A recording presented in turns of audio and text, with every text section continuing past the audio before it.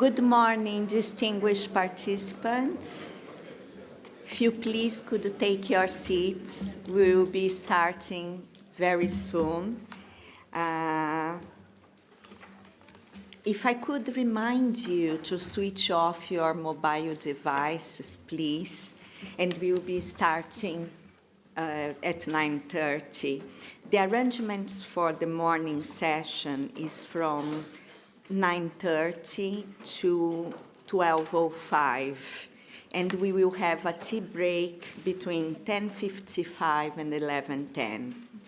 The lunch will be from 12:05 to 1:35, and the afternoon session from 1:35 to 5 o'clock, with a break from 3:40 to 4.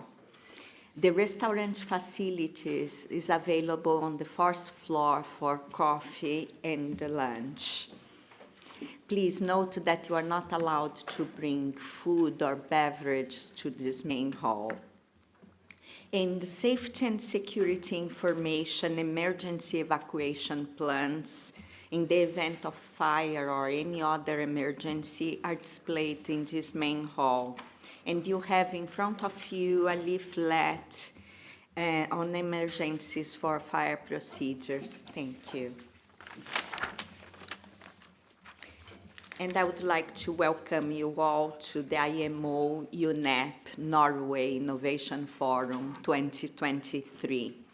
To open the proceedings, I would like to invite the IMO Secretary General, Mr. Tak Lim, to deliver his opening remarks. Thank you, sir.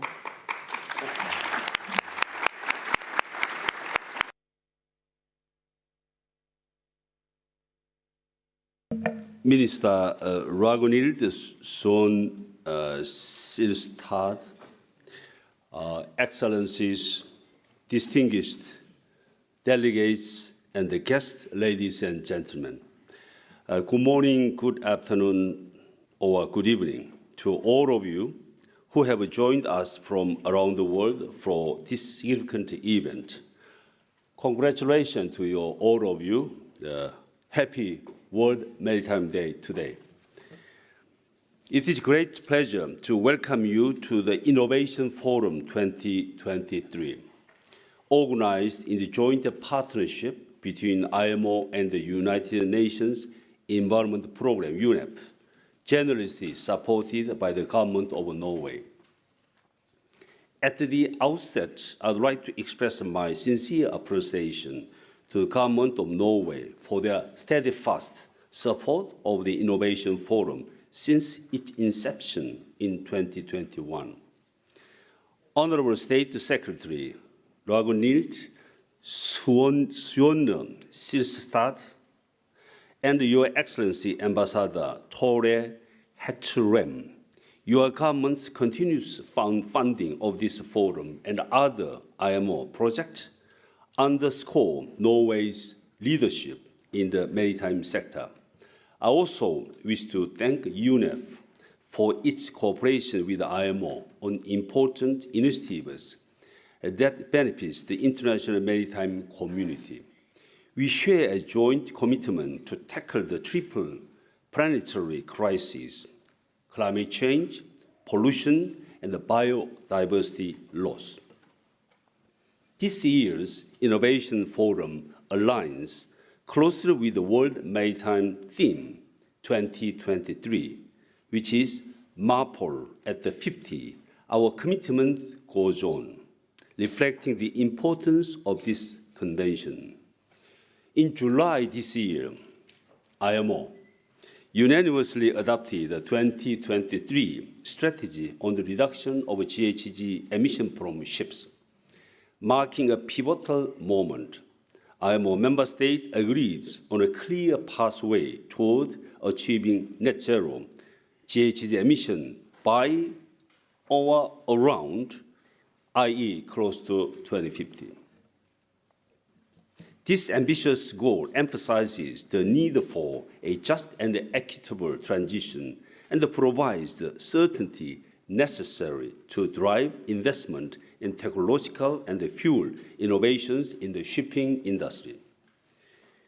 This year's IMO UNEP Norway Innovation Forum is therefore taking place at an opportune juncture. I hope that your discussions will identify cutting-edge solutions, promote further cooperation, and facilitate the exchange of best practices. The transition toward decarbonization in maritime has to be just and equitable.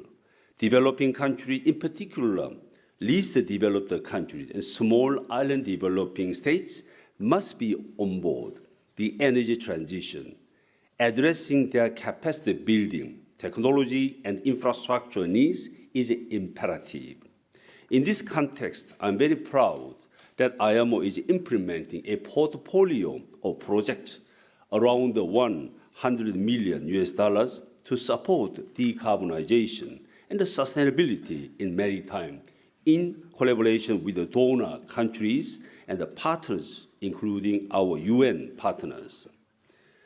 I'm very pleased that today IMO and the government of Norway will be signing a new partnership agreement to ensure the continuation and expansion of IMO's flagship project, Green Voyage 2050 project, aimed at addressing GHG emissions from ships.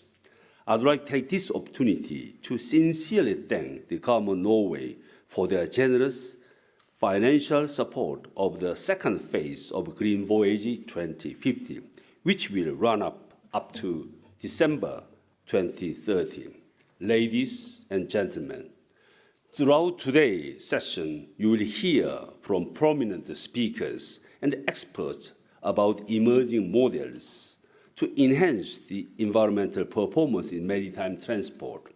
I thank all speakers and the panelists for sharing their expertise and insights.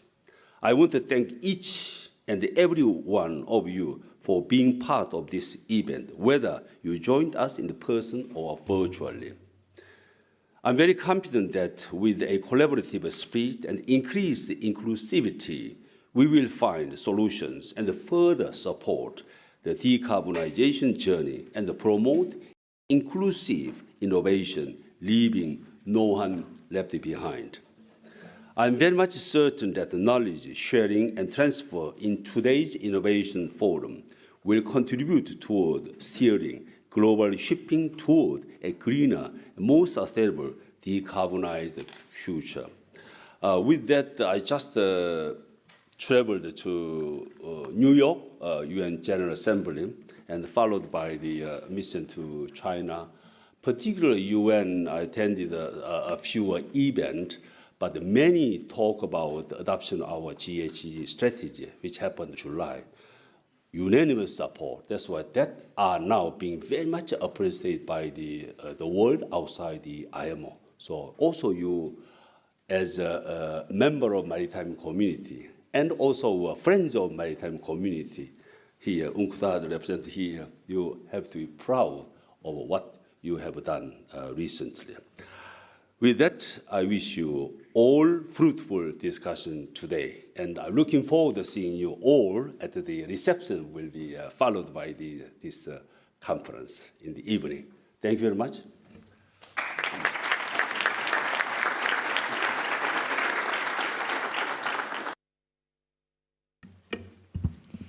Thank you very much, Secretary General, for your inspiring words. And I would like now to invite the State Secretary of Climate of the Ministry of Climate and Environment of Norway, Ms. Ragnhild Sune Skistad. Please, thank you.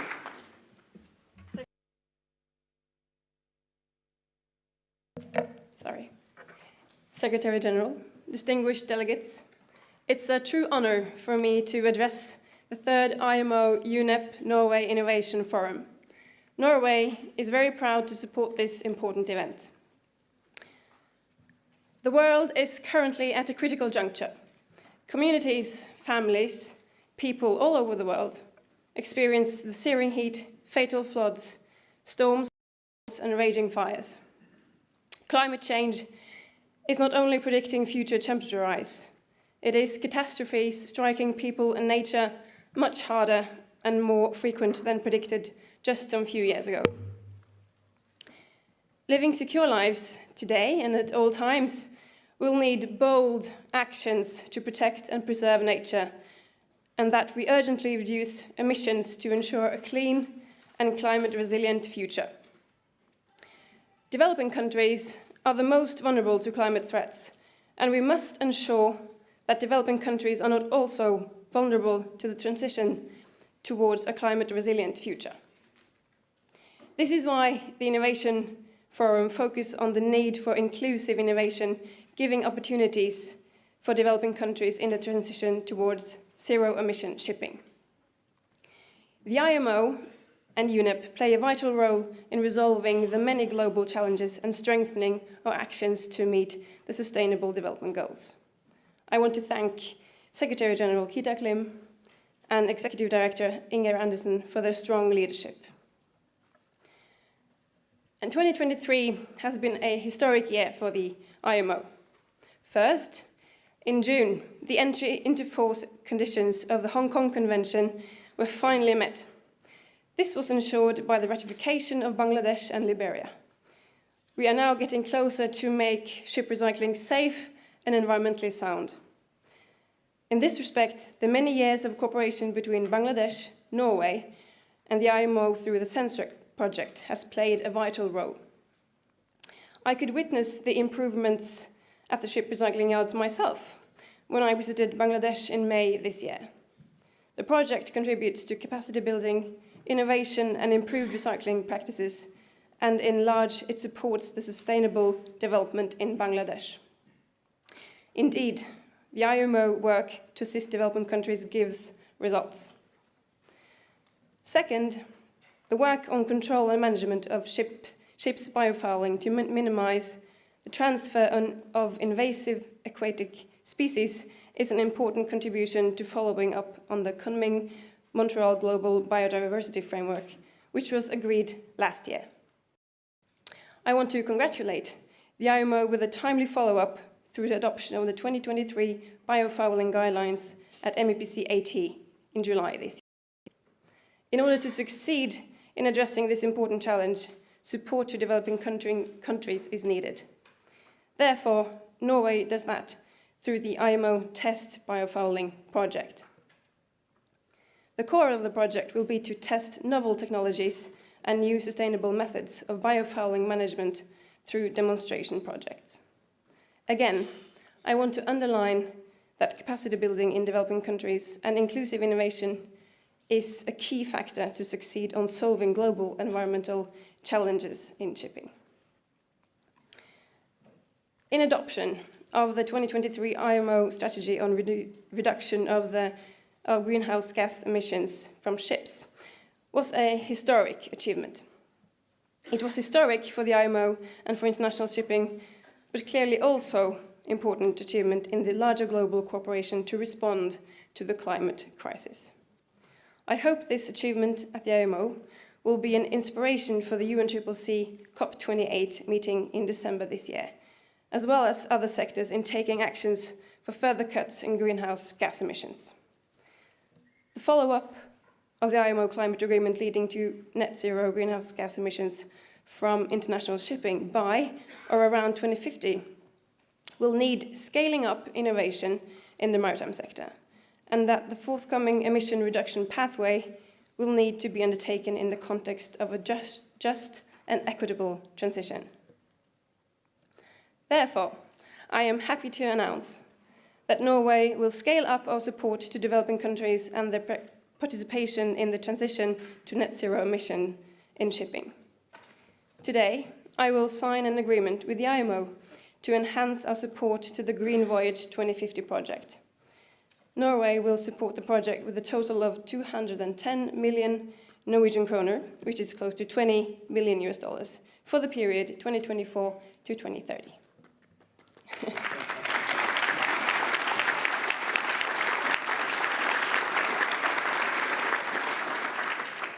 I am sure that the Green Voyage 2050 project will play a vital role in the decarbonization journey of the partner countries. I want to conclude by wishing you all the best of luck for a successful 2023 Innovation Forum. Thank you very much for your kind attention.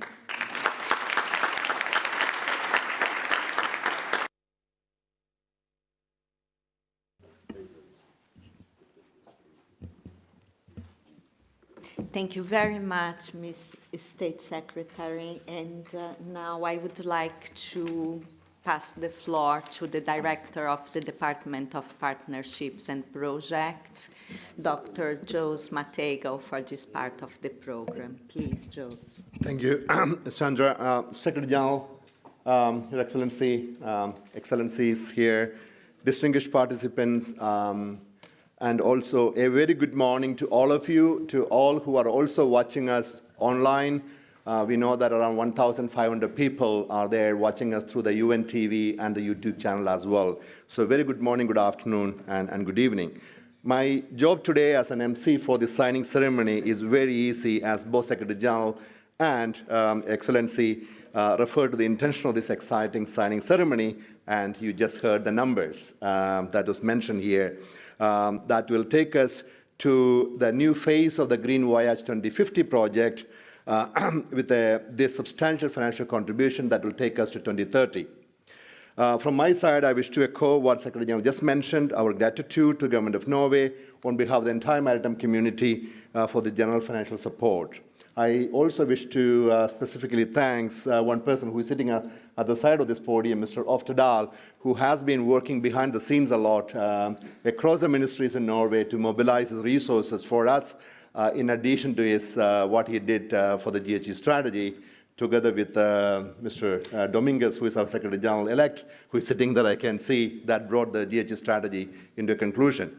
With this, allow me now to invite the Secretary General and Your Excellency, Mr. Reinhild Soner Sridstad, to sign the Green Voyage 2050 Extension Agreement.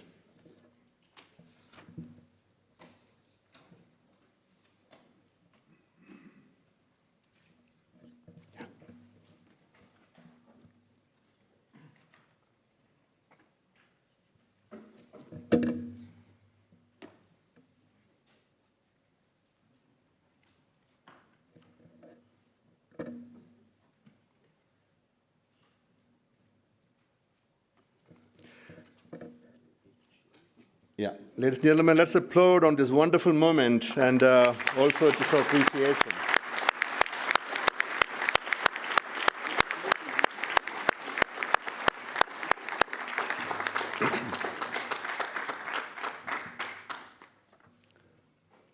Can I now request the Secretary General, Excellency, and also Ambassador and Swainen, probably for a group photograph? One more? Yeah? Yes.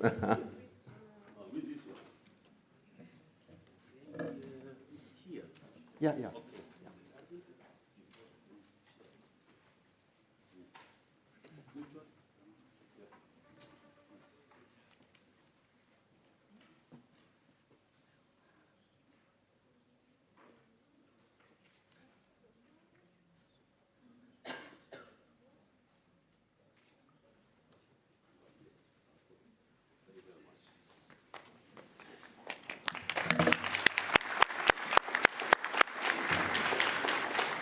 My job is over. Over to you, Sandra, now.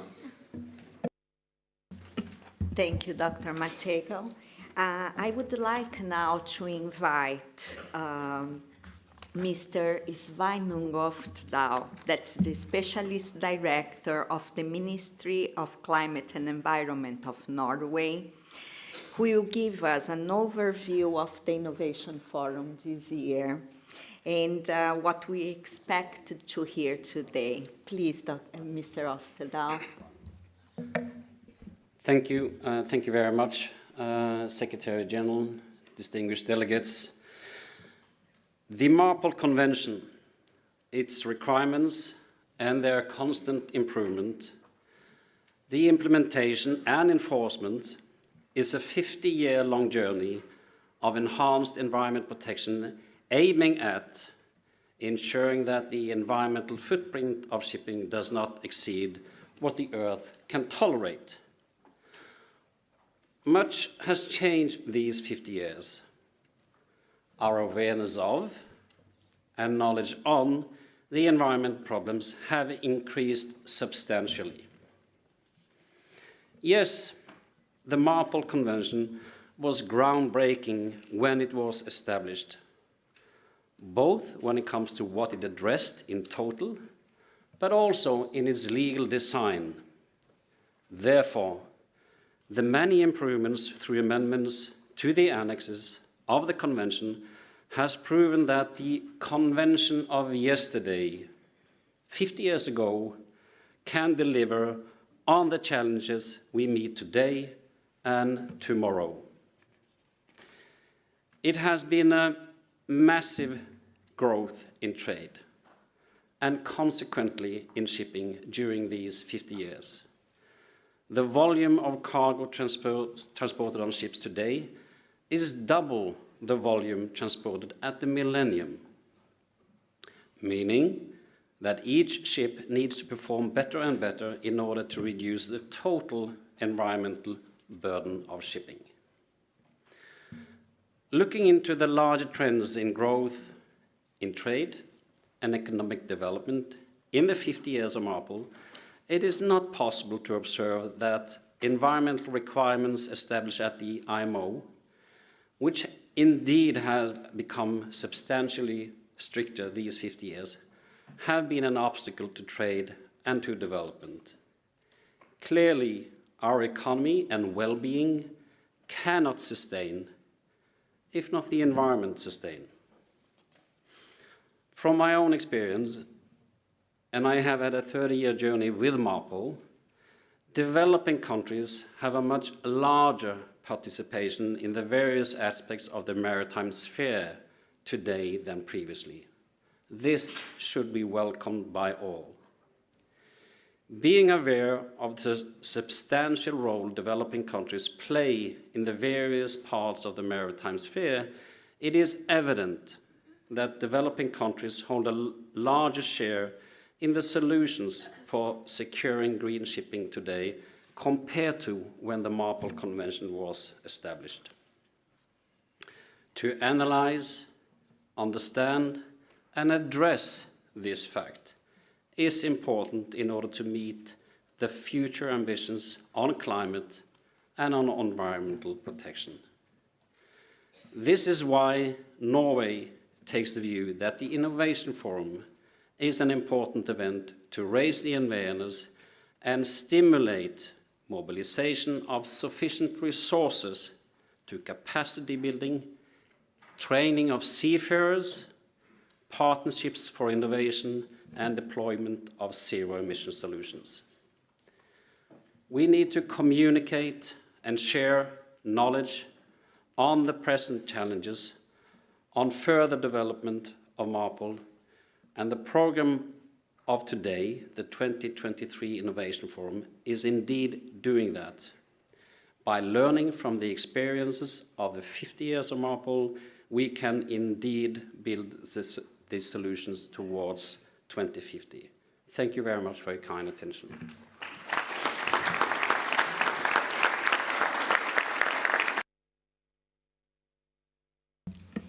Thank you very much, Mr. Oftedal, for giving us your views of Marpol and the history of this important convention. This concludes our high-level opening of the forum, and now we will move to the technical side of this.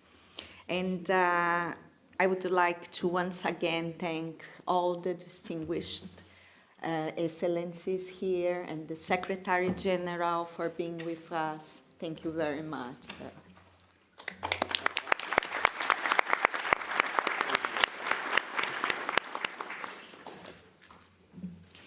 And now I would like to invite to the podium our moderator, that is Ms. Craig Eason, who, after last year's successful event, will be moderating the forum again this year. It's actually for the third time that Mr. Eason is with us. and he is well known by many of you. He has been seen in very high-profile maritime events. And Mr. Eason, now the floor is yours, sir, and we'll be able to invite the speakers for the first session of the forum. Good. Thank you very much, Sandra, and welcome everybody to the 2023 Innovation Forum. It's a great honour to be here, and hello to everybody who's watching us online to the forum, whether you're watching on Zoom or on UN TV or YouTube. I think you're able to watch this, so welcome to this forum. I'd like to immediately, we don't have a lot of time. If you look at the programme, you'll notice that I've got to invite and talk to and ask 31 people to speak over the next 7 or 8 hours, and in the meantime give you all 1.5 hours lunch break, and in the morning and afternoon 15 minutes coffee break. So you'll have to excuse me if I run through the day's proceedings rather rapidly, and I ask the speakers to speak up. And I did actually email all of the speakers and say to them they have got only a certain amount of time to give presentations during the course of the day. So I did excuse myself in advance if it does sound rude if I have to force them to speed up. So without any further ado, could I ask my first speakers for the first panel today to come up to the podium and join me here. So that will be, if you could come up now, Teresa Kunha from EMSA, Captain Meja Jokki from Intertanko, Konstantinos Borotsis from Greece, Norzi Binti Ramlan from Malaysia, and Andrea Sharstein from the Norwegian Maritime Authority. They'll be helping us during this first session examine some of, as we heard Sveinung talk about in his intervention a minute ago, we were talking about the role that we've seen MARPOL play over the last 50 years. And what we're going to try and do, what I'm going to try and do over the course of the day is to examine that a little bit more closely where I can, to see how we've learned from MARPOL over 50 years and how we can use it in the challenges that we've got facing us in the next few years as we run up to 2050. So it's learning from MARPOL and applying that into what we see as one of the biggest epochal changes that we've got in the industry. So let me please then invite for our first presentation will be Teresa Kunha from EMSA, Senior Project Officer in the Department of Safety, Security and Surveillance of the European Maritime Safety Agency, to make her short presentation, please. Thank you.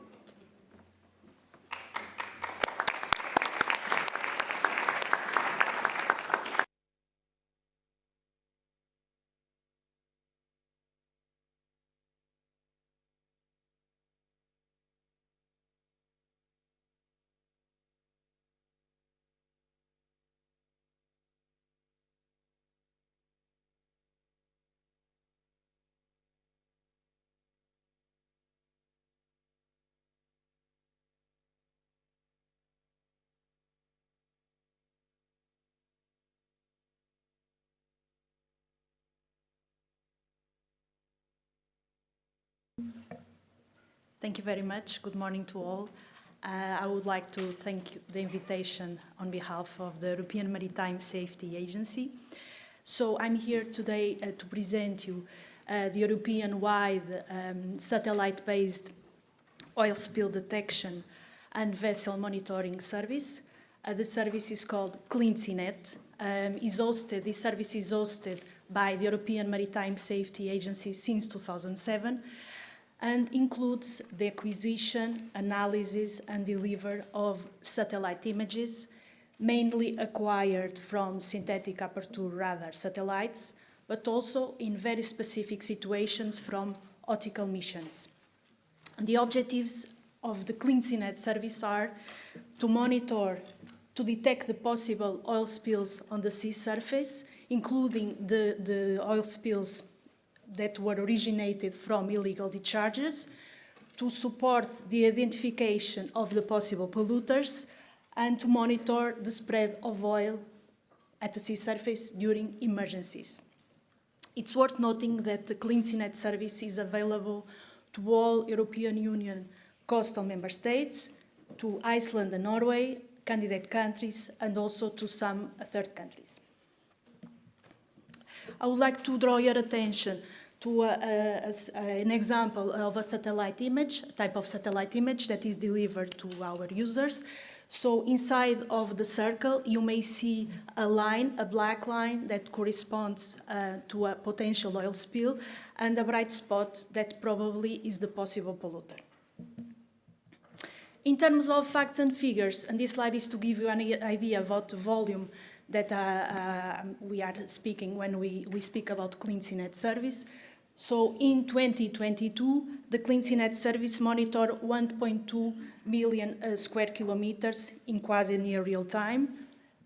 We delivered 6,700 images to our users, and we were able to detect almost 5,000 possible oil spills. The service, as I said before, mainly relies on the acquisition of satellite images from synthetic aperture radar missions, namely Sentinel-1, RadarSAR, TerraSAR, and PASS, and also in very specific situations we go to the optical missions, namely WorldView, GOI, and SPOT. One of the most interesting features of Clean Sea service is the so-called alert report.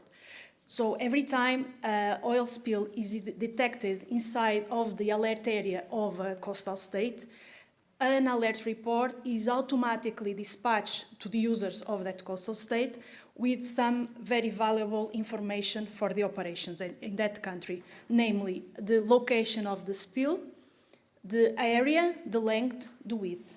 Also some meteorological information, and every time that is possible, the identification of the possible polluter.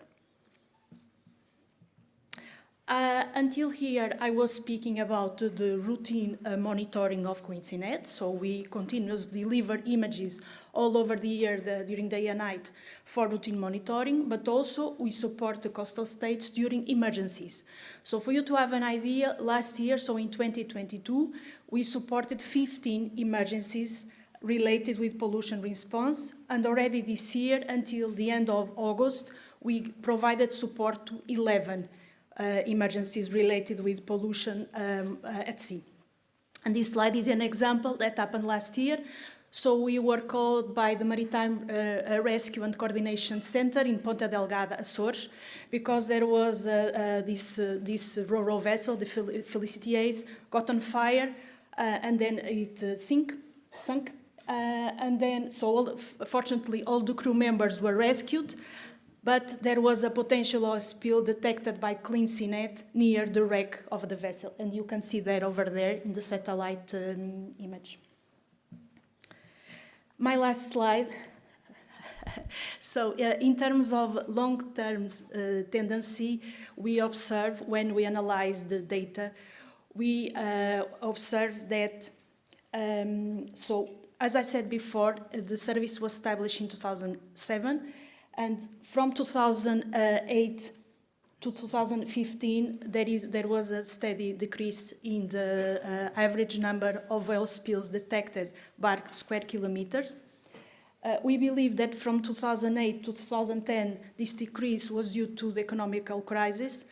And then from 2015 to 2018, there was an increase. And we believe that this increase of the potential oil spills detected by square kilometer was due to the enhanced technology of the satellites that was able to detect smaller spills. And then since 2018, we can see that there is a steady decrease of the number of spills per square kilometer monitored. And we believe this is due to the deterrent effect of Clean Sea service, and also due to the stricter European Union regulations related with this subject. Thank you very much. Thank you very much, Teresa. That's an interesting graph to see how the technology got improved and you're able to get more details there. If I could ask Captain Yockey now to come from Intertanko to come up onto the stage to talk about some of the other technologies for deterrence according to MARPOL 1 and 2. Thank you.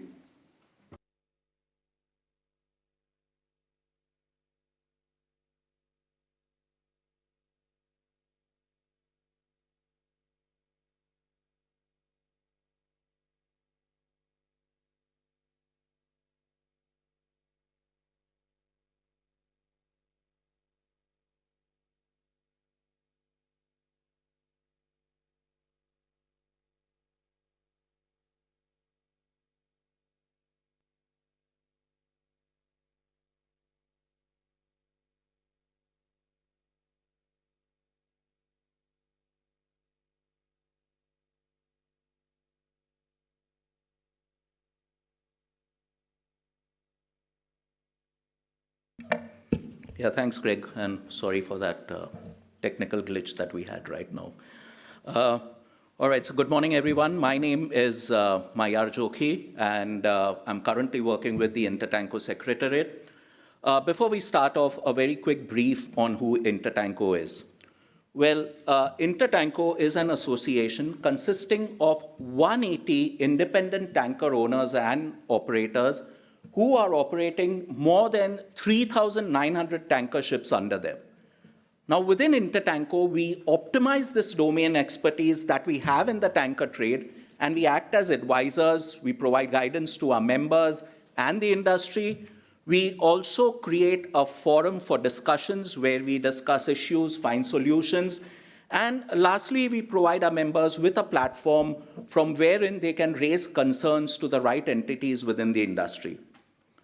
Now, we achieve our goals within Intertanko through our various working committees who work on various issues with emphasis on safety and environmental performance. Now, when it comes to environmental performance, there are two main drivers which propel it. One is regulations, and the other is innovations. Now, regulation is that driver which actually sets the goals or the targets that are required for environmental performance, while innovation is that driver which assists to achieve those goals or achieve those targets. Now, most of the time, these are individual drivers, but they are interconnected or synergized, wherein a regulation can necessitate the need for the development of a new innovation, or it is quite possible the other way around, especially in today's day and age where the regulations are moving, the innovations are moving so fast that an innovation can also be responsible for the development of a new regulation. So today, while both these drivers have their own pragmatic advantage, as long as the regulatory and the technical readiness is in sync. If not, then it can even hamper environmental performance. So let us try and have a quick look at these two drivers, see what the issues are, and then find solutions so as to have that uninhibited environmental performance that we are looking for within the industry. So starting off with regulations as a driver, and when regulation propels the requirement for the development of a new innovation. Well, in such cases, since we already have a regulation which states the goals or the targets, it becomes an easier process for the innovators now to develop a solution which will achieve those goals or targets. Also, compliance within the industry becomes more robust because now we have a regulation which mandates the goals, targets. We have an innovation achieving those goals and targets. And finally, everybody within the industry is aware about these requirements. But it is quite possible that when a regulation is adopted, there might be no solution available for it. Now, in these cases, compliance becomes difficult. The other issue that we face is delays in adoption of regulation. Now, in such cases, individual stakeholders start adopting and interpreting the requirements as they deem fit, and this causes an inconsistency of requirements within the industry. It causes confusion and thus hampers environmental performance. So this is regulation as a driver. Now let us see what happens when innovation is a driver and innovation necessitates the need for the development of a new regulation. Well, in such cases, it's good news because now we already have a solution with a goal and a target, and it becomes easier for the regulators now to develop a regulation governing that solution. But most of the time what happens is that the innovation moves faster than regulation. And in such cases, if the regulation is not adopted quickly, then we would have differing solutions within the industry providing different goals and targets, and then it becomes confusing for the individual stakeholder as to which final solution should they adopt. The Other issue is, because of these differing set goals and targets, compliance itself becomes a major issue, because now there is no regulation mandating it. So what should we do to gain the maximum traction from both these drivers so as to achieve uninhibited environmental performance? So first is our first movers. Now, first movers are those proactive actors who are ready to invest in the new developments or in the new prototypes. Now, this will not only encourage environmental performance, but it also, most importantly, lays a very good groundwork for testing and future enhancements. First movers are critical for the success of any industry. However, when it comes to our industry, we do not really incentivize or encourage our first movers. In fact, many a times, we penalize them from a commercial or a regulatory perspective. So we have today the first movers who are ready to invest their resources into these new prototypes. However, we need the industry's support and encouragement there. The other issue is, when it comes to innovation, we think of innovation as a technical innovation.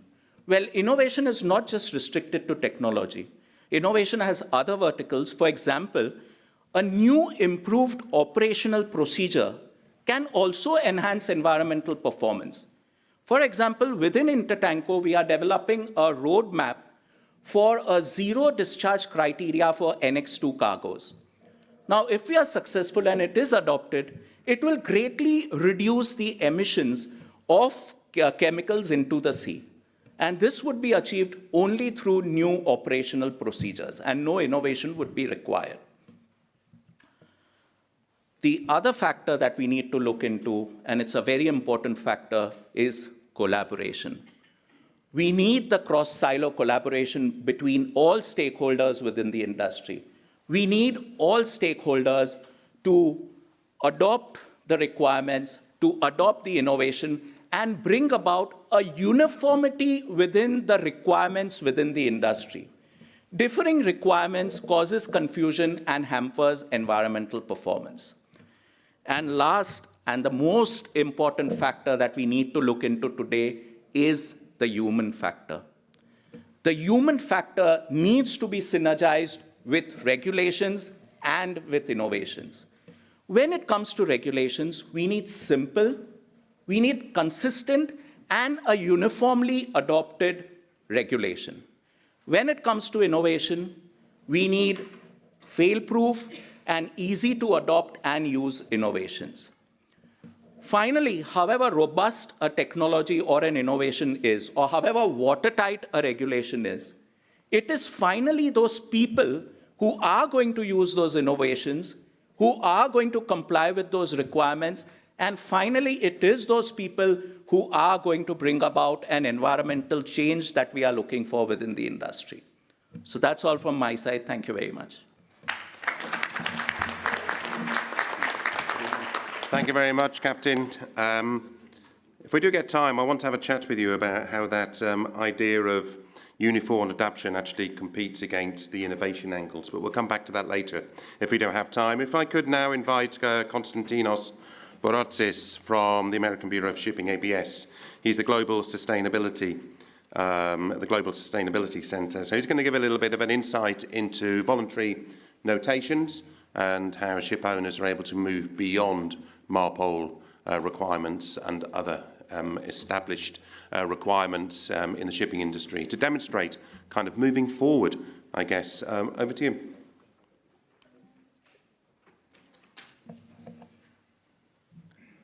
Good morning, good afternoon, good evening to all.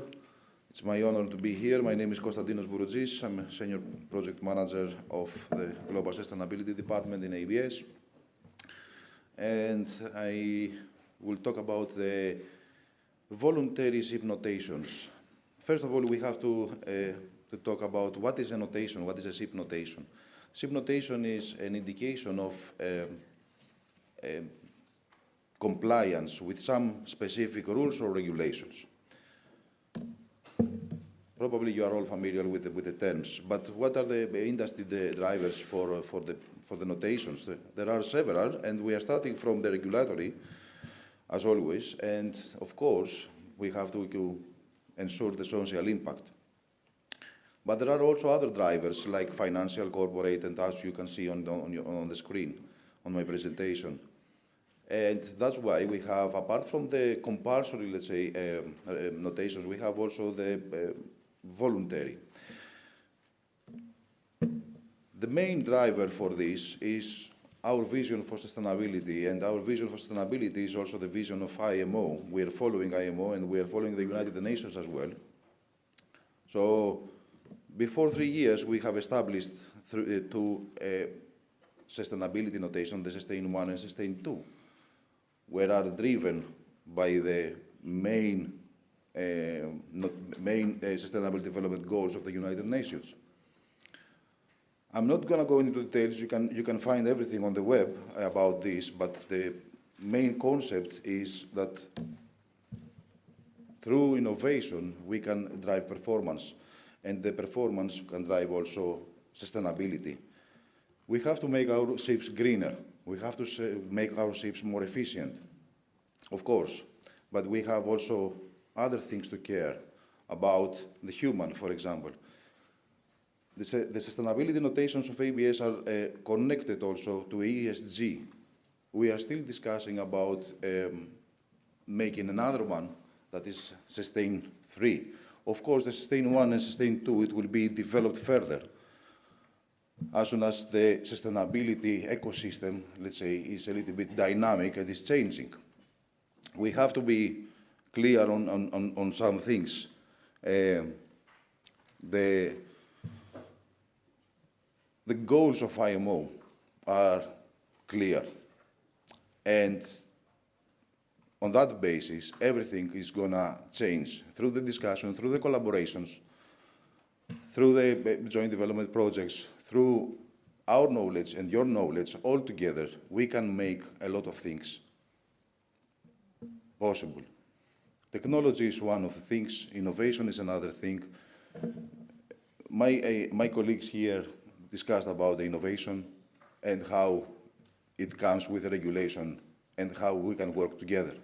So, from that perspective, I wish to thank you for your attention, and again, it's my honor to be here. Thank you. Thank you very much, Konstantinos. I know that there is a great growth in the idea of having voluntary notations within the industry, so the ship owners are able to demonstrate to the cargo owners, to their charterers, that they have got vessels that are capable for the future in many different ways, and many different notations are able there to support that. So now, if I could invite Ms. Norazi Binti Ramlan from the Johor Port Authority, Malaysia, to go to the podium. Good morning, ladies and gentlemen. I take this opportunity to offer my and Johor Port Authority's appreciation for inviting us to speak at this event. Without further ado, I would like to share our best practices in promoting a comprehensive environmental protection program from shipping activities in Johor. Ladies and gentlemen, in 2022, Act 1441 vessel calls at our ports. Malaysia greenhouse gases emission reported by Deloitte in 2021 stated that transportation sector contributes to 16% and shipping as a subsector at 1.7%. This indicator provides a strong signal for JPA to take effective action to address the emission issues. Therefore, there is ample motivation for us to address the emission from ships and port operation. The Green Port Policy outlines some simple principles, strategies, and practices in areas where port development and operation can be both environmentally friendly and commercially viable. The Green Port Policy is also used as a guide and empowering national and state policies on the environmental protection from shipping industries in line with the IMO objective. We intend to play a bigger role in reducing toxic gas and GHG emissions to complement the efforts by the international community, national and administrations, and ship owners. The Green Port initiatives address 6 major elements, which are the environment, aquatic ecosystem, and marine habitat, energy-saving initiatives, research program, green port policy, and digitalization. In addition to that, JPA also cooperates with Johor Port Berhad and Port of Tanjung Pelepas Sendirian Berhad for research program. Some of the programs are Sustainable Energy Program, Ballast Water Management Study, Feasibility Study on Shore Power Supply, Carbon Assessment Study, and Green Space Area Study on, and also the Alternative Fuel, and many more.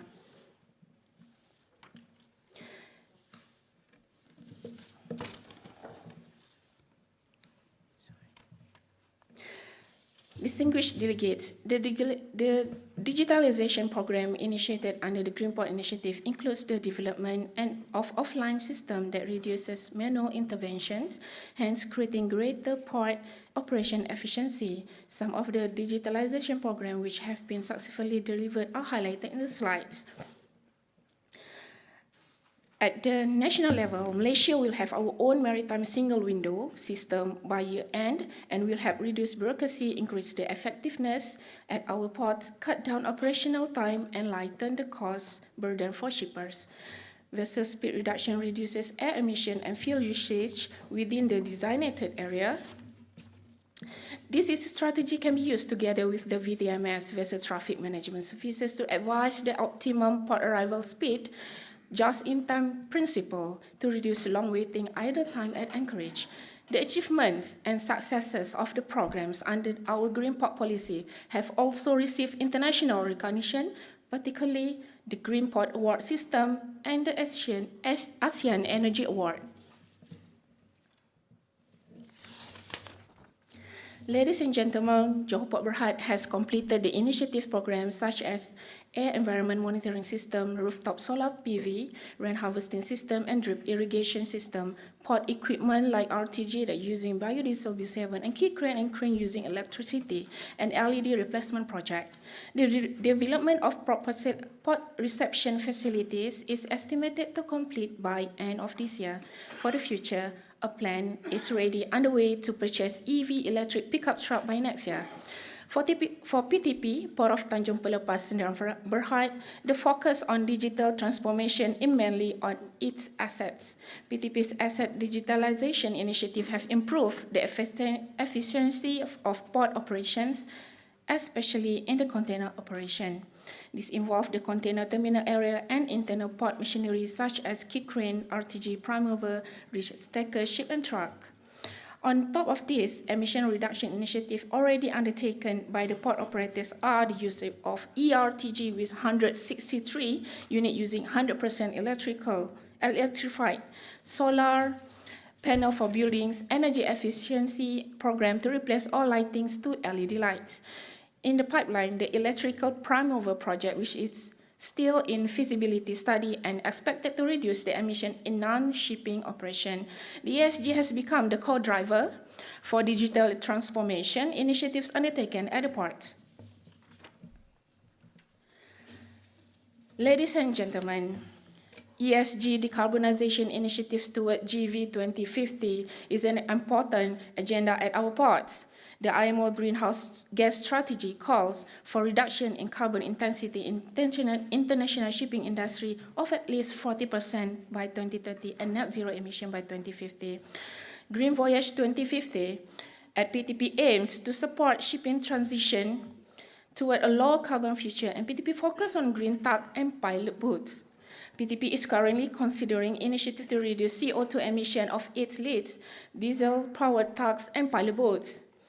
A comprehensive feasibility study will need to be carried out to evaluate the available green alternative and find the best practical solution with the optimal effect in reducing CO2 emission. Meanwhile, Partnership for Infrastructure for P4I is an Australian government initiative that partners with Southeast Asia government and the Association of East Asian nation, ASEAN, to foster inclusive growth through sustainable infrastructure. The draft report to emission baseline and opportunity assessment Malaysia Port has been submitted to the Ministry of Transport of Malaysia, and Johor is looking forward the result of the study, which is objective to form an emission assessment and identify decarbonization opportunities across 7 federal Malaysian ports.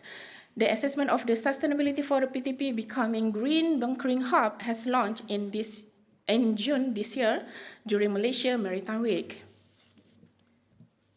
Ladies and gentlemen, Johor Port Authority together with Johor Port Berhad, Port of Tanjung Pelepas Sdn Bhd, and our stakeholder will continually support our agenda to set strategy for net zero GHG emission 2050 GV, which is in line with this year's World Maritime theme, that is MARPOL at 50. Our commitment goes on. Thank you very much. Thank you very much. Thank you very much. Let's move quickly now on before we have an opportunity to have some kind of a conversation after this, to Andrea Scherstein, who's the Senior Advisor at the Norwegian Maritime Authority. She's actually been involved in coordinating some of the correspondence groups on amendments to MARPOL Annex IV and worked within PPR. So, Andrea, please. Thank you. I'm very honoured to have been invited to give you a preview of a revision of MARPOL Annex IV. And since this is Innovation Forum, also its relation to technology development. And yes, this is Annex 4, not Annex 6, so there is no typo in Roman number. And this MARPOL Annex 4 gives regulations for the prevention of pollution by sewage from ships. MARPOL Annex 4 was ready for ratification, developed as a part of MARPOL 73-78 convention, but it entered into force in like 30 years later. And since that time, there were about 5 revisions where only first and the last completed could be linked to technology development. With regard to current provisions in MARPOL Annex 4, I will take you through or describe briefly equipment and discharge for those that are not familiar with Annex 4. Equipment, when it comes to equipment, ships that are subject to MARPOL Annex 4 shall be fitted with either sewage holding tank or commuting or disinfecting systems, or most advanced systems that are called sewage treatment plants. According to what system is installed on the ship, discharge requirements or distance from the land varies. Now, the revision started, or this revision work was initiated by a study that was completed on sewage treatment plants, which showed that most of the tested sewage treatment plants did not perform as they should.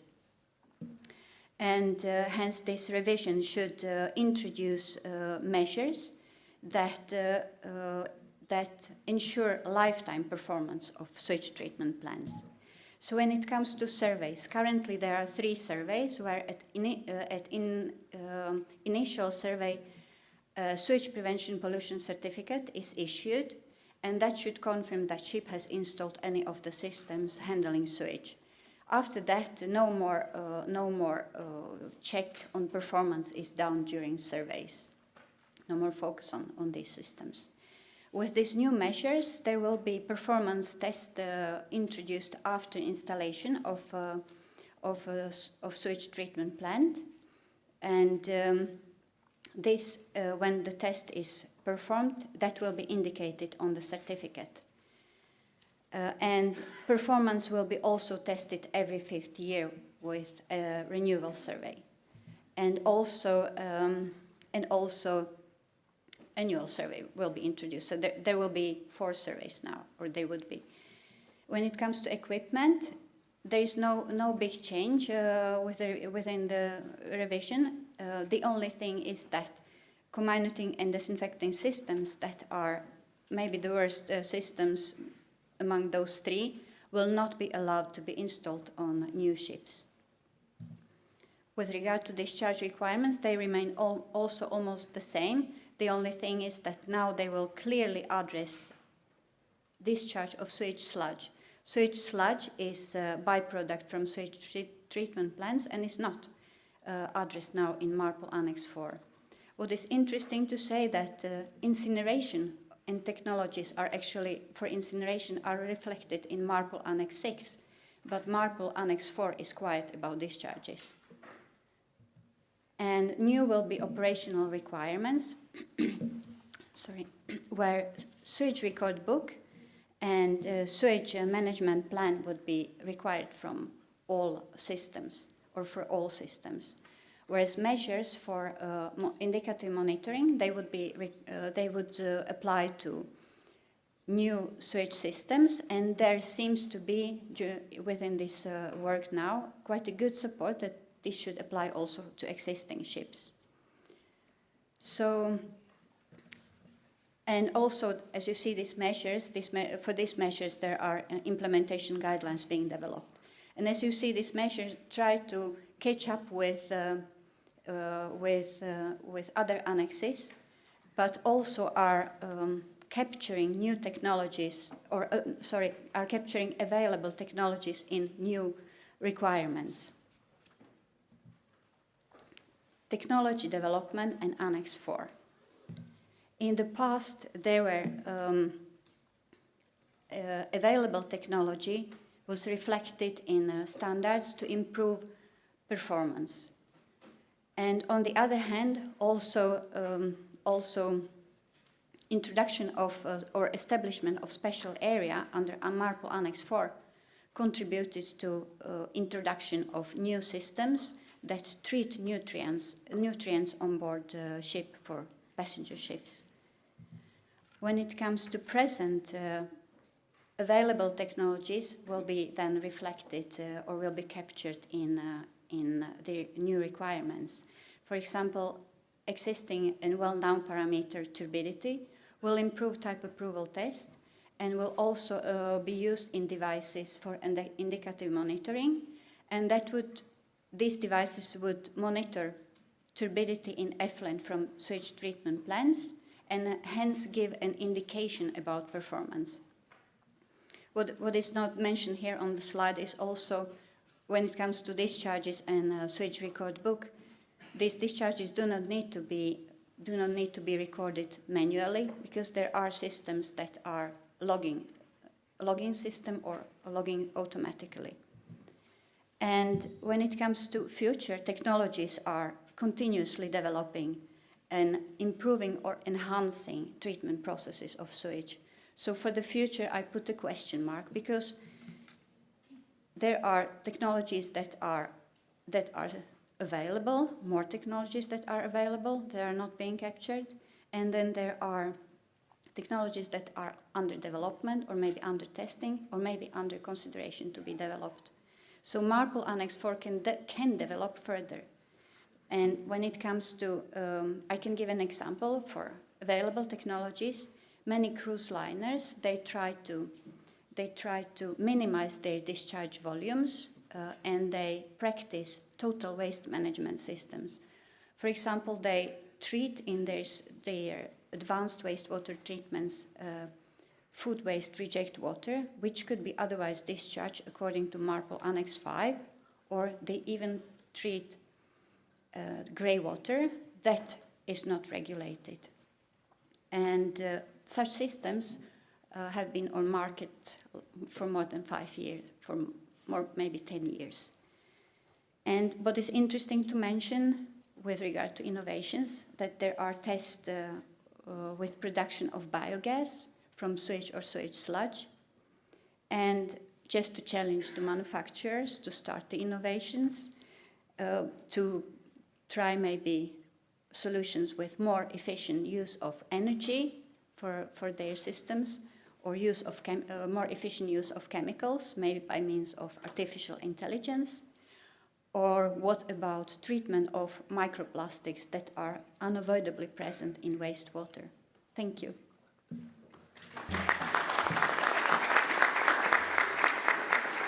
Thank you very much, Andrea.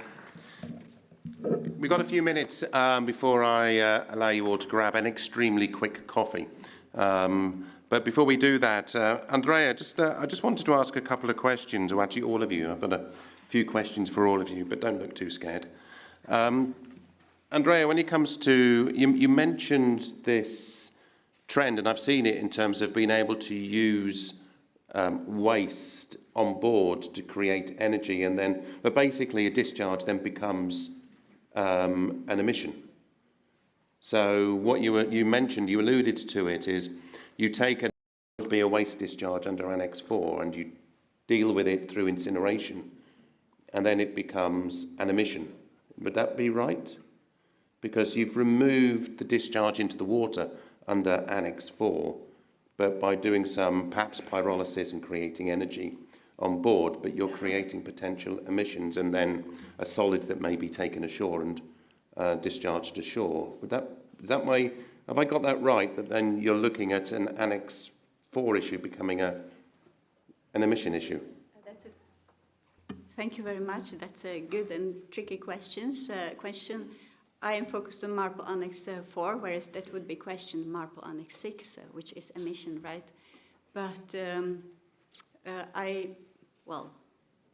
I believe this incineration also would be guided then by, they have guidelines, incinerators, so I believe that would be also taken care of by regulations, or they. Yeah. So perhaps, Captain, you could put that into a sort of a inter-tanker perspective, because you were talking about that link between regulations and innovation. Yeah, thanks, Craig. And yeah, thanks, Andrea. That update on the MARPOL Annex IV was really enlightening. What happens is, actually, your question to Andrea was, would one kind of a pollutant lead to another kind of a pollutant? One hazard, you try to find a safeguard and it leads to another hazard. Well, it is quite possible that could occur, but as she rightly pointed out, there are regulations right now within the MARPOL to, cover up each other. That's the cross-silo collaboration that I was talking about between all stakeholders. Now it comes down to different annexes of MARPOL 2. But we have to understand that ships have limited capacities. Okay, there might be certain specialized ships like passenger vessels which might have these kind of systems. But if you're looking at a modern cargo carrier, we are looking at 20-odd people on board that ship. So the amount of pollutants that they might produce is not that much. And again, we have innovations within the industry. In fact, some of our proactive operators and owners have adopted that technology. For example, the integrated bilge treatment system. Now, this treatment system came out, the guidelines came out somewhere in 2004 or 5. It's been a long time. But if you put this system on board the ships, you can reduce the amount of oily bilge water that is produced by the ship.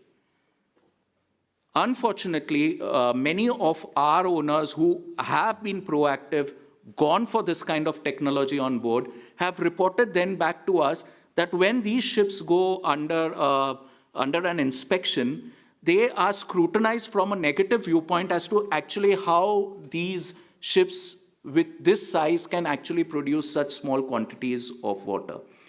So as I said, we need this collaboration within the industry. We need to change guidelines now into regulations so that it's uniformly adopted. And yeah, we need to look into the human factors too. Thanks.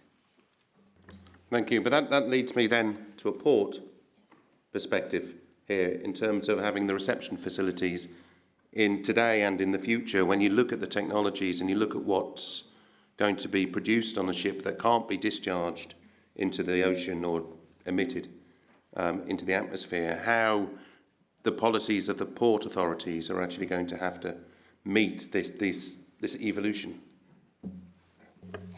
Okay, thank you, Craig, for the question. Okay, for the port, we have our own port policy that in line with the MAPOL, and all the implementation is based on the reference of and guideline from our designator authority. So, in time of the policy maker, we need to be flexible for the requirement of the shipping industry, and also we need to adapt on the local rules and regulation as well. So, it depends on demand and what's the suitable procedure actually to fit all the requirement and demand from the shipping industry. Thank you. And of course, within that, you'll still need to know when the vessels are coming in, what sort of services they're going to need, because you need to understand and be prepared for what they're going to do. So let's take that from a legislative point of view here. And actually, I don't want to touch on the discharges under what we were talking there in terms of sewage, but if we look at oil pollution, and you mentioned the technology, and I was interested in that curve that you showed, how it looked like the numbers of incidents had gone up, but you said it wasn't necessarily the number of incidents that were going up, it was the ability to see the smaller incidents. So you're able to get a lot more granularity using the technology. So we've been talking here about the technology that advances Annex IV, but here you're talking about the ability to use technology to monitor compliance as well, aren't you? Yes, correct. So Clean Sea-Net service relies a lot in the satellite technology, and we observe that during those years that you correctly mentioned, the number of potential oil spills increased was probably due to the fact that the technology was enhanced, and we were able to have more granularity, so to detect smaller spills. But we believe that since 2018 until this year, this effect was gone, and in fact we believe that the average number of oil spills per square kilometer is steadily decreasing, probably due to the more stricter EU legislation, and we want to believe, and we are convinced that also due to the deterrent effect of Clean Sea-Net. Thank you. And and actually, I'm going to bring in ABS here as well in terms of that. I'm just going to stick on the notations side of things. I know there's a lot of notations that ABS and the other cloud societies have been issuing or been kind of saying that ship owners who are looking at their vessels can actually apply for and earn if they've actually got certain levels. And most of them I see are around fuel related and emissions related. But there are other notations, of course, that ship owners can apply for. I know one of the class societies, or maybe ABS as well, relating to vibration and noise. There are notations. So where does what's the benefit? Let me start with a very basic question. As a ship owner, what is the real benefit for me of getting a class notation, a class tick to say, I've got the ability for my ship to do this? Why would I go to a class society and seek a notation? Thank you, Greg. Very nice question. You're giving me the opportunity to talk about the need of notations and what is the real meaning of all this that we're developing. First of all, we have the regulations. And a notation means that you are in compliance with the regulations. As soon as you have this compulsory notation, you are complying, your vessel or your asset is in compliance with the relevant regulations. Now, listening a little bit to the industry, you are setting the standards by collecting all the experience and all the feedback from the industry about building other type of labeling, sort of. Okay. I will give another example. As you buy now a television, then you see all these stickers on it with several technologies on it and several standards. It's quite similar, but the difference here is that we, together with the market, of course, together with the industry, we are setting the standards. So, I mean, a nice class notation is not a compulsory. It's not something compulsory to have a class certificate. Why to have it? Because you will be able to operate in some specific waters. Okay. The same for all this, for performance or for sustainability or for any other voluntary notation. We are just setting the standards. Then the benefit for the ship owners and the stakeholders is that you know that you have a vessel or an asset that it complies by a stamp, let's say, with the standards of a recognized organization, either is an ABS or any other classification society. So there is a benefit of this, and we will continue to do it, but we have to be dynamic. We have to change the notations. We have to upgrade, update the notations on the basis of the new standards and on the basis of the technology. As soon as the technology moves forward, the industry demands more things. So a sustain one of 2020 should not be the same as a sustain one of 2025 or 2030. Should be different. We might name it in a different way, but But are you saying that the requirements to achieve a notation will change over time then? So a sustain one is this at the moment, but in 5 years' time, you'll turn around to the same ship owner and say, well, to retain, would they get that and keep it, or would they have to come back to ABS and say, right, okay, we've got sustain one for 2023, in 2026, do we have to reapply to keep that notation? Usually we don't do that. Usually we keep the notation as they are, and we are developing new notations to address the new demands. So, for example, we started with eco, with some classifications.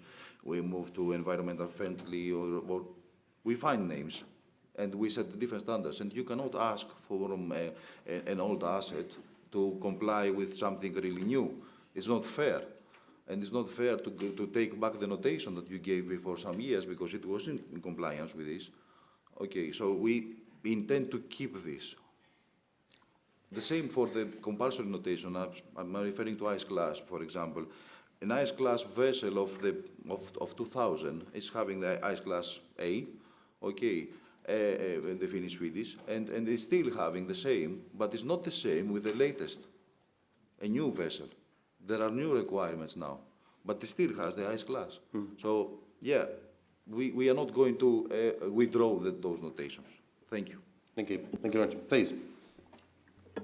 Yeah, thanks, Greg. As a shipping industry, we are what I can put the word as a self-responsible industry.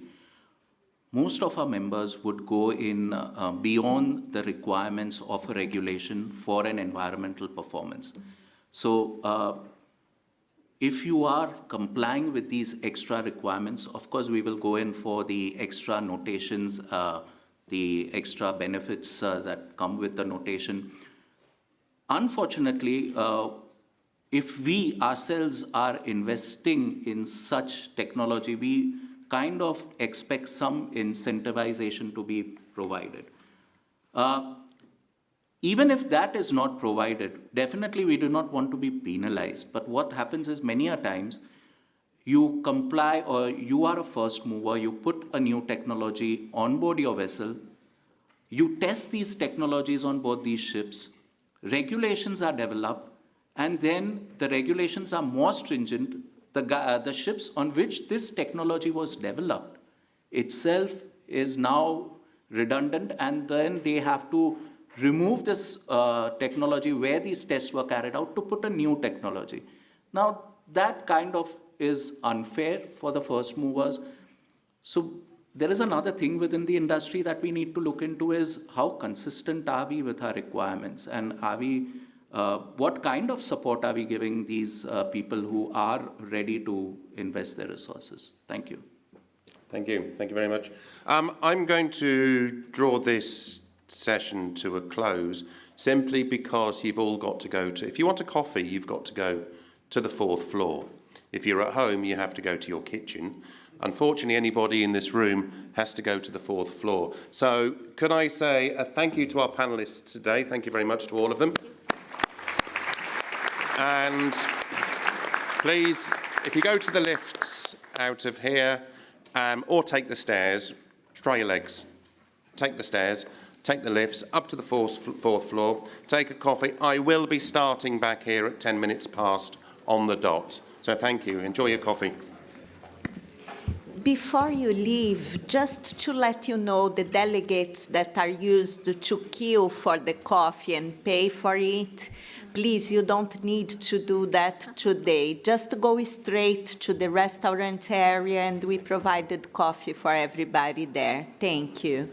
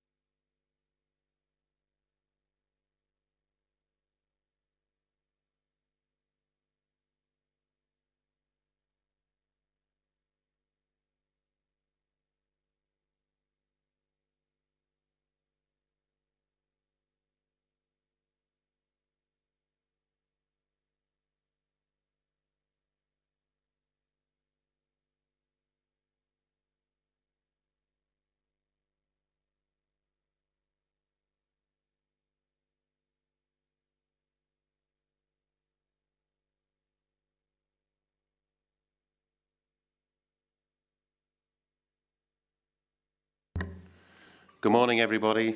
Welcome back. Those of you who have managed to get back down from the 4th floor, congratulations.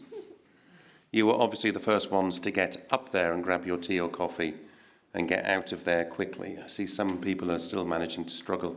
I've been asked to remind you all, it's probably not you that I need to remind you, as you've all drunk your coffees, but drinks are not allowed in the room.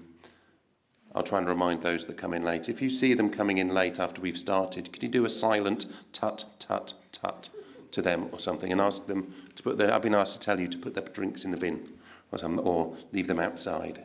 Anyway, so this next session that we're going to look at is another area. Everybody talks about, kind of largely about Annex IV and the whole kind of emissions and particularly decarbonisation issues. But there is another topic that is actually extremely topical and one that the IMO is working very heavily with in partnerships with other UN agencies. And of course, that's on Annex V.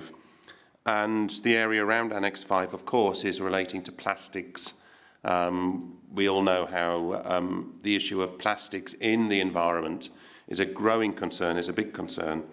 But here we're looking specifically what the IMO and UNEP and other agencies are able to do in terms of developing solutions to look at ship-sourced plastic in the oceans and how that can be monitored and resolved. So for this next session between now and lunch, we're going to look at Annex V from the perspective of plastics from ships and fishing vessels.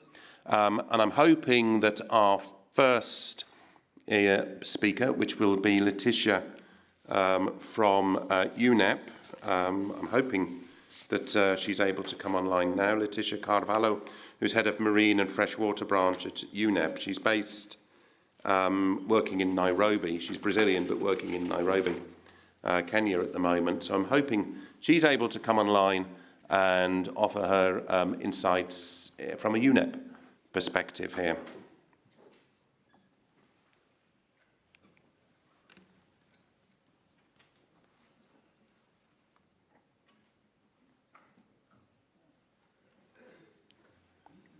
Good morning, Letitia. Good morning. Good morning. Great pleasure to be here. So I was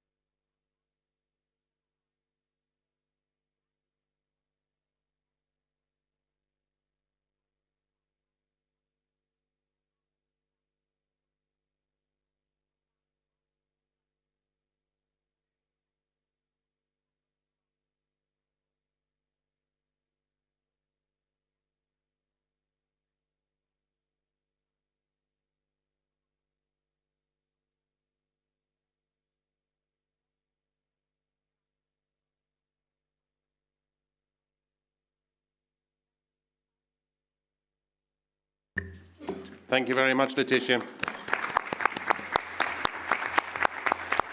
And as Letitia mentioned, she mentioned Canada. So I'd like to invite Michelle Sanders, who's the alternative representative of Canada to the IMO, to take the stage and talk about some of the work that is going on in terms of monitoring and looking at fishing gear markings and reporting of fishing gear losses in Canada. Thank you, Michelle.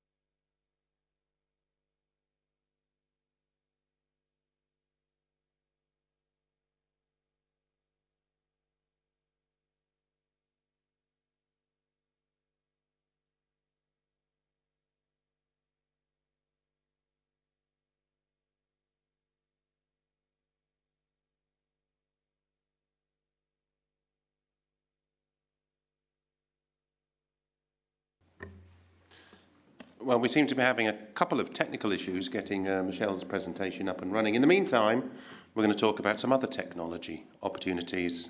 I'll hand over to Sandra to explain. Thank you, Craig. It's just to tell you that you got a business card when you came to register this morning on the Innovation Forum. If you turn to the back of your card, you will see a code. It is not a normal QR code. It's an AR code, augmented reality.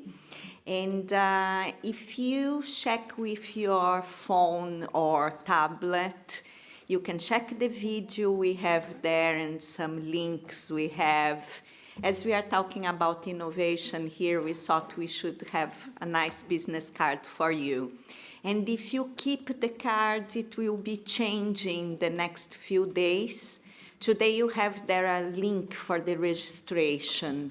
And afterwards you will have something else that I can't say what it will be, but probably it's nice having a look. Thank you. Thanks, Craig. Thank you very much, Sandra. Can I suggest you don't do it right now? You wait until lunchtime. Are we ready? Not quite, not quite. Do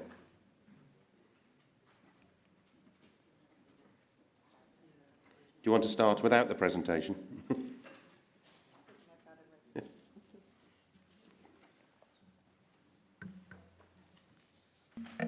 Technology is never my friend, but I'm glad it's not me that's causing the problem here. Well, I will get started, and hopefully, eventually, the presentation will show up behind me magically. So thank you, Craig, and thanks for the invitation to be here today. With the longest coastline in the world and 1/4 of the world's freshwater, Canada recognizes that it has a unique responsibility and opportunity to tackle the challenge of marine plastic litter. This is why we led the development of the Ocean Plastics Charter in 2018 in the G7, and have invested heavily in programs, policies, and regulatory tools to address this issue. One of the primary sources of concern for us is ghost gear, or abandoned, lost, or otherwise discarded fishing gear. And today I want to highlight some of the key innovations and initiatives that Canada has undertaken to address this pressing issue.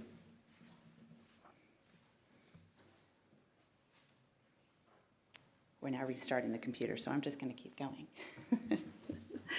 So in Canada, fisheries are managed in accordance with the Fisheries Act. This act is to ensure proper management and control of fisheries and the conservation and protection of fish and fish habitat, including by preventing pollution. The Act provides the Government of Canada with enabling powers to set conditions for fishing licenses under regulations.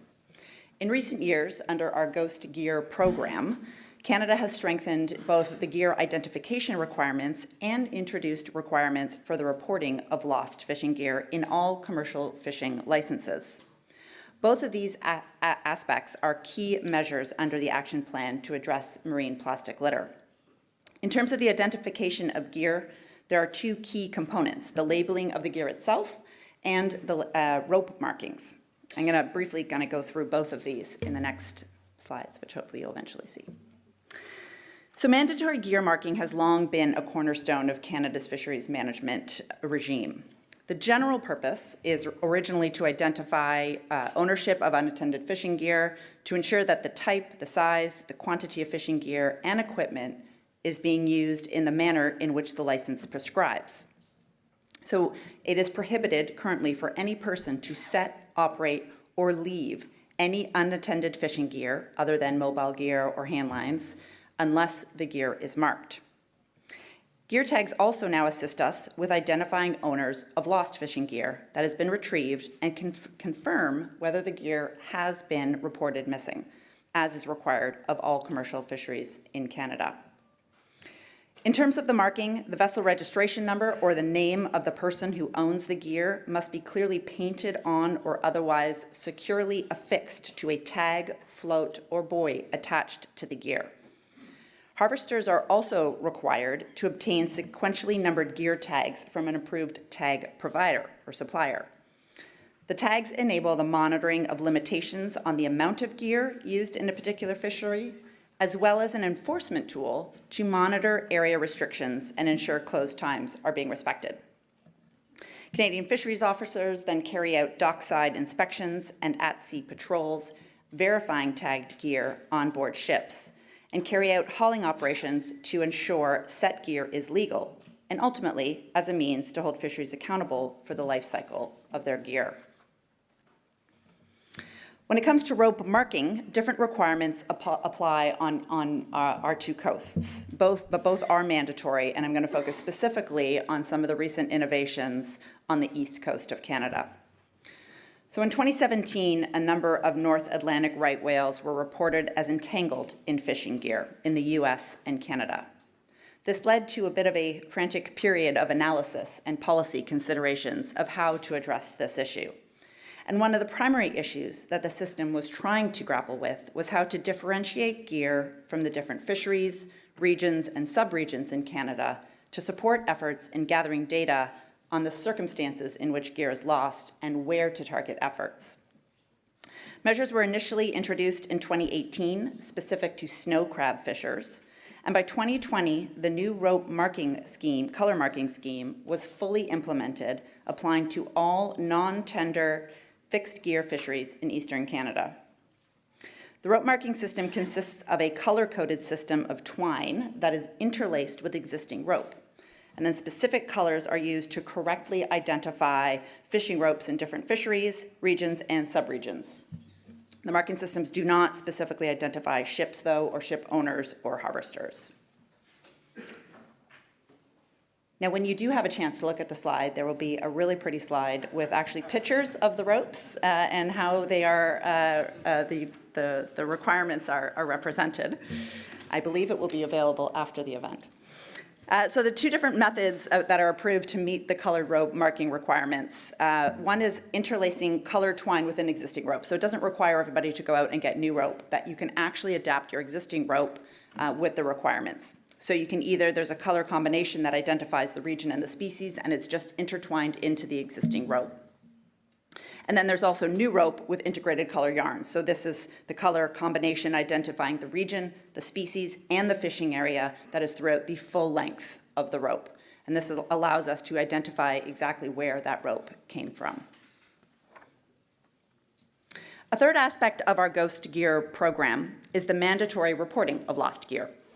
Increased reporting of lost gear helps the government to generate accurate gear loss hotspots maps and trends, guiding more effective retrieval efforts and locating high-priority areas.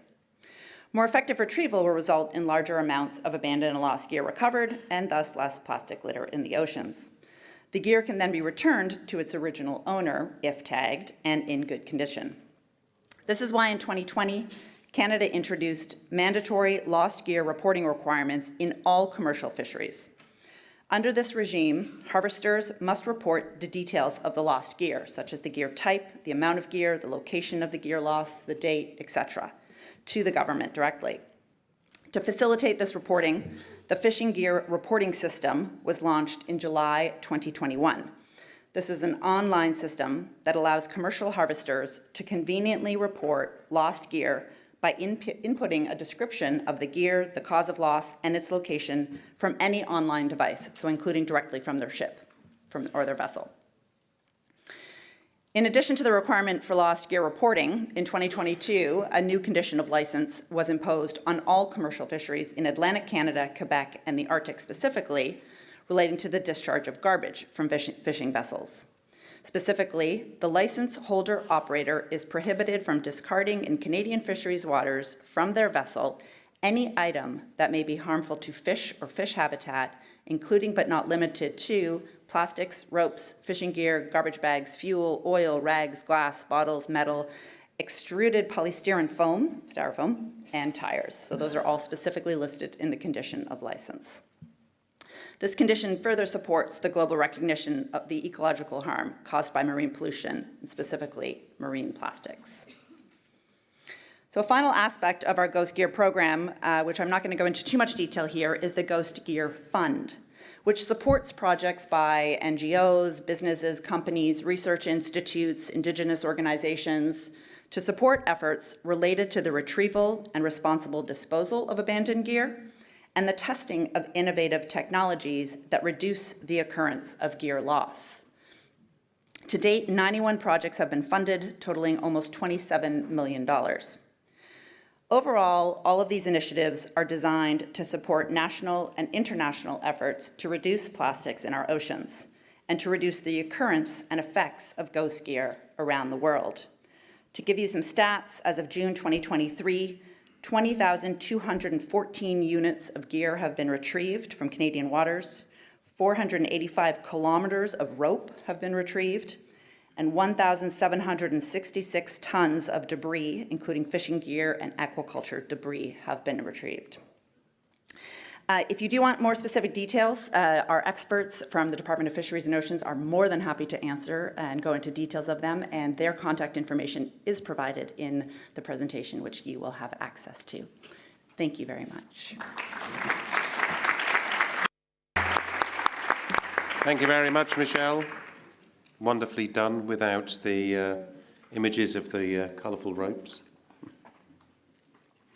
I'm going to tempt fate now, because our next speaker is also a remote, and we've got a video from the Republic of Korea, the Korea Maritime Institute, Ms. Ji-yoon Kim, looking at the aspects of smart technology in Korea. So hopefully we can, have we got the video? Are we able to show the video? Enrique, are you ready in case? Yes. Okay.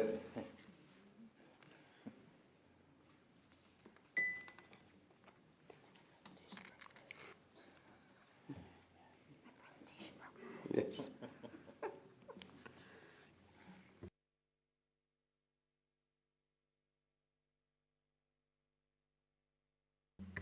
I think while we are waiting for the video, maybe I could invite Enrique Vargas from Chile to take the floor and offer his experiences in Chile, this time in marine plastic litter from sea-based sources here.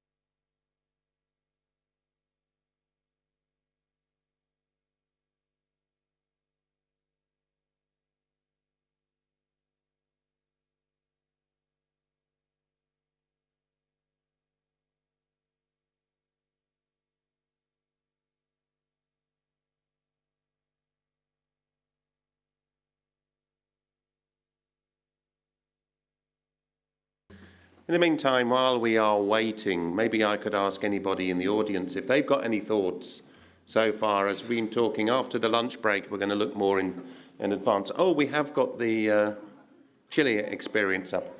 In that case, everybody on the floor, sorry, you can be quiet again. Let me hand over to Enrique Vargas. Enrique. Thank you, Craig. I just want to start with a message. It is widely recognized that marine plastic pollution is worse than expected, and we are starting to realize its full extent and severity. Solving the plastic pollution problem is not easy, as it requires the action and commitment of all sectors of our society. So after this message, I would like to thank for this invitation and the organizers to provide the issues for carry out this important forum.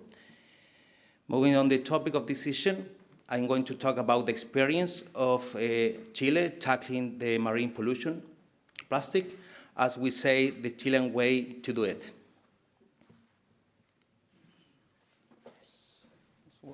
Okay. Chile has a wide maritime tradition, which extends toward the Pacific Ocean, the island territories, and the Antarctic continent. With one of the largest exclusive economic zones, it moves over 94% of foreign trade by sea. In matter of marine environmental protection and climate change mitigation, Chile is committed with the several multilateral environment agreements, assuming a great challenge as the first developing country to declare its commitment for achieving carbon neutrality by 2050, and the establishment of the marine protected area representing about 43% of its exclusive economic zone. Chile is the 6th largest exporter of seafood in the world, but the extent of plastic contamination of marine organisms, its potential effects on commercial species and aquaculture, and its subsequent effects on human health are mostly unknown.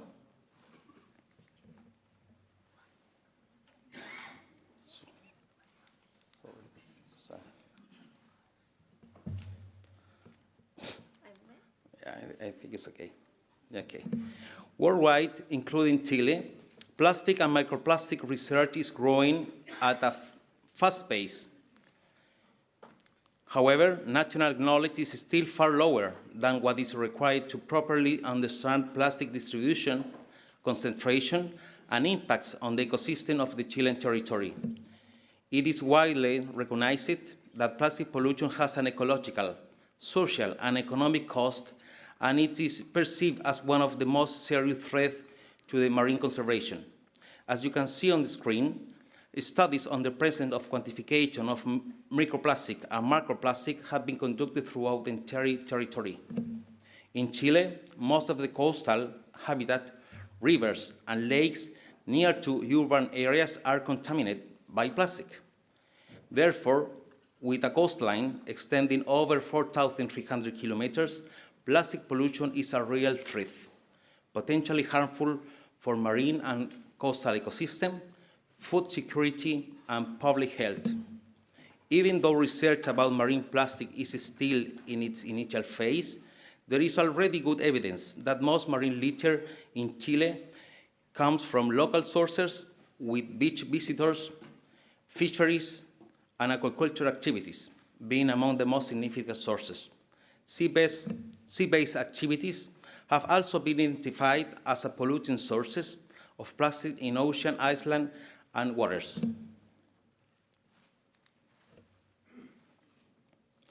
Chile has recently introduced some new legislation to prevent plastic from reaching the environment and the coastal ocean.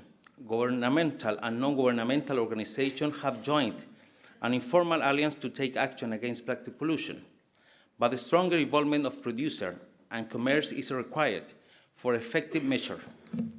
Leading by the Ministry of the Environment, in 2018 was established a national task force with participation of the relevant authority from the maritime, aquaculture, and fishing sector.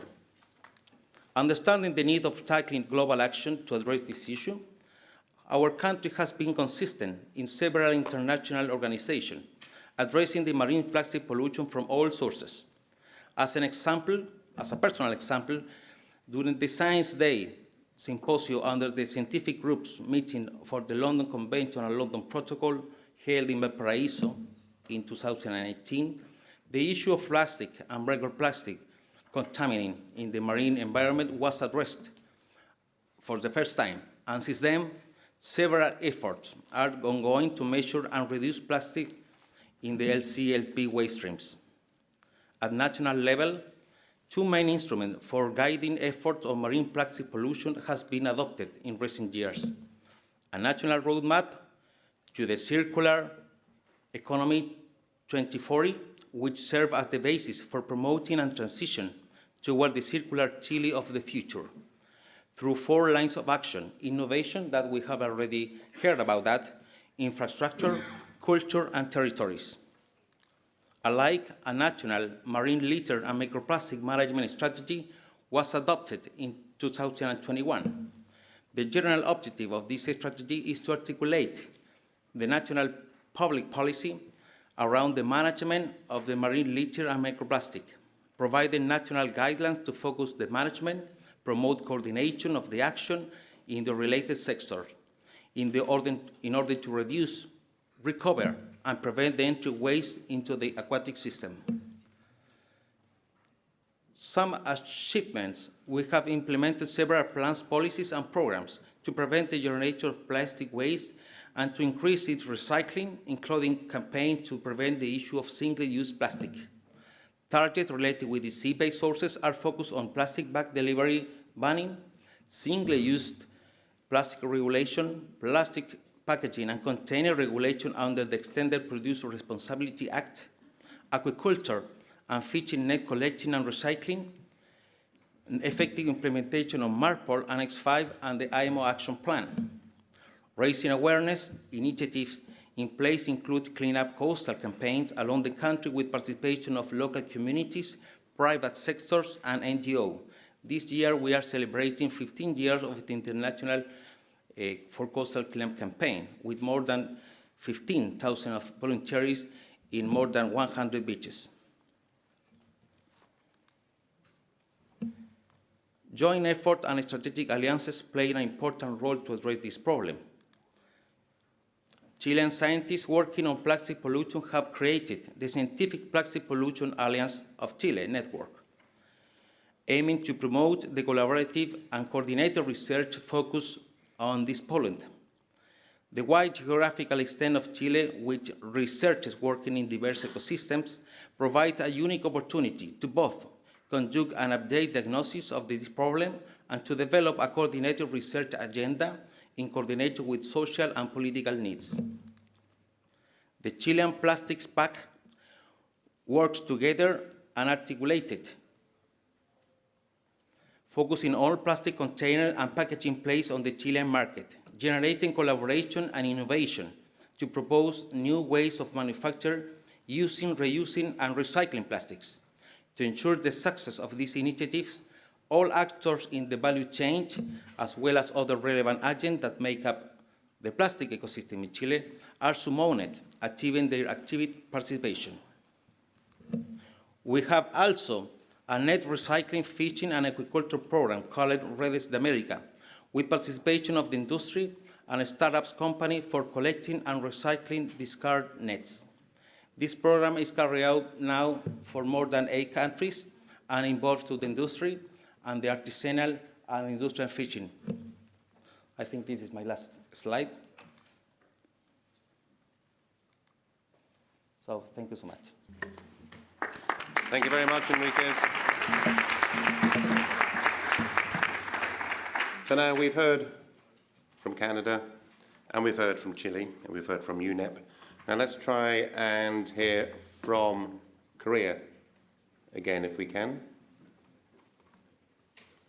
Do we have the video from South Korea?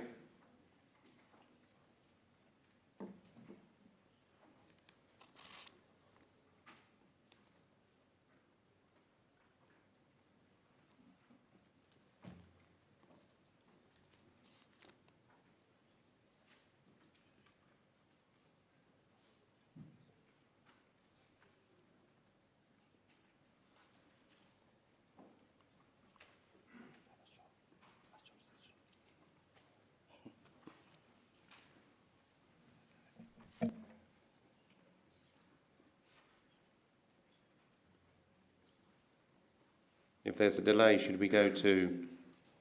Is it okay now? Okay.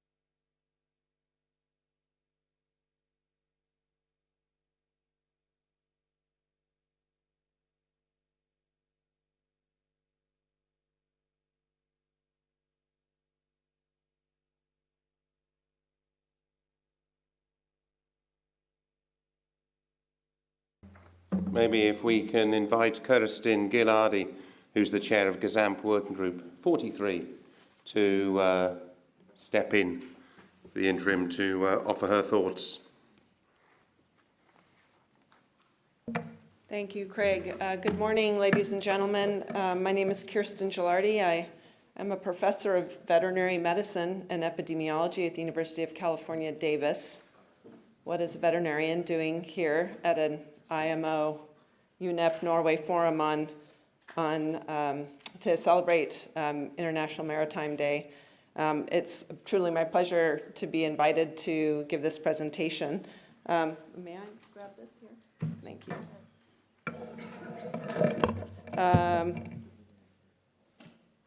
I am a member of GAZAMP. GAZAMP stands for the Joint Group of Experts on the Scientific Aspects of Marine Environmental Protection.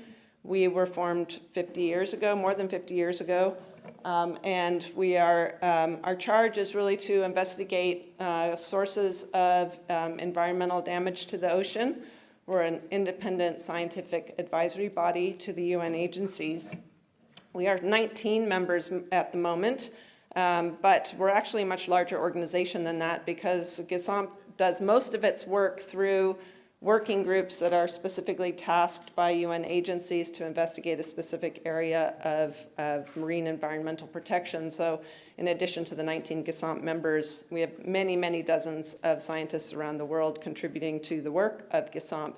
And that work of GAZAMP is really encapsulated and shared with the world in the forms of reports and studies that are available to you on our website. I encourage you to have a look at those. I don't know why this is not advancing, but okay. So I chair Working Group 43 on sea-based sources of marine litter. We were established in 2019, and we were established at the request of the International Maritime Organization and the Food and Agriculture Organization, with co-sponsorship by the UN Environment Program, to look at ocean-based industries as sources of plastic in the ocean. So our approach was really to do a very deep and comprehensive review of the scientific literature on these subjects. And part of our, I can't possibly review in the 5 minutes I have to give this presentation all that's in this report. So I would just encourage you to, if you haven't already looked at our report, again, that's on the GAZAMP website, I encourage you to do that.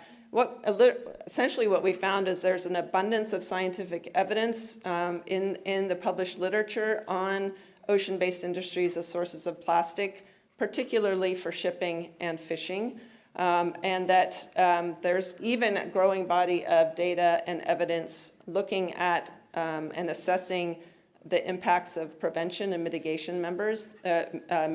Those data are coming in and increasingly informing much of what you have heard about in this session, the various policies and regulations and tools that are being put in place to address plastic litter in the ocean. The terms of reference that we've been given to our working group are really developed in a very close dialogue between IMO and FAO and GAZAMP, and have really been designed to help the sponsoring agencies develop and improve their regulatory mechanisms for addressing marine pollution. So there you go. So this was really encapsulates our first report, and we are now on to phase 2. So phase 2 has been developed in close coordination again with IMO and FAO. We have a couple different work streams. Work stream 1 was developed by the scientific groups of the LCLP parties. We are looking at the methodologies and technologies for reducing plastic in LCLP waste streams, looking more closely at microplastics in anti-fouling and hull coatings, including the geographic hotspots for where those coatings are being applied and removed. And we're also taking a deeper look than we did in our first report on the scrapping and abandonment of fiber-reinforced polymer vessels as sources of plastic in the ocean. With the Food and Agriculture Organization and their terms of reference for us in this second phase, we're looking at the costs and benefits of abandoned, lost, and discarded fishing gear, or ALDFG, recovery, both the ecological and economic benefits of the recovery of ALDFG, as well as drifting fads, fish aggregating devices. We are looking to identify the elements of an optimal monitoring program for ALDFG in the global ocean, and also looking at causal links between IUU fishing, illegal, unreported, and unregulated fishing, and ALDFG. So I want to just point out that our working group, there are 12 of us, and we represent all parts of the world. I want to thank GSOMP Working Group 43 for the work that's underway now. Our intent is to have our second report issued next year. So I look forward to sharing that information with you at that time. So thank you for your attention.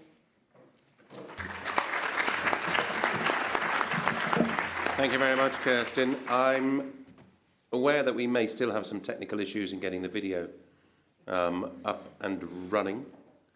So in the meantime, we've got 5 minutes before we go to lunch, and we do have 3 panelists up here on the stage with me.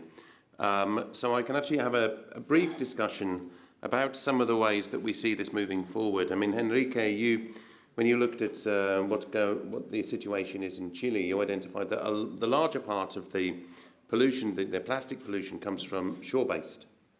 Although I realise that we are discussing here ship-sourced pollution and that. But do you have an accurate sort of have you identified the percentages and whether you mentioned, people on beaches and maybe it's effluent coming out from rivers and stuff. Have you identified where certain sources that you can begin a policy of actually being able to address all of the sources of litter that goes into the oceans? Thank you, Craig. It's a good question. So we start with the cleanup coastal activities 15 years ago. And after that, since that this is not a formal methodology for monitoring and sampling, but we realized that there was a different items that were left in the beaches. So we identified that most of them came from the visitors.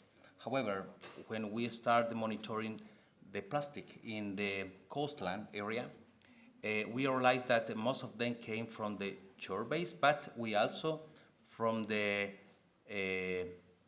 shipping and from the fishing activities too. So we know that Chile has a lot of rivers and came to the sea, and we also identify items coming from the cities. So one of the main issues for us was to address the issue as a general base, starting for tackling this issue from the source origin. Okay, so that's why we start with a roadmap, looking for a circular economy, try to minimize the produce of waste, try to ban the plastic delivery bags, of course, and then we see that if we start with doing this, of course, our fishing activities and aquaculture will be more cleaner in order to address this issue.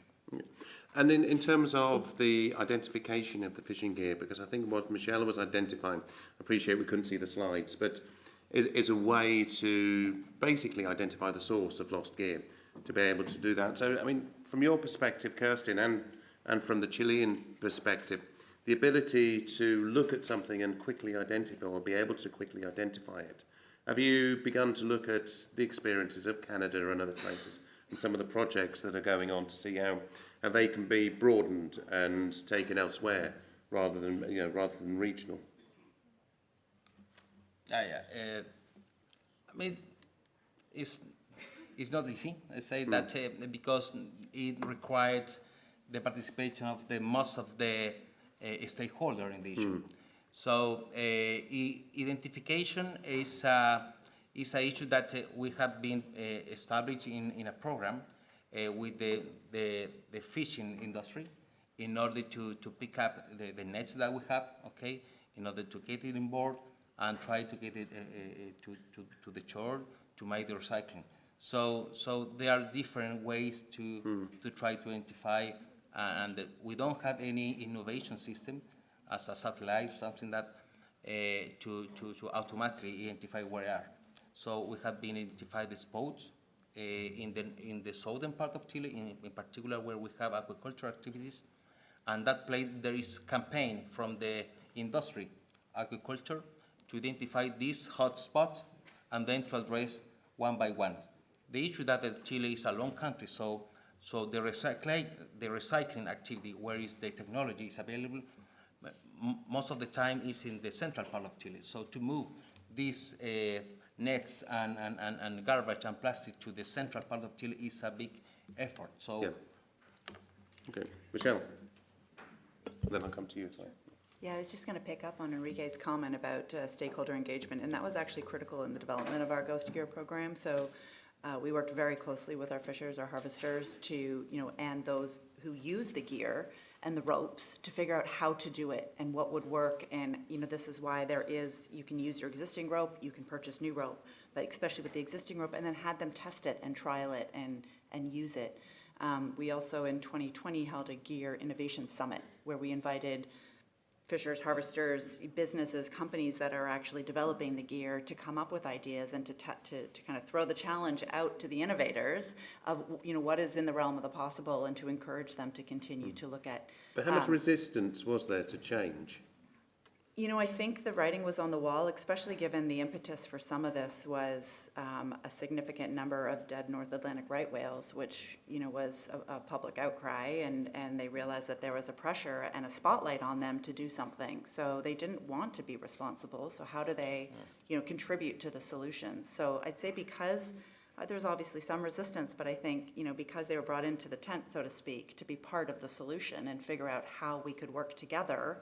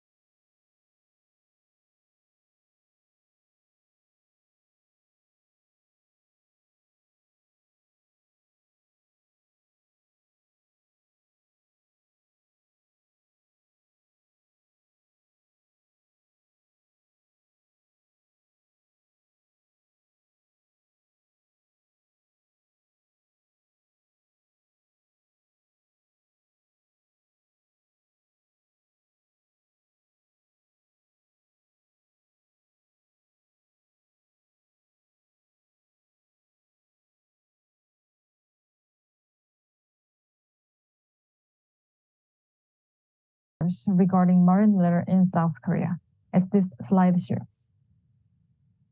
From here, I will introduce major policies to prevent marine litter from fishing ships in South Korea. First, the marking of fishing gears. As the Fisheries Act was revised, the policy I'd like to introduce next is the Bring Back program, which is well-known as one of the best practices in South Korea. Yeonggwang County introduced this program for the first time in our country.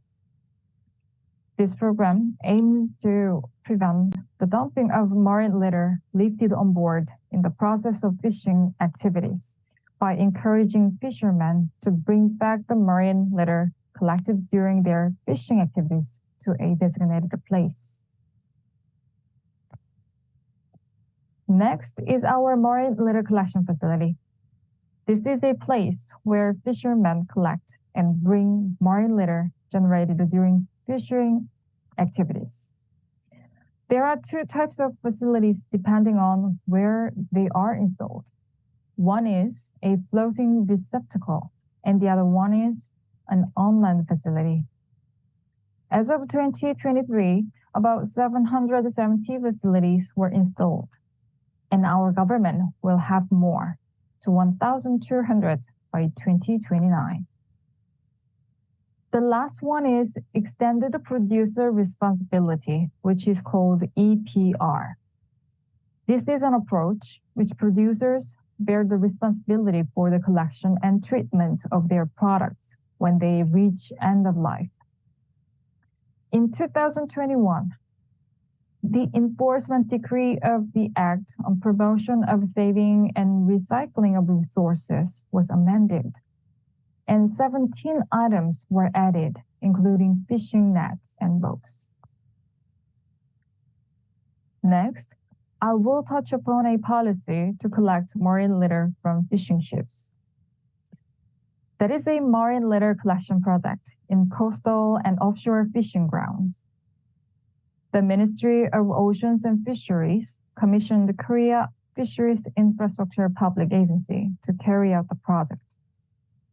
Accordingly, the agency takes roles in collecting and disposing of submarine litter, including lost and derelict fishing gears, and raising awareness about fisheries management. As of 2022, the amount of collected submarine litter was 4,248 tons. Next, I will tell you about the project and program recycling marine litter from fishing ships.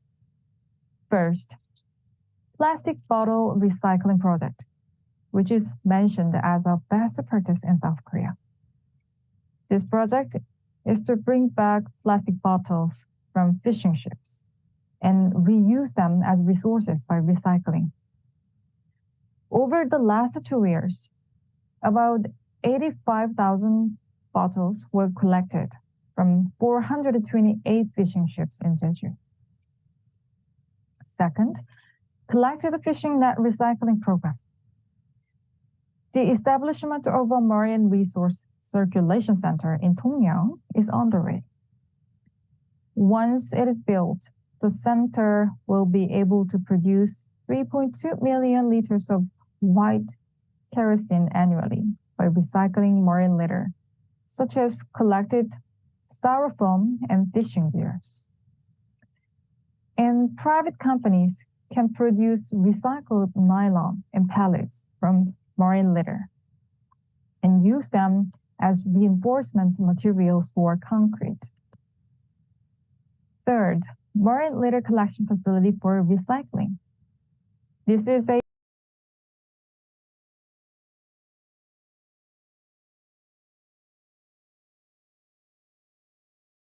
project to install public facility for supplying recyclable marine litter consistently. Facilities are being built in Port of Mokpo and New Port of Busan respectively, and 5 more will be built by 2025. Lastly but not least, fishermen engagement and education. Korean government provides education to fishermen to raise their awareness to reduce marine litter. It hosts a government-led forum attended by fishermen, public officials, NGOs, and experts to eradicate styrofoam buoy on an annual basis. This is the end of my and I'm very glad that I had a chance today to share Korean policies related to prevention, collection, and recycling for the management of marine litter from fishing ships. Thank you very much for your kind attention.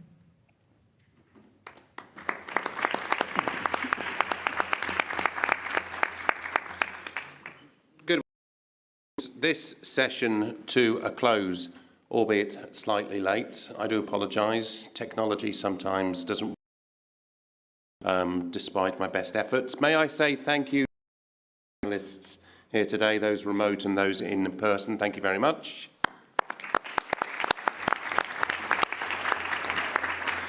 We have a coffee break. Sorry, we don't. Say one.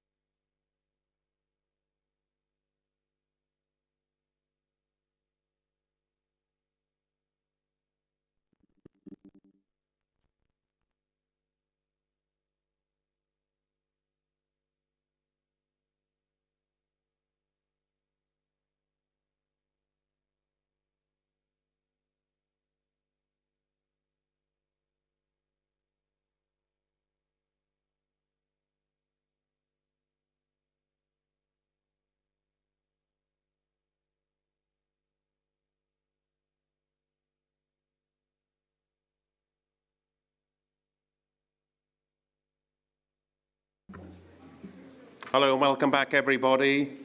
It is now 1:35, and I promised that I would start on time, and start on time I will. I hope you had a good lunch. I hope you're filled with coffee and ready to go through the next 3 sessions on the Innovation Forum, where we're going to start moving things forward and start looking at a lot of the more let's just say key issues that have been going on, and we're going to start with the conversation looking at fuel standards and looking at some of the actions that have been happening relating to fuels. And I'm going to invite Harry in a second to sort of do an overview and look at what's been going on with Annex 6. So having now touched on before lunch Annexes 1 to 5, we're now going to spend the afternoon more focused on Annex 6. So, Harry, if I could ask you to kick us off by giving us a sort of overview of what's happening within the IMO Annex 6 and what we can look forward to in terms of future work. Harry. Thank you, Craig. Good afternoon, good evening, maybe good night, wherever you find yourself, for those online, fellow participants, panelists, and distinguished participants. I will give you a brief overview of what we have been doing here at the IMO, in particular as it relates to the MEPC. As a start, MARPO Annex 6 is the basis for everything we are doing in GHG. If you look at MARPO Chapter 3, talks about air pollution, and then Chapter 4 talks about regulation of GHG, and of course the issue of guiding principles, no more favorable treatment, and the issue of differentiated responsibility and respective capabilities are taken into consideration. Now there are existing measures, mandatory measures that have been put in place already, EDR, EXR, and CRR. Those are from the short-term measures that we adopted initially by the IMO. And our focus now here is the issue of alternative fuels. While there are various measures, the alternative fuel is the focus here since we are talking about innovation. Those are various types of fuels that we can look at, the one in the red box. We talk about LNG, biofuels, electrification, methanol, ammonia, hydrogen, wind power, and nuclear. Those are options available to us if we are going to decarbonize international shipping, hopefully by 2050. The GHG strategy that was adopted recently, just in July 2023, gives for a pathway that we can use to get to 2050. Either if we are highly ambitious, looking at the intermediate checkpoints, then we will look at a bigger, bolder, greener line. We can aim for 30% by 2030, and then going downward to 80% by 2040, and then 50%. If we are not so ambitious on the low side, we can look at 20%, 70%, and then down to net zero. Those are options of real pathway that we can follow. The traditional historical pathways that were in red. If we look at the 2023 GHG strategy in terms of fuel, we have energy sources to represent at least 5%, and we have to strive for 10% of energy used by international shipping. This means we have to be very, very ambitious if we are to get to net zero. We require rapid action by international shipping. We need to incentivize investment, and we need to develop fuel standards. And of course, we have to define what we mean by zero or net zero here at the IMO. These are all things that are on the table and we have been discussing. Now, the 2023 strategy that was adopted also, we agreed we need some basket of measures, maritime measures in particular, and we agree on the measures got to be either technical and both economic. That means if we adopt these measures, it will promote the energy transition in international shipping, provide the world fleet the needed incentive, and also it will contribute to the level playing field and a just and equitable transition. Most importantly, a steering committee was established, and that committee has already started its work just this week. They met They met Monday and Tuesday. The discussion is ongoing, that's number one. And then by the early 2024, we expect that committee to come with a report to us. Based on the report that we get from the committee, we will decide the kind of midterm measures that we will put into place. Because the committee which is conducting this comprehensive impact assessment is critical to the midterm measures that will be adopted by the IMO, hopefully by 2025, and then by 2027, we should start implementation. Now, before then, we had IMO 2020. By IMO 2020, we made talking about sulfur content in fuel oil. So we are now talking about, it came into effect in January of 2020. That means the sulfur content has to be 0.5%, moving from 3.5%. And this is an opportunity for us to use this period as the period to see if international shipping can indeed decarbonize. We have also developed a comprehensive set of guidelines to support member states, both port, coastal, ship owners, to ensure that refineries and bunkers can make these fuels available. And there has been excellent cooperation among member states. The good news is we are getting reports that so far the fuel oil non-availability reports are good. And so that's good news for all of us. The lessons we are learning from this period, that is the period from now to 2030, is critical to the whole innovation process. If 2020 shows that there are potential for alternative fuels, whichever one it is, in terms of innovation, I'm sure we will be able to decarbonize 2030 and beyond. So how do we deliver on our pathways? Most importantly, we expect industry to demonstrate leadership in terms of innovation, because if we can demonstrate that these alternative fuels can be available, then shipping will be on the path to decarbonization. Of course, most importantly, no one needs to be left behind. The whole process has to be just and equitable. And once it's just and equitable, I'm sure the necessary regulations will come into effect. We'll put them into effect by 2025 maritime measures adoption. And then, of course, we may have this global regulatory mechanism that guides the entire GHG process. Now, given the short time, this is where we are, that's where we are going.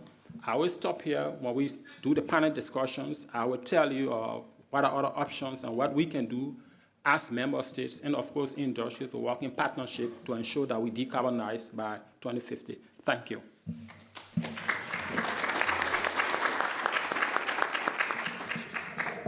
Thank you very much, Harry. I'm going to use this rather excellent panel to my left and to my right to sort of dig into some of the comments that we heard from Harry. And later on my extreme left here, we've got Jan Hoffman, who shortly I'll invite to come up, and I'm going to ask him to put some context around what we're about to discuss. I'm not going to invite him up just yet, because yesterday UNCTAD revealed their 2023 report for the maritime industry, and I'm going to put more of a trade sort of lens onto the discussion once you come up.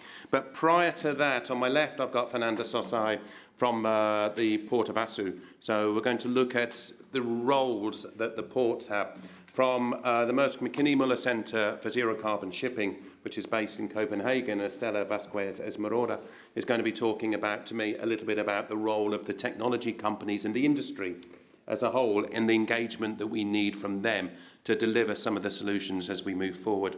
And then from Christoph Pautz from IPECA, looking at the industry, from the petroleum industry, and some of the lessons that we can learn. Harry mentioned the 2020 sulfur regulations, so I want to ask a little bit about that. IPECA, by the way, I did write it down, Christoph. It stands for the International Petroleum Industry Environmental Conservation Association, and that is an association that has got consultative status here at the IMO, so is able to advise quite well on fuel availability, I think. So I'm going to start with you, if I may, Christoph, here, because I'm going to start with that point that Harry made about lessons that we can learn from IMO 2020 when we introduced low sulphur fuel into the industry. Perhaps you could tell us a little bit about that and sort of put that into the context of what we're going to have to achieve when it comes to fuel standards moving forward. All right, thank you, Craig, and good day to all. Really appreciate to be with you today to engage some discussions on these important matters. Just as a quick introduction, indeed, IPICA was created back in the 70s on request of United Nations as a channel of communication with the oil and gas industry. And we've got members in 180 countries and through associations or membership, direct membership, reaching more than 1 million employees in upstream and downstream activities. And we have been for a long-standing IMO observer and contributing to many debates. To your question here, there's a number of things that Harry has just mentioned in his speech that I could concur with. Clearly, the IMO 2020 was a success, a collective success, under the auspices of the IMO. There was a well-defined work plan.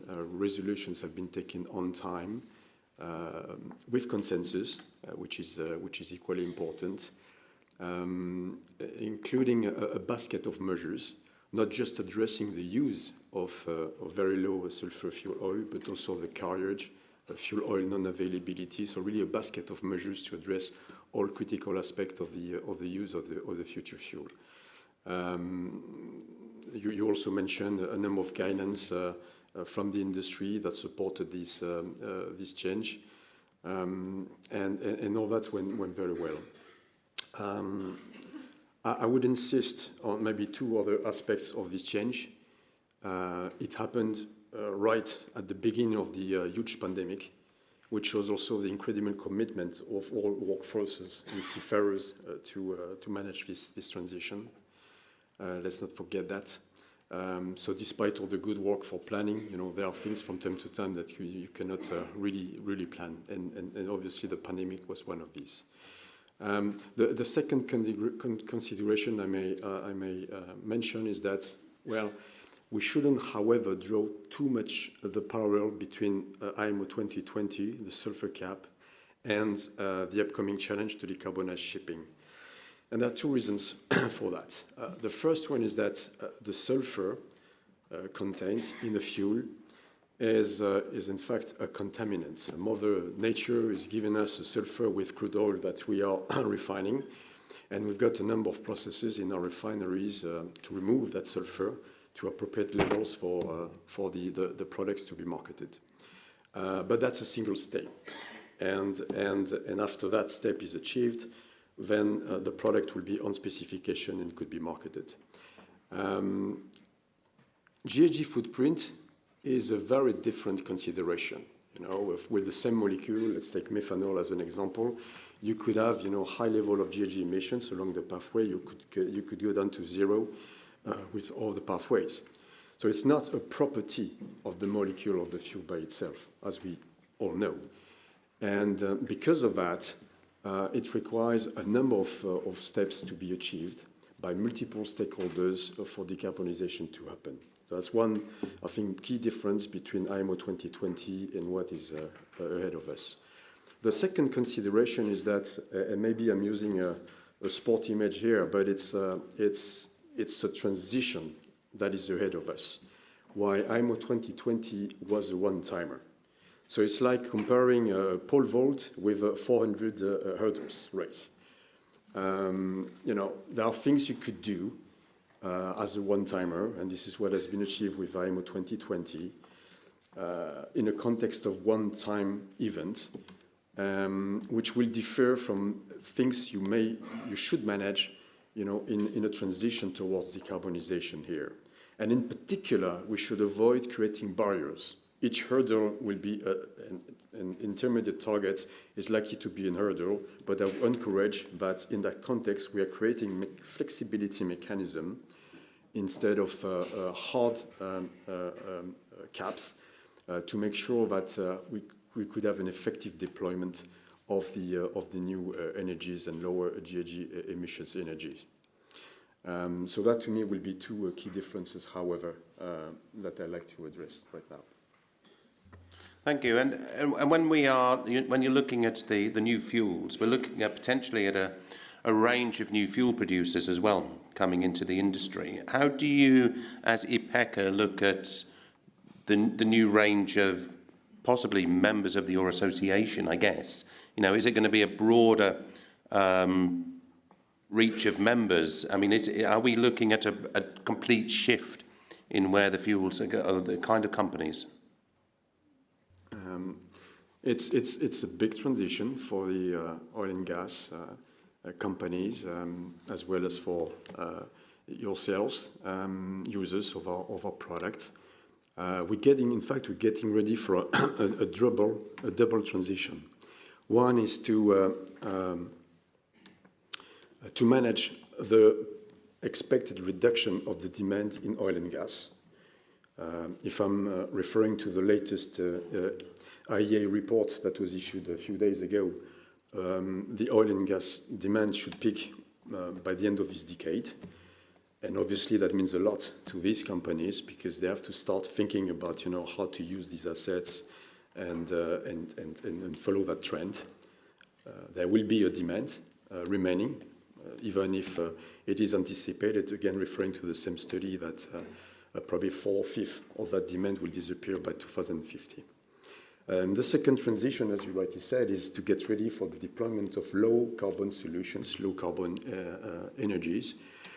And with that, there are two challenges ahead. One is with regulation. We need robust, clear regulations incentivizing the use of low carbon fuels. We could come back to that in the coming minutes there. But we would expect we have a predictable pathway and stable regulation over the duration of this pathway to incentivize investment. And second is the technology. We've got equally, if I'm trying to compare our industry compared to ships, we've got equal challenges on the technology side. We know very well that some of these technologies for the use of low carbon, zero carbon energies on ships are not ready yet. Ammonia, to take an example, hydrogen. We've got our own challenges for inland production of some certain types of lower GHG emissions, and we're addressing that. Yeah. So we're going to face this dual challenge here in the coming years. As you rightly said, we would expect that in that journey, new entrants will come with their own technologies and solutions for a large deployment of these technologies. And let's stick with the technology then, because Estella's from the Maersk Mc-Kinney Møller Center for Zero Carbon Shipping. It took me a year to learn how to say that name straight without pausing. And just for the record, it's not Maersk, it's a completely independent center, isn't it? And in that center, it's based in Copenhagen, but in that center there's a lot of different companies that come in there that get seconded into the center from a range of normally competitors that come in to talk about and compare and work together, collaborate. I think this is one of the examples that we've got in the industry where we have collaboration and partnerships working together to come up with ways forward. So we heard there from Christoph about the technology readiness, basically, of the solutions onto the ships. We know that there are a number. There was one delivered recently, a Maersk vessel that's methanol fueled, and there's a large number about to be delivered from Maersk and CMA CGM and others. But how are we working, or how is the industry, how are the technology companies working to get that obstacle overcome, to bring together all of the solutions so that Christoph's association and their members know that there is the solutions ready for methanol, for ammonia, for hydrogen or whatever? Thank you, Greg. And I think that, we are, of course, trying to decarbonize an industry that to date still runs almost 100% on fossil fuels. And we are trying to do so while there's no available alternative fuels, no infrastructure for that. Capabilities aren't there. There are risks, technology is immature, and it is more expensive. So to say that there's a challenge is a bit of an understatement. From our center side, what we see is that there are different elements to it. So there's the technological side of things, where we obviously try to work together to enable technologies to make sure that the transition happens as soon as possible. And I say transition, in reality, is a bit of a transformation. And we are facing a transformation and we want it to go very fast, which is even more challenging. So it's not just about what needs to happen, it's about the pace at which it needs to happen. So for that reason, we cannot just sit and wait for regulations to be there.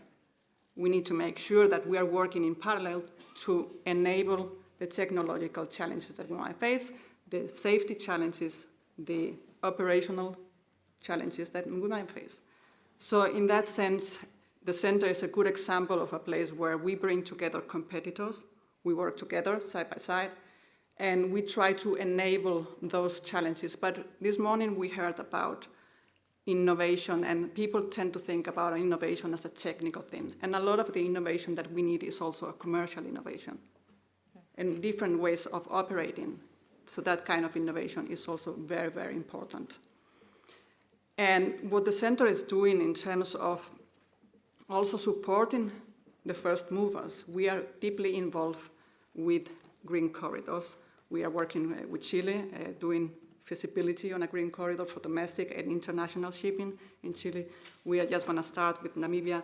So we are deeply involved in this because we believe that by facing real challenges, real, very specific bottlenecks, we can learn and we can share those learnings. So that's where we try to focus our efforts. Could you also touch a little bit on here, because I want to bring in another element of this, because we heard in one of the earlier sessions about seafarers and about making sure that the technology, and I'm actually going to touch a little bit on what next year's IMO theme is, and that's on safety as well. Because you mentioned we've got to sort of have this transformation and we've got to do it very quickly.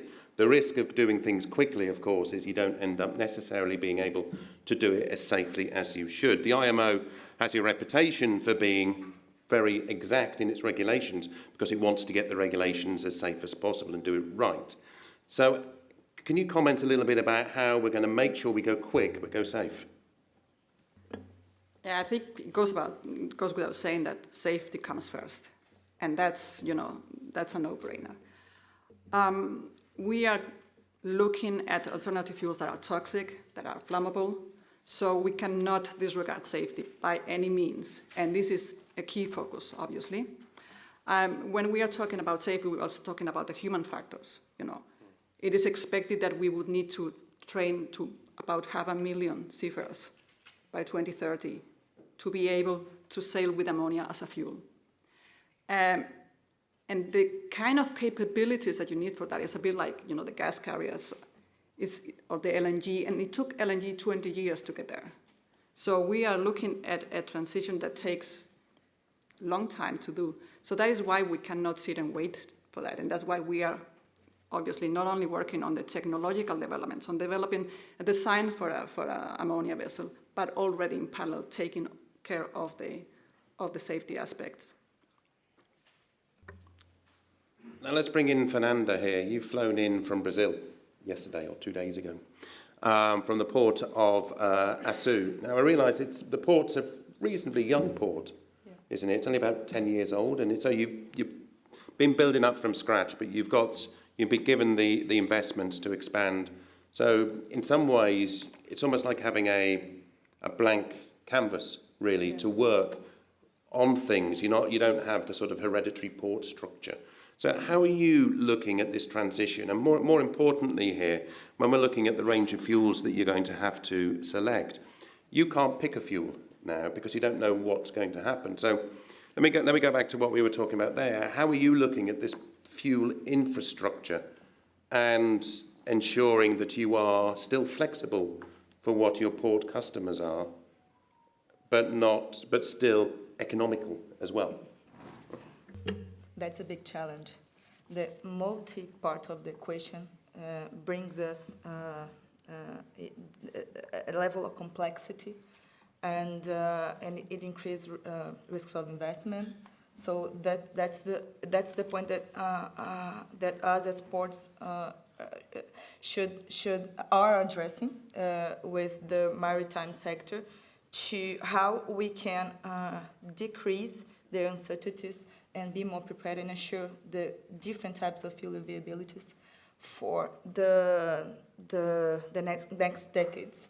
So I cannot highlight more the importance of we are partnering and coping to address this issue, to materialize the fuel demand, and I fully agree with Stella here.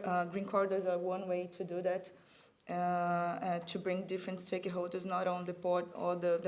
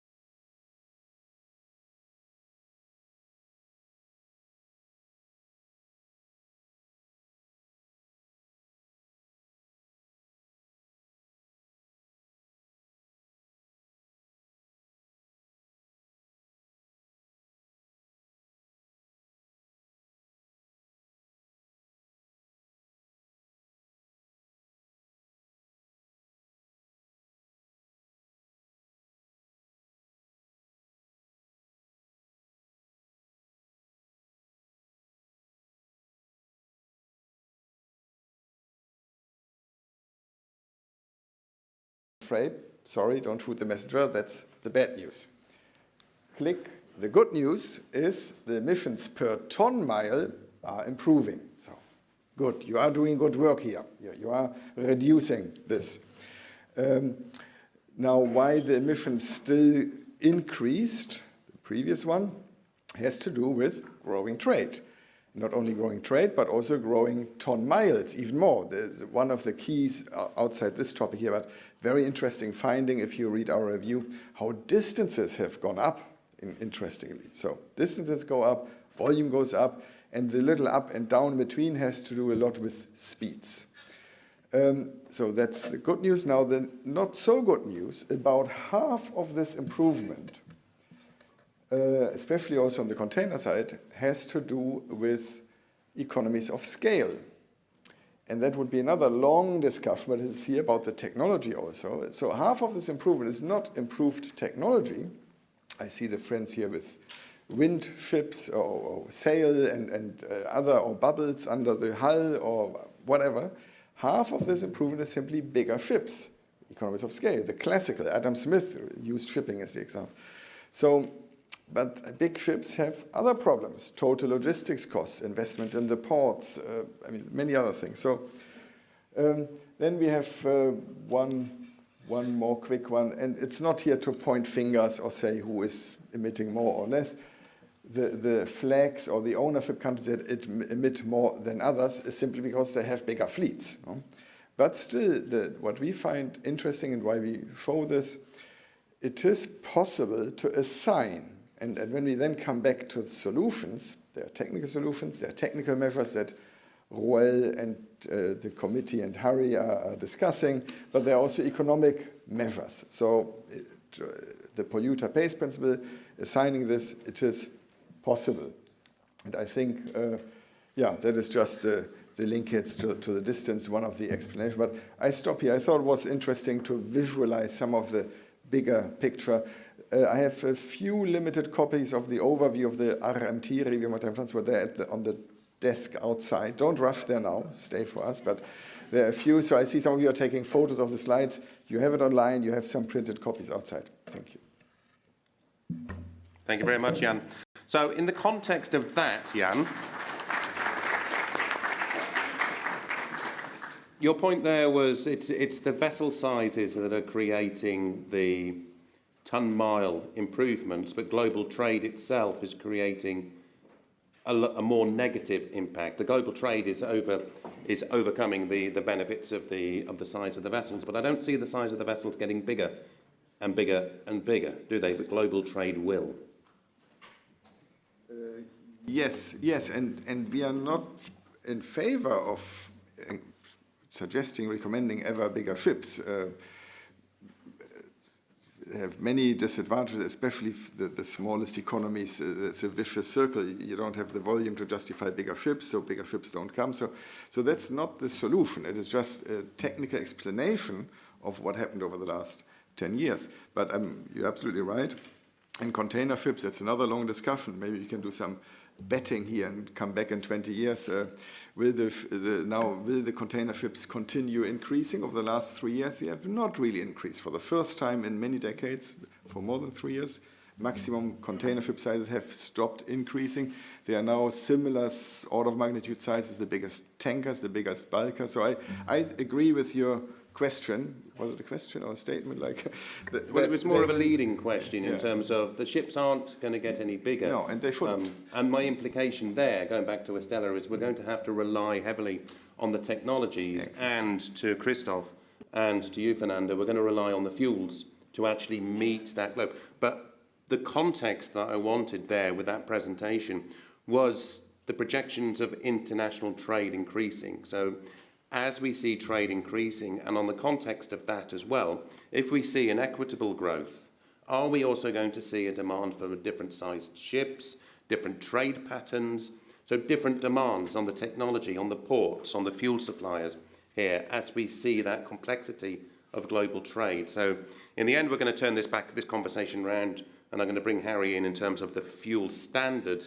But here, I just wanted to get the panel's thoughts here, how global trade, how complexities in trade patterns and other issues like that will impact your specific sector. So, Estella, tell me a little bit about how you perceive vessel sizes, global trade, and impacting technology demands, fuel tank demands, you know, and Fernanda, sort of the cross-trade patterns. You've already mentioned domestic, but maybe you can look at that. And Christoph, please, I want you to come in terms of how you see this complexity of global trade changing in the future and how that's going to impact what we're talking about here in terms of what's happening at MEPC.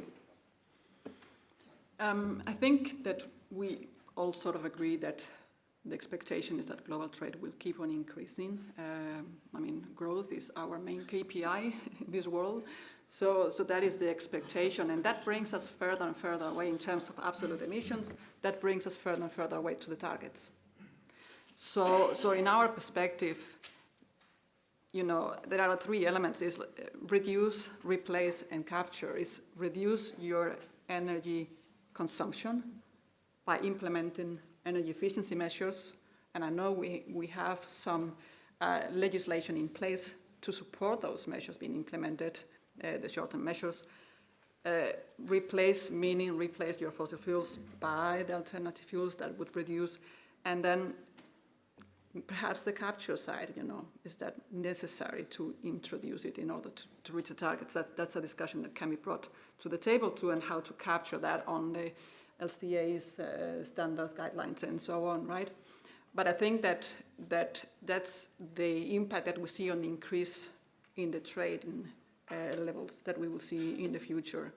Now, whether that is gonna, that increase is gonna change the patterns for trading, I think that will depend very much on where you can get your fuel, to be honest.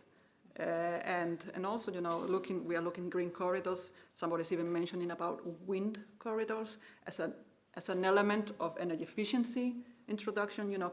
And again, back to my point of before, you know, we need to start thinking slightly different, because business as usual is not going to bring us any closer to our targets. Yeah. Fernanda. We're going to need more and more holistic view and approach of the subject.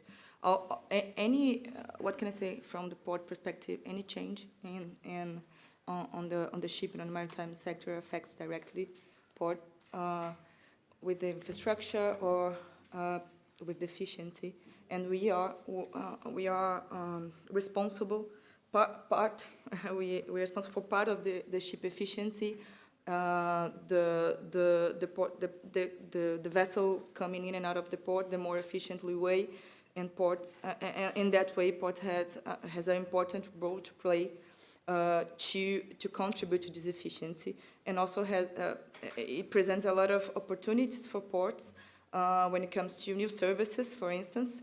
So this challenge, and especially in the short term, but we're gonna need to tackle efficiency and for the long run, of course. But when it comes to the short term, that's where we are going to have the decrease on the carbon footprint, and ports can contribute and leverage the opportunities that these new services and new business can come.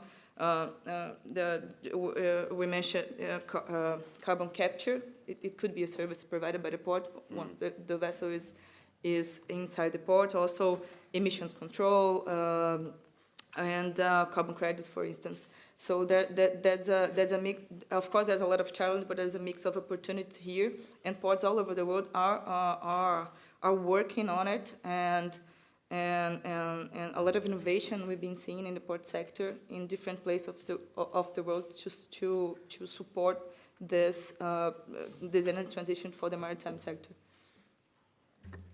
And do you see the ports needing a little bit more clarity from the other sectors before they start to make that kind of change? You mentioned that you've got this objective, but if you put your dollar onto ammonia, for example, and you don't get enough ammonia demand, then you've betted the wrong horse. Absolutely. As a port, the more predictability, the less uncertainties we have, the better will be the result, of course, for everybody, and especially for ports and for the producers. But I mean, that's why we need to pursue the way that we together combine the different demands and materialize it. Let's go to Christoph, because go back to what we heard from Jan Hoffman from UNCTAD in terms of trade patterns. Can you put that in a kind of IPECA perspective here to sort of look at that through that sort of fuel lens? Right. It's I think looking ahead on the global trading, it's very likely we see significant changes in future. In fact, new trade will be created. I think Fernanda mentioned the carbon capture, for instance. There'll be maybe liquid CO2 vessels, carrier vessels in future, to go to certain places for permanent storage of CO2. It's not unlikely that you'll see ammonia vessels traveling globally to bring the energy close to the demand, because everything starts with demand. And I think that was mentioned a couple of times already, but I would insist on this one that supply will get balanced with demand when demand is being created. It would be foolish to expect that trillions of dollars, because we're talking about trillions of dollars being invested, will be just invested with a level of risk, with a high level of risk. And we would hope that upcoming regulation in any sectors, but including shipping, but also the technology development, will help to de-risk these investment decisions. The good news is that on the technology side, and again, I'm referring to this very recently published report from the IEA. 2 years ago, of the decarbonization to net zero emissions was assuming that 50% of that reduction will come from low technology readiness level, with low readiness level. 2 years later, we're down to 35%. So the development of technologies is going at high speed, and we should obviously pursue that, because, as said before, all technologies will be deployed, should be deployed across sectors to reduce the demand as much as we can with energy efficiencies and towards the use of lower carbon or GHG emission fuels. Regulation comes into play. It has a lead role to develop this, to confirm how the demand will shape, and this is likely where the global fuel standard will play a leading role. Yeah. I'm going to bring that actually, just Jan, there was something else in the when you presented the report yesterday that I touched on when I was talking to you during that day, and that is the age of the global fleet. And I'm going to put that into two contexts for you. One is the global fleet is, if I've got the figures, if I remember the figures rightly, more than half of the global fleet is over 22 and a half years old. Is that right? You have a better memory. You have a better memory than me. I have to look at my cheat sheet, but yeah. it is was that somewhere. Right? Yes, and certain, basically, average fleet is 22 and a half years. Yeah, I think half of them are over 15 years. Yeah, that was the right figure. Now, that implies that in my head means there's a lot of ship owners that are holding on to old ships because they don't know what to do yet. Yeah. That's my interpretation. Yeah, absolutely. Are they waiting for Estella to come up with the technology and go, yeah, we're here? Are they waiting for Nanda to come up from the port and say the fuels, or the fuel producers, are they going to wait for Christoph to say, the fuels are here, and then start renewing their fleet? Second point to that is, are we going to see the diesel-powered ships cascade down into the global south? Good. I had written 3 points I wanted to say, and coincidentally they answer your questions. Yes, on page 27, we say, ask Estella. No, not quite. But I had noted down here the issue of the increasing age, and that the average is actually higher than the median is because of the long tail. There are some that are very, very old. No? So, Christoph, you had also mentioned the need for a predictable pathway. And yesterday we had a little conversation between Harry and Elio from the International Chamber of Shipping. Do we have enough clarity or not? And they disagreed. And as a good diplomat, I told them they were both right, of course. Yeah. So, yes, congratulations to IMO, to Harry, to MED for the strategy, for the clarity towards 2030, 2050. But the members of ELIOS, International Chamber of Shipping, they still need to know a bit more specifically, will we have an economic measure or not? What will be the carbon price? What exactly will be the technical measures? And in the meantime, they wait. Now, this opportunity cost, that's something we highlight already for the last couple of years. We saw the ship fleet getting older, and we see in our conversations with industry that I cannot prove it. It's an unknown. The ships that have not been built and aren't being built, we don't know them. But the order book as a percent of the existing fleet is very low. Again, you could discuss in container shipping right now, there's oversupply. But I think that's an important first point. About Stella, you mentioned the chicken and egg, and that's something we are also highlighting, and that goes a bit along the cascading, the downwards, and we see our friends from the Cook Islands, from other Pacific islands. They're at the end of this cascading and will not receive the big, efficient new ships until very late, or if at all. And there's the danger that, I come back to the technology, as was mentioned here, the alternatives, they have less energy density. They are 2 to 4 times more volume for the same energy. So if you are a small island far out there and already today have difficulties providing the traditional bunker, in future the ships have to bring their own and 8 times more volume. So that's really a challenge. And last, third quick point about trade and development. Trade will grow. I do want to highlight that, United Nations Conference on Trade and Development, we do see a lot of benefits in trade. And it's not a solution to say, oh no, we don't need that trade. You don't need strawberries in winter, or you don't need this or that.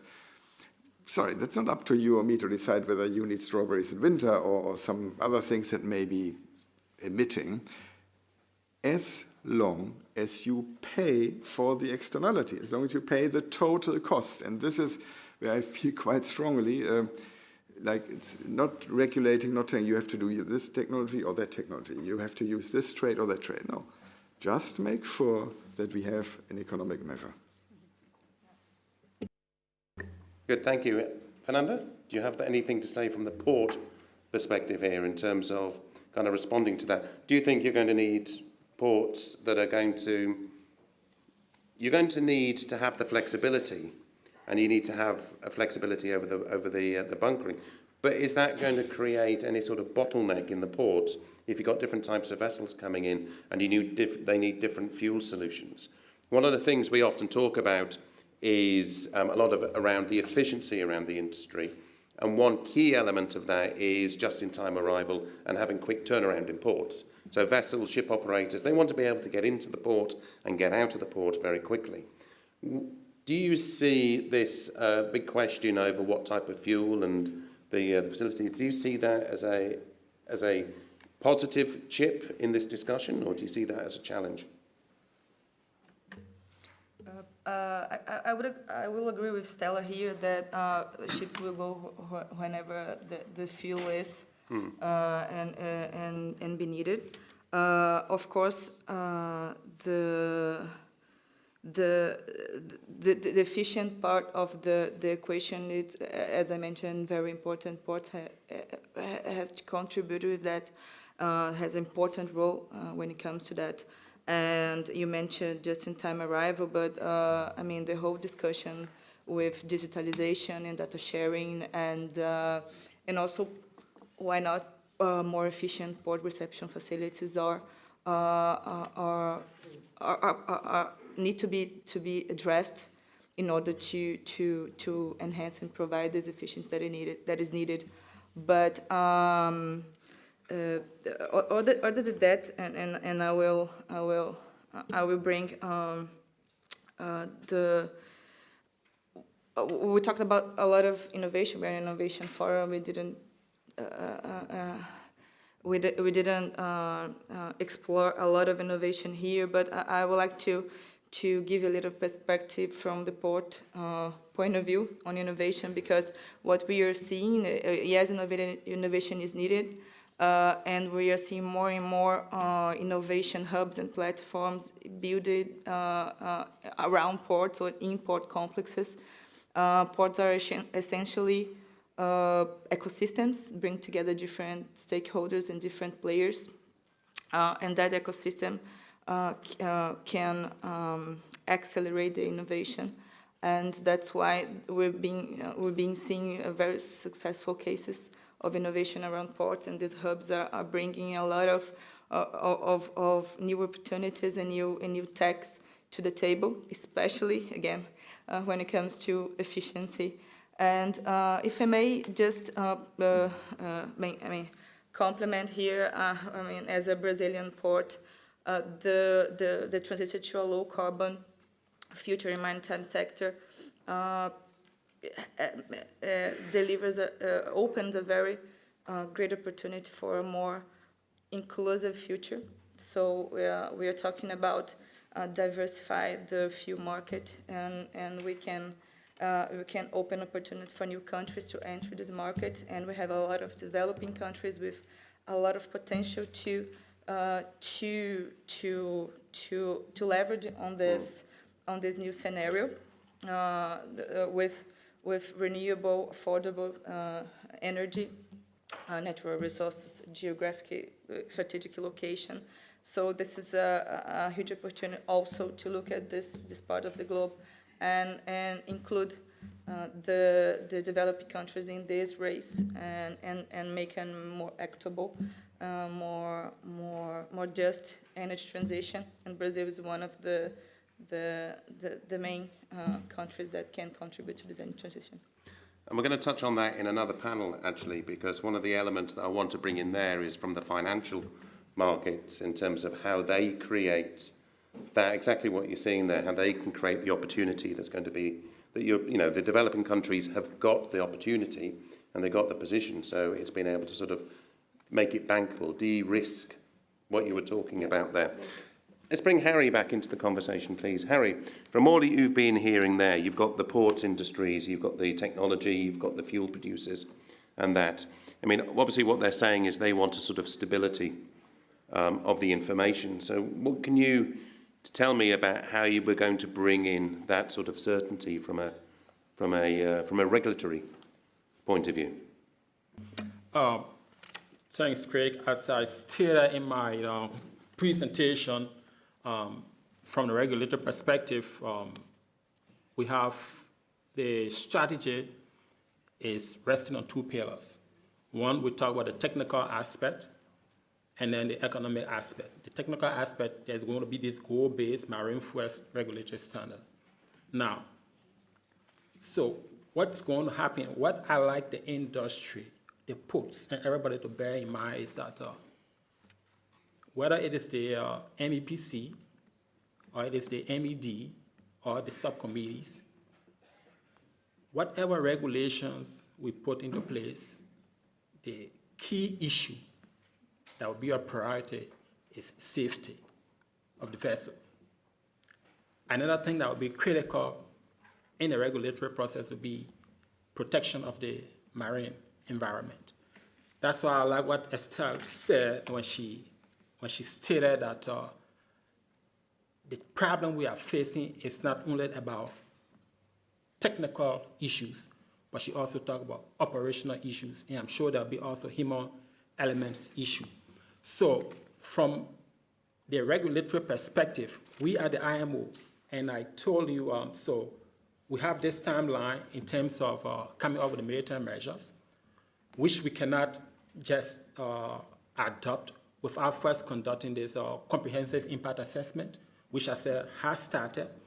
And Christoph mentioned something that was which I found very important and critical, when he said the regulation has to be technology neutral. So while we are making these regulations, we equally so cannot preempt what's going to be the type of technology that they are going to use. So that's what this forum is now critical and necessary, it is about what? Innovation. Since it is about innovation, and this period, the period between 2020 to 2030, is extremely important and critical because the lessons we are going to learn from both the IMO 2020, the issue of CIR, the IMO data collection system, all these lessons that we'll learn will determine the type of regulation that may eventually come on stream by 2027 or 2025 when we have adopted the midterm measures. So my own advice to the industry when we had a discussion with UNCTAD yesterday, what Yang didn't say here is the good news is that we are already told that 21% of vessels are already using alternative fuels. 21%, that's significant improvement. So if the industry can demonstrate the innovation, but also bearing in mind the issues of safety and protection of the marine environment, because whatever regulation we formulate here, those things will be central and critical. Yeah. I think I can actually just a minor correction. I think it's 21% of the vessels on order alternative fuel, not 21%. Yeah. But that's actually a significant indication, isn't it, that there is a belief in the regulations. We know the regulations are coming. We know that they're, it's going to happen. The actual form may be unclear exactly, but we know that there's going to be that. We know that the technology is being worked on and there are solutions. We know that there are first movers that have been making the investment and looking at the technologies. They've ordered ammonia-ready vessels or methanol-capable vessels or multi-fuel capable vessels. We know that there are some ports around the world and some ports in developing regions that have actually got the ability already. And some of them are seeking, we'll hear a little bit more in a minute about from some of the financial institutions about being able to fund some more of that. So we are in a period where the juggernaut is starting to move. So, while everybody's working really, really hard and trying to get everything done, working all nights and moving quickly, as you say, waking up in the morning with bags under their eyes, unable to actually, sleep as they try and work this, we actually are beginning to get this going. So how confident are you all as a panel, and I'll start with you, Christoph, how confident are you that we can actually achieve, because I think we came out of MEPC 80 and there was a largely positive response to MEPC 80, but there was still a lot of, particularly from the civil society, from some of the green NGOs who were critical. On a scale of 1 to 10, how positive are you that 2050 will be a huge resounding hit? If I'm putting... Are you a betting man? If I'm betting, that's for my kids, because I won't be around. Now, I think it's really premature to tell. I would think that long term, excluding the carbon budget question, long-term perspective, I would rate that quite high. The challenge to me, which is for our generation and our leadership, is what happens by 2030, let's say until 2035 or so. Initiate the deployment. As Stella mentioned, we need before regulations, probably we need pilots, of voluntary programs there to launch these future energies. And on that perspective, this is debatable. Where do we stand? I mean, if I'm taking back the imagery of these 400 meters hurdles. By the way, I'm not sure how many hurdles is there in that race, but who cares? I think we passed a couple of them successfully, and that's great. We're in good shape to achieve the expectation here. But every single one will be a critical one, and we cannot stop. We need to make sure that this process goes flawlessly, and the only way to do that flawlessly is to do that collaboratively. I think the answer to your question would be, okay, if collaboration works as well as IMO 2020, I would rate that high. Yeah. But if for whatever reasons we are not able to build consensus and spend too much time on things that are not that critical for early days, then my rating will be rather low. Estella, 1 to 10. And Christoph mentioned, you know, consensus and working together. You work in a centre that has, to some extent, there's a number of centres around the world, but you've kind of redefined the notion of competitiveness being put aside and collaboration on reaching that objective. So I guess you must be quite positive. I think that from the technology part of side of things, very positive. I mean, the orders are getting there. You can order, you can sail on methanol now if you want. You can order methanol-capable vessels. You can order ammonia-ready vessels. So when ammonia engine is ready in a couple of years, you should be able to get to that. So technology-wise, I'm not concerned, but it's a relatively small investment that is needed. So it's the premium that you're paying for having a vessel that can sail on 2 types of fuel is relatively small compared to the investment for a production plant. Which is why, you know, we could have all the vessels that could, in principle, sail with alternative fuels and still keep on sailing on fossil fuels. And this is, to me, where, you know, where the tricky part is, you know, how to incentivize those investments and how to make sure that the alternative fuels are produced at a cost, or that the cost gap between the alternative fuels and the fossil fuels gets narrowed down, such that the business cases become more attractive. And that's why Harry was talking about the sort of the economic measures there as well. Exactly, exactly. And the clarity of that, not only just the clarity, but also the stability, you know, the government sticking to their commitments so that companies can make an informed business decision, because it's a very heavy investment, it's a long-term investment. So we cannot have an environment that keeps on changing depending on who is leading. So that is key for this transition, for this transformation to happen. Yeah. And Fernanda, will the ports be there? Ports are there. I'm asking you to answer on behalf of every single port around the world there. Simple as that. But ports are there, and I'm very, I mean, we need to be optimistic on that and keep working.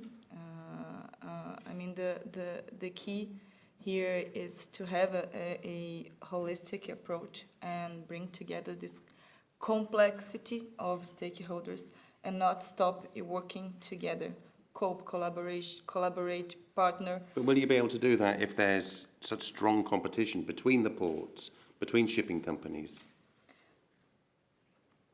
I would say when it comes to energy transition, of course there are commercial competitiveness, but when it comes to sustainability, innovation, and this energy transition future, we need to take down the competition barriers and work together, and we are seeing that. We are seeing a lot of alliances. We're seeing the shipping companies work together, and we're seeing with the port sector as well. So we need to stop divided the commercial part with the technical and all the rest of the equation, so we can move forward. Yeah. Good. Unfortunately, I've run out of time for any more discussion on this topic, because I want to say thank you to this panel and invite our next panel to come up to Sam. So can we say thank you to our panellists here? Thank you to Harry and Christoph, Fernanda, Estella and Jan, of course, for his input from UNCTAD. If I could ask you to quickly run away, and I'll invite the next panel to quickly come up here.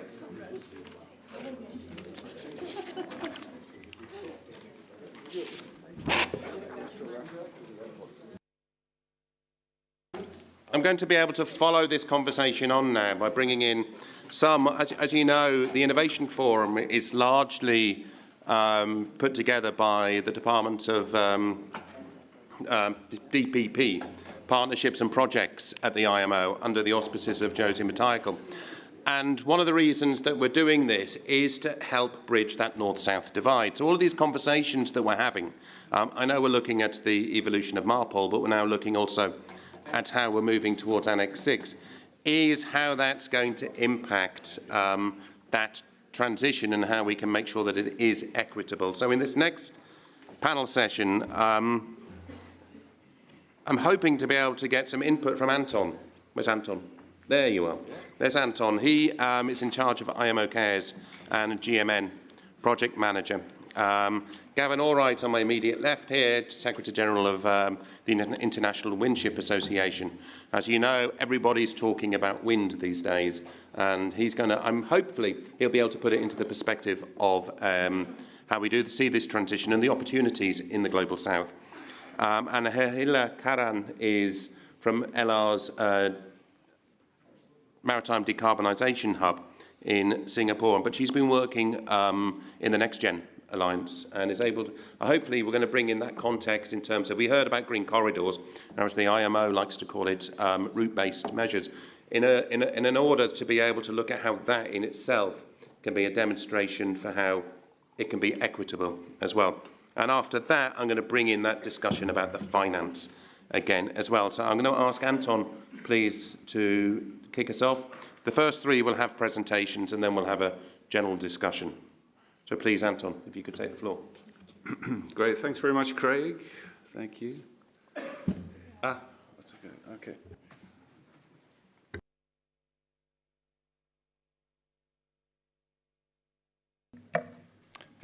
Thank you, Craig, and good afternoon, everyone. So with this presentation, I'm looking at the question of how we bridge global north-south divide, specifically on technology application and specifically on small island developing states and least developed countries. So what I'd like to do is look at the challenges that SIDS and LDCs are facing, what's being done at the moment to support them in the transition, and to give a few suggestions on what's needed in the future to assist with the transition.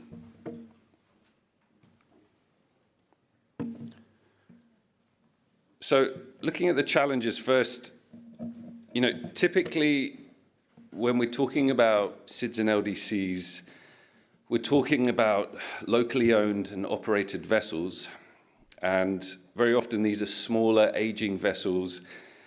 Many of the vessels have been bought second-hand from developing nations. The port perspective, we're talking about smaller ports, limited levels of infrastructure, and in many cases, limited access for international ships. The other point is that many of these SIDS and LDCs are on the periphery of the international shipping routes, and therefore it can be very difficult for them because they also find themselves on the periphery of finance, technology initiatives. So, for example, we've heard a lot about green corridors, how accessible, these types of initiatives are for SIDS and LDCs. There's a question mark there. In terms of finance, the ship operators, local port authorities, they have very small profit margins, and therefore they have very limited access to finance and investment. Many of these countries at the moment are relying on grant funding, to start the decarbonization process. So this leads to the question of what's being done to address these challenges. And I'll give a few examples from the IMO and from the project perspective. So we've got a number of initiatives which are either running or they're about to be launched. And these include the Saudi-funded IMO Cares project. This is focused on identifying what are the technology needs of SIDS and LDCs and finding the most suitable technology solutions that can be applied there. Closely connected with the IMO Cares, we will have the soon-to-be-launched EC-funded GMN Phase 2 project that will actually trial technologies in Africa, in Caribbean, and in Pacific. And both of these projects are working with the Maritime Technology Cooperation Centres, the MTCCs, which are based in each of the respective regions. We also have Green Voyage 2050. This project's been providing support to SIDS and LDCs to develop national action plans and they also provide a lot of technical backstopping in terms of pilot demonstrations. So these types of projects, they play very important roles to help these countries build capacity and to demonstrate technologies. But, and it is a very big but, if these types of projects and initiatives are not followed with finance and wider uptake, then they can be very limited in terms of impact in the regions. This leads on to the next point. Technology solutions cannot be looked at in isolations. Yes, technology is one of the key solutions to help decarbonize in SIDS and LDCs, but it has to be accompanied with access to finance, and there has to be training on energy-saving practices and policies. The three are very interconnected.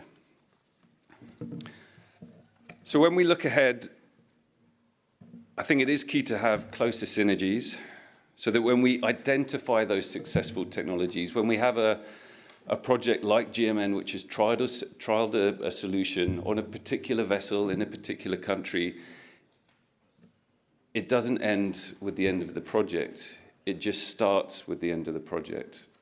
So we have the kind of support in place that will lead to bigger investments and bigger uptakes, not for that single country, but potentially for the wider region. That's where we have to focus, I think, in the future. And if that's to be achieved, we need a much greater level of engagement, a wider group of stakeholders, which are focused on new models of financing and looking specifically at these challenges for SIDS and LDCs. The good news is that this process of engagement has started. There are initiatives like the IMO FinSmart Roundtable, which are focused on engaging with IFIs, regional banks, intergovernmental organizations to tackle this question of how we support less developed countries. How do we ensure no country is left behind? So we have started the Voyage, but it is just the start, and we do have a long way to go. Thank you very much. Thank you very much, Anton. There's a lot of comments I want to dig into there, Anton, but I'll do that later, once we've heard from the other speakers and we've had some conversations with the panellists. But if I could ask Gavin Allwright, who's Secretary General of the International Windship Association, to come up. As we heard a minute ago in one of the other panels, there's wind-based routes, I think, has been discussed, and a lot of opportunities here in using wind-powered vessels and wind-assisted solutions. I need to be careful how I spell those two out separately these days. Thank you, Gavin. Press that on. Yeah, thank you, Craig, and thank you, Anton, for the presentation as well. Yeah, I'm going to take you on a little bit of a different voyage. We've heard a very sort of fuel-centric approach in the previous presentations. You know, if I was to turn around to you and say there is a fuel available that's abundant, pure zero emissions, not just zero GHG emissions, but pure zero emissions. It's abundant, it's globally available today, and it's free. Now, most ship owners would be biting my arm off. But when I mention it's wind propulsion, oh, we've done that before, haven't we? Did it for about 5,000 years. Well, now it's coming back. And this is a 21st century solution for very much 21st century problems. And as I mentioned, it's a zero emissions fuel. It doesn't need mining, refining, transporting, bunkering, or storage on the vessel. It's delivered directly to the vessel at the point of use. And as I mentioned before, it'll be zero cost. The energy is zero cost for the lifetime of the vessel. There are about 7 different technology groups. I don't have time to go into those. There is some more information in the PDF that you'll be able to get later. And what we're looking at is for existing vessels retrofitted, 5 to 20% of the energy requirement can be delivered by the wind if you're not moving that vessel from a motor vessel operational profile. So you're just going from A to B and you put some wind on. So you get 5 to 20%. Now, if you're allowed to wind route that, or even go on wind corridors, which were known as trade winds, yeah, I think we all know that, then you start getting some really interesting numbers happening. And if you're new building them, optimized, really nicely integrated wind ships, then we're looking at 50% plus. Some routes will be 80, 90% potential. So what does this actually mean? Well, the market, I'll just quickly talk about the market. We're talking some very large vessels at the moment. We're not making enough dent in Jan's decarbonisation yet because we've only got 31 vessels. But it's around about 2 million deadweight tons of shipping, everything from VLCCs and VLOCs right down to fishing vessels, large fishing vessels. So it's applicable pretty much everywhere, except the container sector at the moment, but that will be changing in the next year to 2 years. We have some 6 container vessels with wind assist that are on order in Korea. We will have 1 retrofitted, a small feeder container vessel retrofitted by the end of this year. So that's starting to move.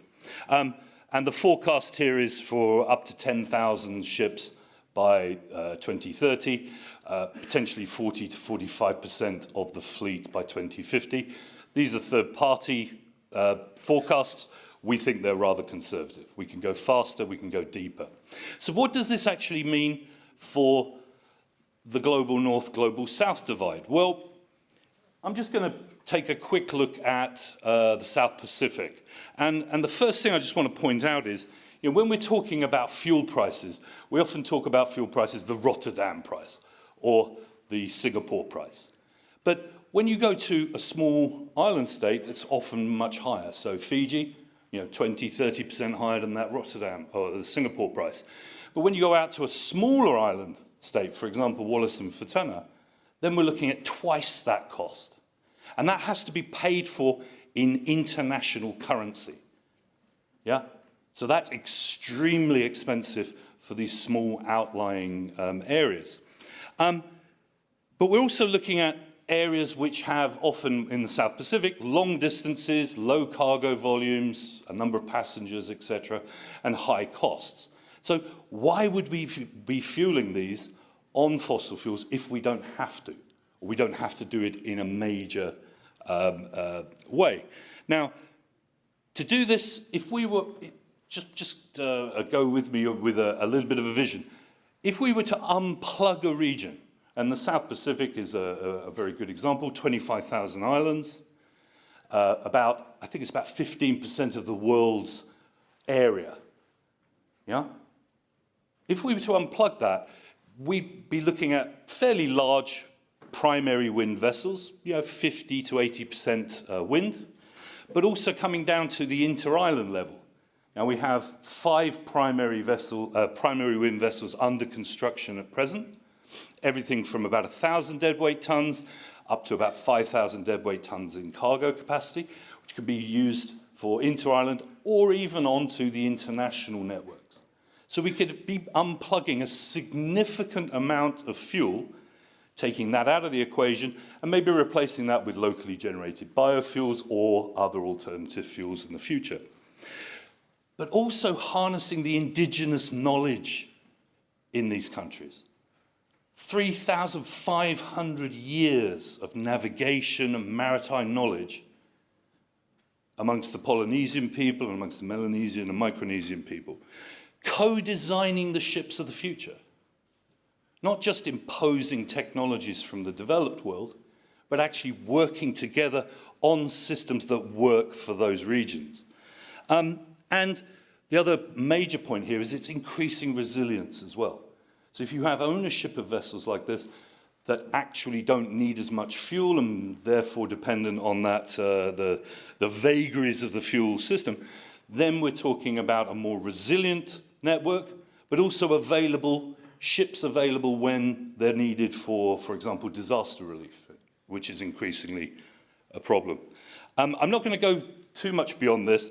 There's a few other slides with some examples, but also creating the virtuous circles. These vessels can be built or retrofitted in region.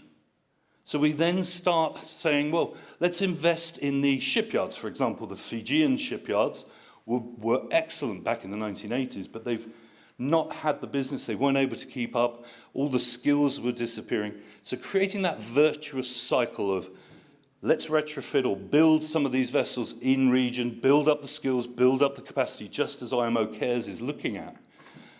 But also, you start to say, well, okay, we've got regular transport routes now.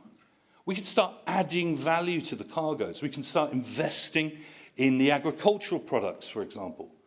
We can start delivering goods directly from one island to another rather than transshipping it via Australia, thousands of miles away. It starts to create a whole virtuous cycle, not just in the technology, the capacity and the training, but also in the way that we trade again, opening up uneconomical routes or new routes for trade and development, which I'm sure Jan will be very happy about as well.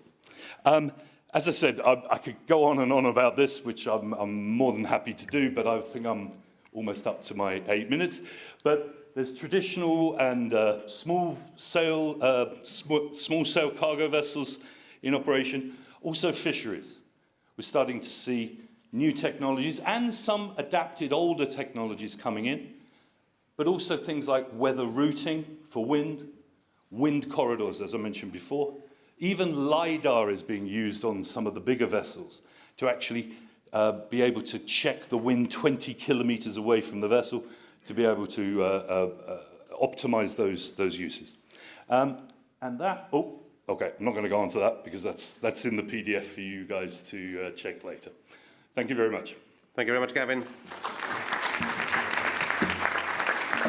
Good. And we're going to come back to that issue of how you get to that, particularly to like the Fiji example that you gave when we talk to the panel about the financing angles. Ahila, please, if you could take the floor, please. And Ahila is going to sort of introduce us to route-based measures and how that can be used as well, and some of the work there with the Next Gen Connect. Need to press the red button. Rookie. Hello, I'm Ahila Karen. I am from the Lloyd's Register Maritime Decarbonisation Hub. I'm going to provide a very quick update on the IMO Next Gen Connect initiative, which is currently underway. It focuses on route-based action plans. And it's an initiative that's focusing on its potential to basically enable and drive progress around maritime's decarbonisation. So in terms of definition, these are integrated action plans that brings together various projects and stakeholders to reduce greenhouse gas emissions on specific maritime routes. So there are several key objectives to this initiative. The hub was brought into this initiative to help develop a methodology around how we can actually implement these route-based action plans and a toolkit so it's actually implementable. And part of this is ensuring as well that this supports an inclusive maritime decarbonisation and is inclusive of small island developing states and least developing countries, and understanding their roles in this whole transition much better within the scope of route-based action plans. As we're developing this method, we're also using the Asia-Pacific region as our testbed. That isn't to say that the methodology is only for this region. The idea is that the toolkit would be usable. It's region agnostic, basically. You can use it across the globe, various trade routes, different trade lanes. But it's a means of developing a process to go through this route-based action plan. Through the initiative as well, we're using this to try and get voices from those perspectives as well and showcase some early first movers and share a lot of the lessons that are already being learned in the process. We've heard today lots of first mover initiatives, lots of initiatives happening. What have they done so far? Why maybe have they kind of hit roadblocks, or where are the challenges that still remain? So it's kind of a session to kind of get the feedback and also really get to the root of some of the regional challenges as well. So a bit of a timeline of how this has progressed. So earlier in April, the Singapore MPA and IMO, who initiated the Next Gen Connect, brought on partners like ourselves as well as signing an agreement with the Norwegian Ministry of Climate and Environment.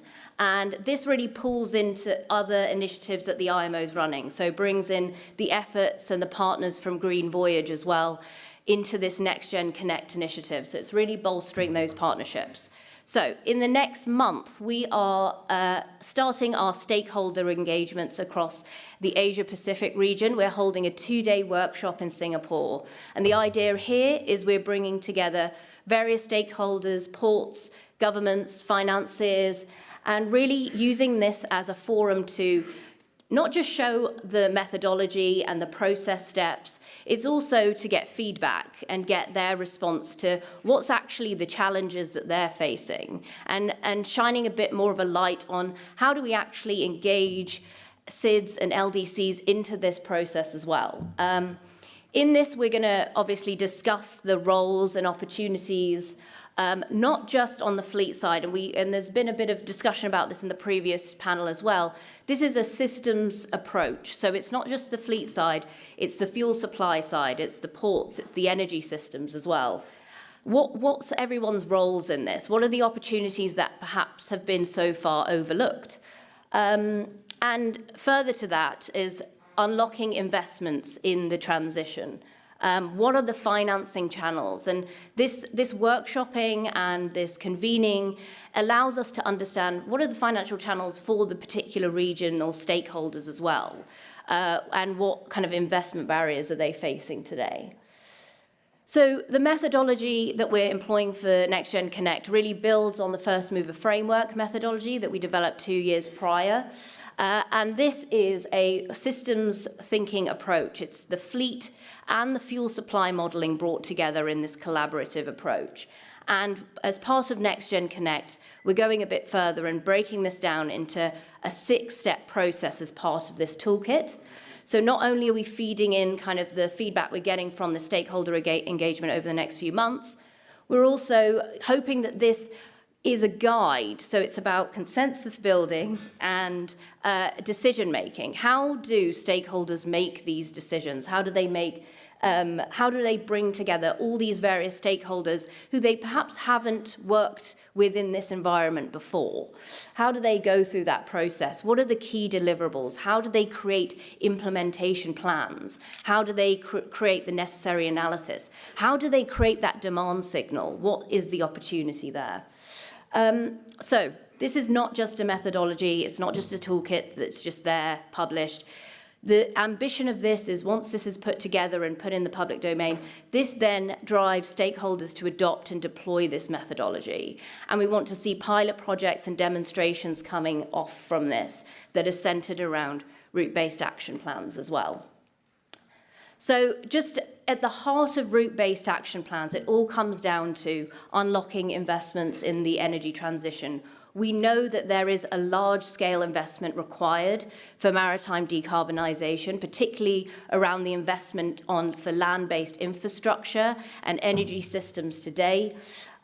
So this workshop is not only bringing the investment community together with the shipping industry, but it's an opportunity to understand what are the actual financing challenges today.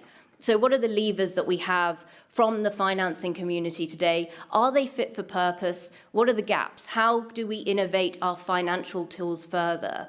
What sort of mechanisms do we need to actually overcome these cost gaps that we were talking about before? In the process of this, maritime decarbonisation requires a system solution. And so we're hoping that through these conversations, we can shed a light on the fact that financing will also have to ensure that there's a systems-wide thinking around this as well. We hope to publish our methodology in the toolkit and also some of the findings from the stakeholder engagement that we're doing in Asia as well in the coming months. Thank you very much. Thank you very much, Ahila.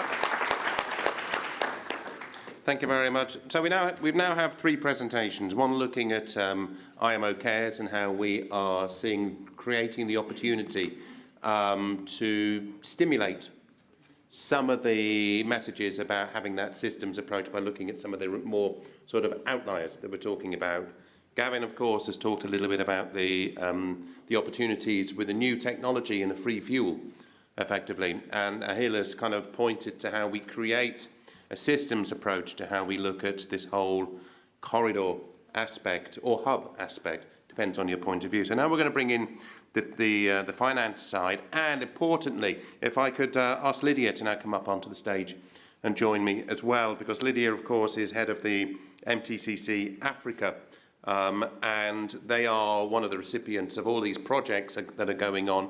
The 5 MTCCs around the world, all part of the GMN. Basically, that's where the IMO, the DPP, a lot of the change is kind of being focused to ensure that there is sort of an equitable element here so that we get the opportunities there. So what I'm going to do here, having invited you up onto the stage, Lydia, I'm now going to ignore you, sorry. I'm actually going to go to Robert and to James first, because I want to bring in the finance, specifically the finance element here, because I'm going to do that because you demonstrate for me the sort of the recipients, and after you've heard from them, I'm going to specifically ask you whether you feel confident that the passage that we're going through with the industry is truly equitable or not, and whether you see that the finance is there, whether you are demonstrating, and what you then offer to the finance markets and others to sort of demonstrate that there is opportunity. But first, James, could I bring you in right down at the very end there from EBRD? Let's bring in, so what role do you see EBRD as one of the financial institutions here in terms of creating this innovative approach? Because we've been talking about innovation in process, we've been talking about innovation in technology, but what about innovation in finance? Yeah, sure, thanks. So for those that don't know, EBRD is the European Bank for Reconstruction and Development. It's a multilateral development bank. We operate in 36 countries in the Mediterranean, Eastern Europe, and Central Asia. I guess Central Asia is not so relevant for IMO. I work in the climate strategy and delivery team and am responsible for helping the bank think about its approach to decarbonising the infrastructure sector, as we call it, part of which is maritime. So, I mean, when we see, this morning a number was shared with me of an investment need of 100 billion per year. I mean, from a banker perspective, that's great. It's a big number. What role can we play in that as a financier? Now, ultimately, whenever we take a project for financing, it has to be bankable. And what does that mean?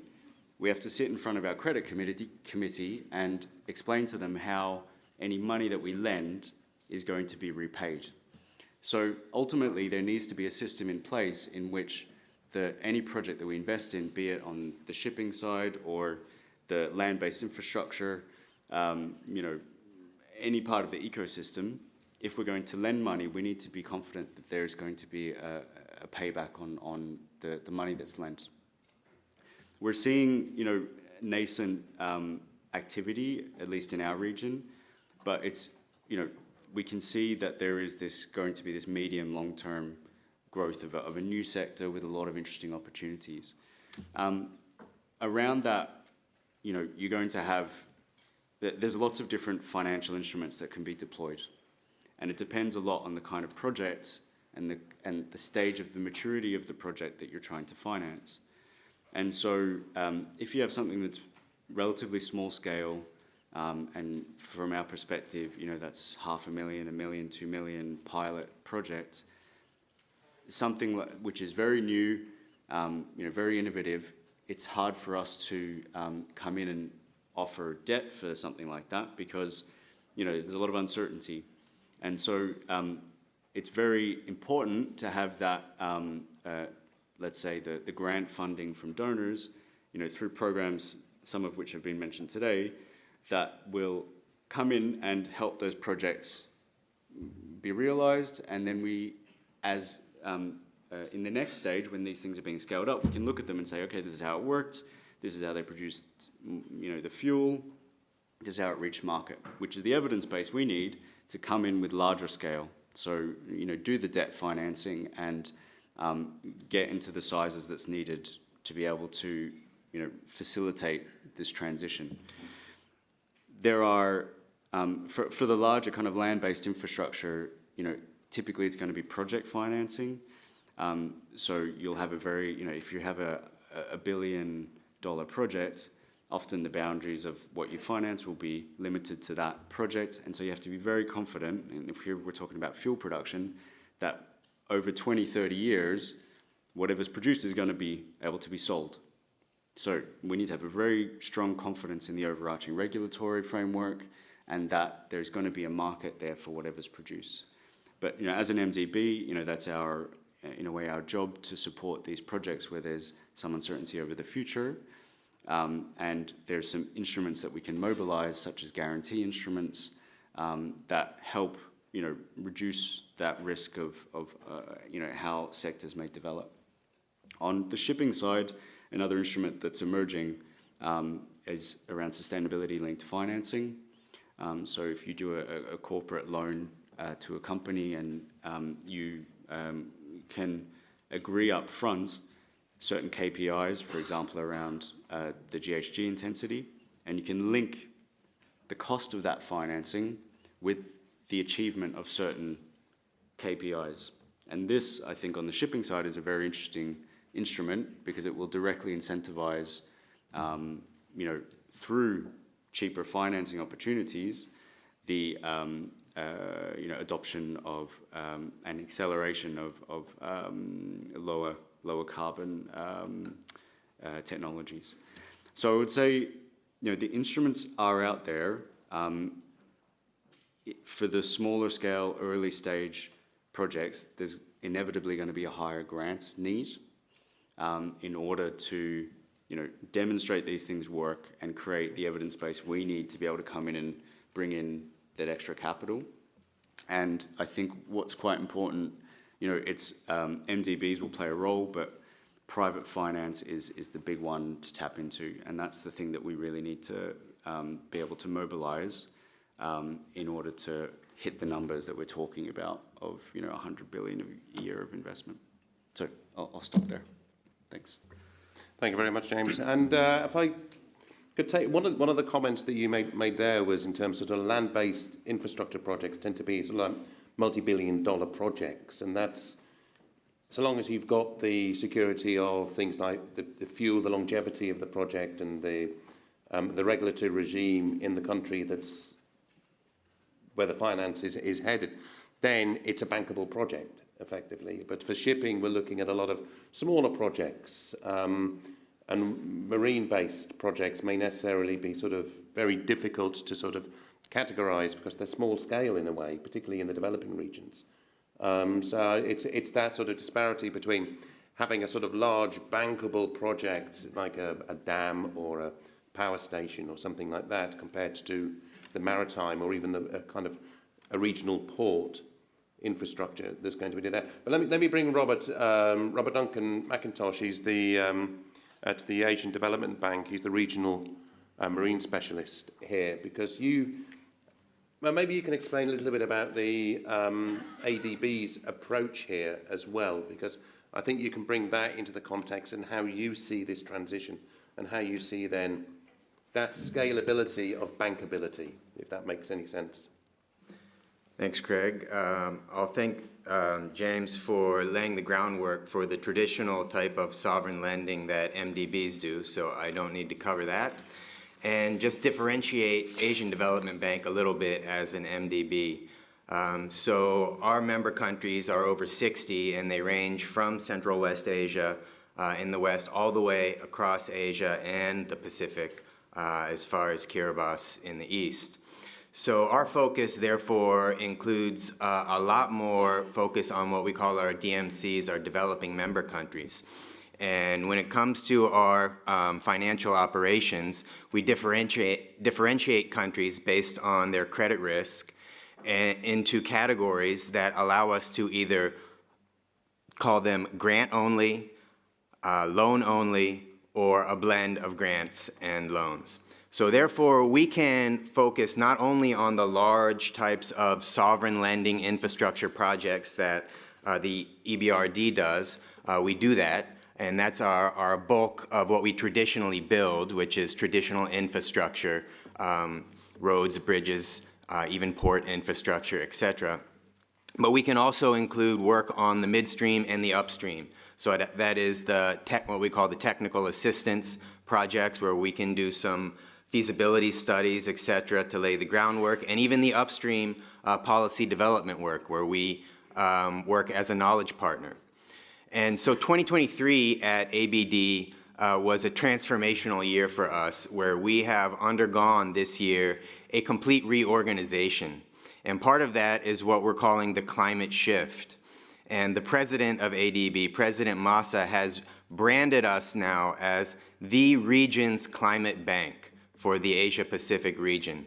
So this introduces a suite of quite ambitious targets for increasing our total operations. Currently, I believe last year, our total operations at the bank were approximately $30 billion.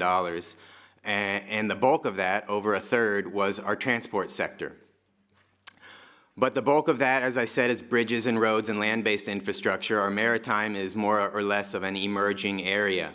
But a big part of this climate shift now, in addition to increasing our ambitions for operations from 30 billion, now we have a target of 35 billion by next year. That's aiming at 80 billion by 2030 with an ambition, 80 billion is the target now for 2030 with an ambition of 100 billion. So that is an enormous increase in our operations, and this comes with a major caveat. As of July this year, 100% of our sovereign operations must be Paris aligned. So that includes an internal review process that I won't get into the nitty-gritty of here, but 100% of everything we do in our sovereign operations now has to align with the Paris Agreement in terms of mitigation and adaptation. In our non-sovereign operations, 85% as of July this year, with a target of 100% by 2025. So that means we are not joking when we say we are the climate bank for the region. Now, with these ambitious targets to up our lending and our granting, there is some very strong interest at the bank for the potential of what for us is an emerging area, and that's maritime, to introduce a programmatic approach to this type of large-scale operations. So getting into how we can support these, what I consider the regulatory drivers coming from MEPC 80 and what we hope is further to come from these midterm measures, setting the driver for industry to move forward. We're looking to how we can support our developing member countries in this just transition.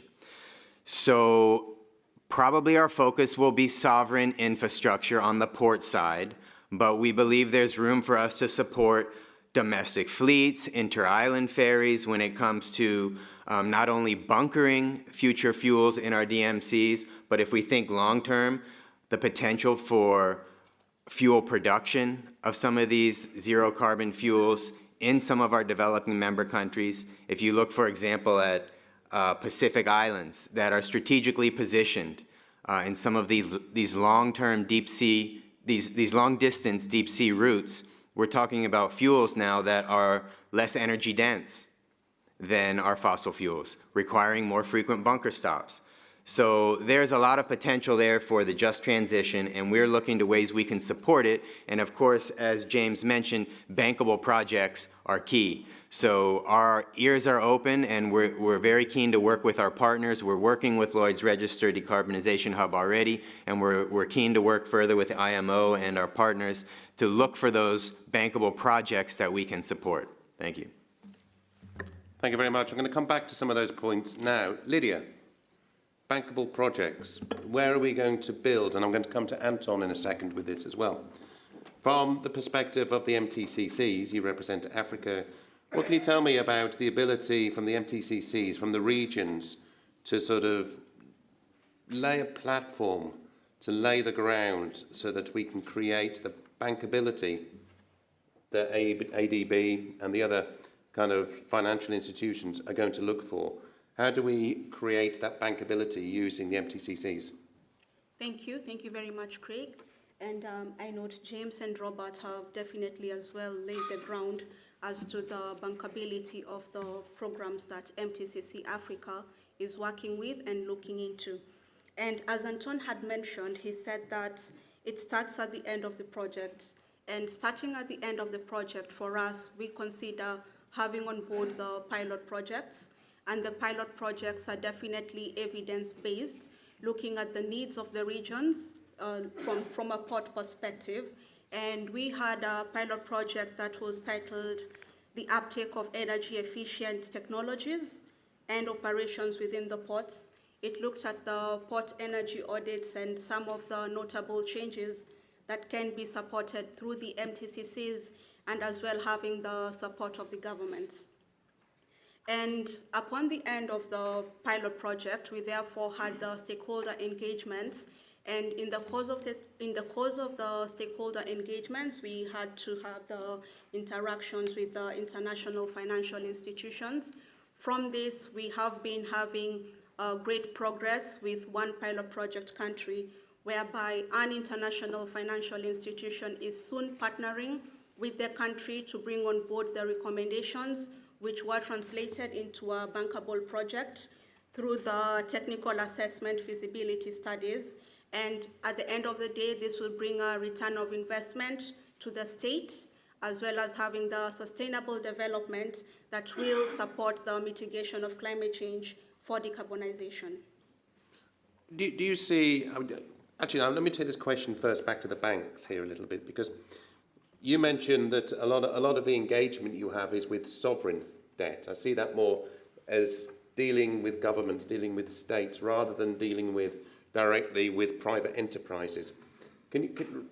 Maybe, Robert, you could sort of touch on how what you achieve can sort of trickle down and create that opportunity in the private sector, because a lot of shipping, of course, is private. That's right. At ADB, we do have what we call the Private Sector Operations Department.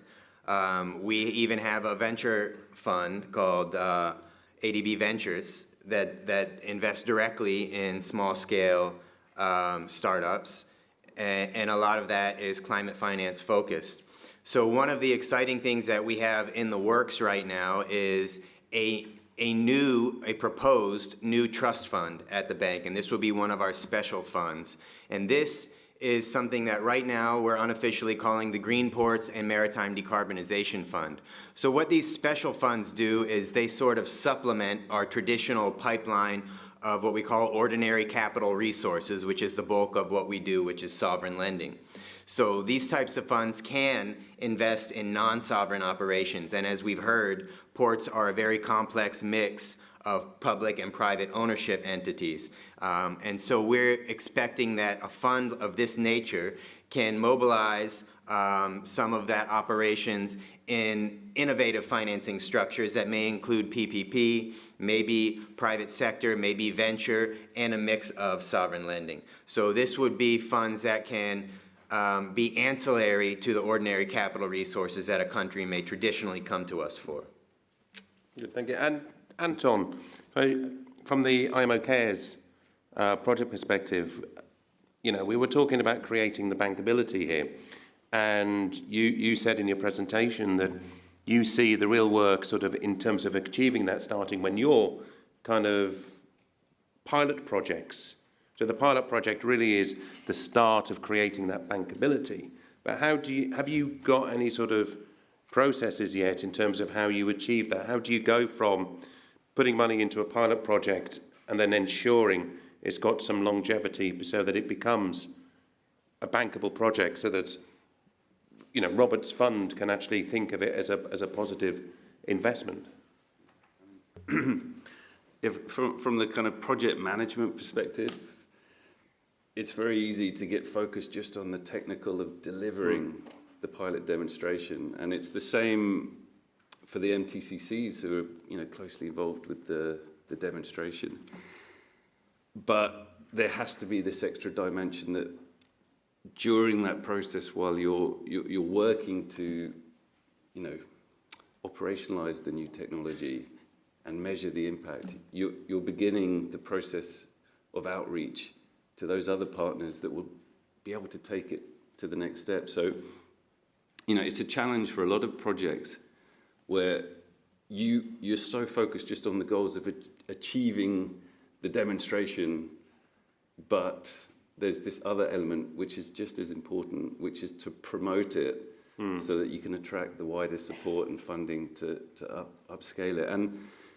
And it's like that for the project teams, it's like that for MTCCs, but it's like that for countries and some of the local operators. You get just so focused on the technology success that you forget the bigger picture, which is that it has to lead to the next step. So in other words, you're talking about being able to commercialise it so that it remains within, you know, we're talking here about LDCs and SIDs, so it remains there and it can be a commercial success in the region. Yeah, so we have lots of criteria for where we're going to do a pilot demonstration and who we're going to do it with, and one of the key criteria is, you know, the potential for upscaling. So if you're working on a particular vessel, what's the chance that that could be applied to a whole fleet, a fishing fleet, for example, or different ports in a region? But then you have to connect to the wider fleets and you have to connect to the wider ports, because that's part of the process of the outreach to attract the finance as well. So you reduce that perception of the risk that they have. And you know, having Lydia here already, you know, MTC Africa is engaged with the African Development Bank. You know, they'll be key at that stage when we want to upscale some of these pilots which are going to be developed. So, you know, it's a goal for the NTCC, and it's a goal for us as the projects as well. We have to start the engagement with, you know, with finance to basically shape the result so that it's going to attract their interest and potentially their funding. It's a key part. James, can I bring you back in from EBRD, because you were doing your initial opening mention there, you talked about what's going to be needed in terms of about $100 billion, and it needs to be bankable, and then you went on to explain a little bit about the sort of the perceptions of risk that you have within the institutions, the financial institutions. How do you see that risk mitigation being resolved? Do you see what Anton was saying there about having a project and being able to disseminate the results of that project so that it becomes a wider project? Do you see that as being something that will help mitigate, or do you want to see more? Do you want to see something else in terms of that risk mitigation? Yeah, so, I mean, a key part of mitigating risk is more information and more certainty. And so pilot projects and demonstration projects go a long way in addressing that, insofar as, you know, you're not basing it on hypotheticals about technologies or you know, the way something's going to perform. You're basing it on a real example of a real, you know, deployed technology, and you can see some of the issues. For example, in one of our countries of operation, we're looking at financing electric ferries for urban transport, and being able to see that technology already being deployed in other markets. We know how that's going to work. We know that the municipality that we're going to lend to is not going to be left with an asset that's going to, you know, blow up after 2 years. You know, the battery will work for a certain amount of time. So this brings us comfort that the project concept and the design is solid and robust. So I think the key bit is, you know, who you're lending to changes a lot the way something is perceived in terms of risk. So actually EBRD is we're required to do 80% of our lending to the private sector. So we are a private sector oriented multilateral development bank. And so we deal a lot with private sector risk and understanding before something is commercially viable, you need to have that track record. We won't be able to get it through our credit committee if there's not a clear sort of understanding of the performance of the different technologies. So again, that getting the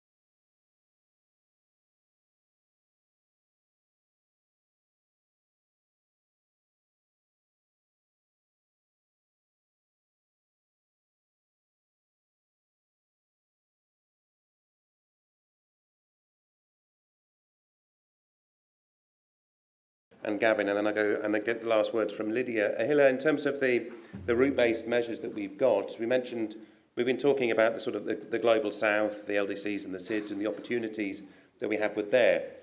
Just a little bit more concrete here, because if you're developing a route-based measure or a green corridor and you're connecting 2 points, but you're also creating a network, you're creating a hub, is that in itself part of this risk mitigation? Yeah, so I think also it lends itself to what was said previously as well. It's about this demand signalling, this growth. You're creating a business case and you're saying, okay, there are assurances that the demand will be there in future. Point-to-point routes, yes, okay, maybe there's not a lot of traffic on one point-to-point route, but there are other externalities around developing that ecosystem as well. And that's part of the kind of business case development, especially when you're looking at sort of what are public sector interventions in this if we need to bridge the cost gap? How do we demonstrate value creation from these route-based action plans that go beyond maybe just the mere shipping of a few vessels between 2 ports if there's not enough traffic? And also, the implications at a policy level is, does it impact health? What are the impacts to the wider economy? Is there a way we can create a stronger business case by teaming up with other sectors where we're seeing, fuel infrastructure projects being bankable?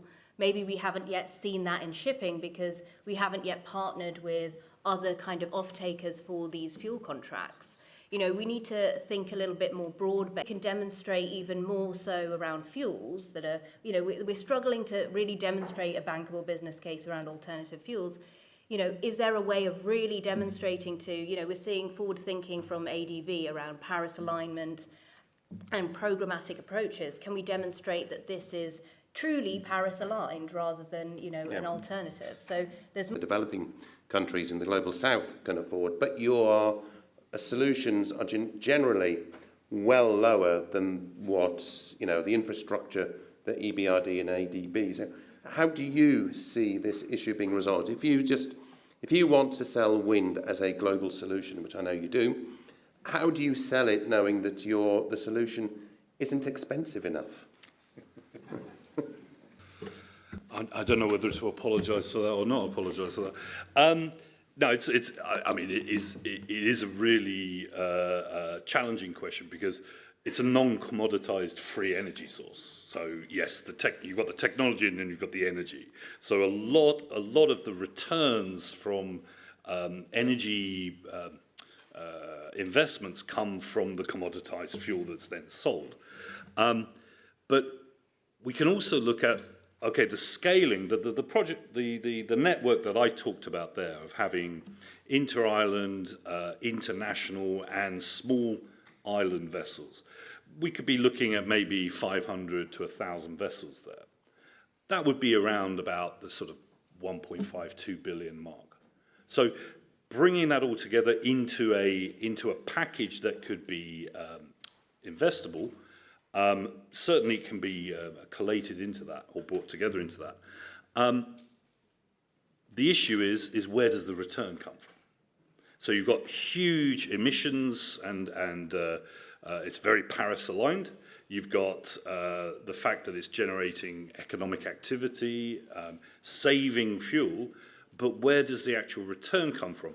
Now, if we flip that on its head, maybe we should be financing a system that transfers the capex onto an opex aspect. So where you've got ship owners actually leasing or buying wind as a service as opposed to buying the technology. So financing a company that has, say, 5,000 units that can be installed, and we've got a very old fleet, for example. So when that ship goes out of operation after 10 years, you get the unit back, and that can be released. So it's looking at different ways of doing this, not necessarily doing it the old capex way.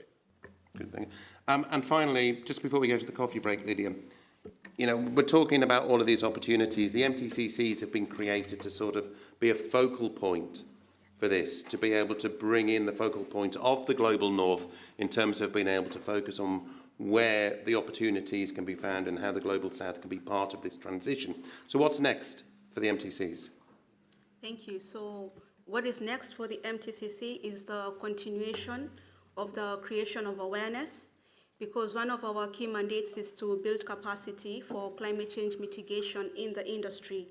And one way of doing this is through the building of capacity. And building of capacity also entails creating the environment for the member states to be aware that there are opportunities that they can get support from the international financial institutions. And the FinSmart initiative has also been a great engagement for the MTCCs, because the member states are now in the knowledge field that they can get further support to support their port infrastructure as well as their ships and ports infrastructure as well for the decarbonization initiatives. So our next steps is also to create the technology awareness through more pilot projects, specific pilot projects which are regionally aligned in a manner to make sure that the results will also be replicated to the entire region, and for the region to benefit wholesomely, looking at the key performance indicators through the GMN and other forums that we shall be having. Good, thank you. And we're going to dig into that a little bit later after the coffee break, because I'm going to try and talk about what next and how we're going to move forward. Gavin? Very quickly, Yes. We're late for coffee. So. Yeah, no, I apologise. Actually, it was a comment that I wanted to make about Asia Development Bank, about welcoming their switch to being a climate-aligned bank. I mean, one of my big bugbears has always been about the siloing of green finance or sustainable finance. I've never heard a financier saying, actually, we specialise in unsustainable finance. So I think that this change, I think that the Asia Development Bank is doing, really all of the other financial institutions really need to look at this, stop siloing it into green finance, say that's normal finance now. Good. So thank you. Thank you. Can we say a big thank you to our panel, and I'll let you go up for about 10 or 15 minute coffee break.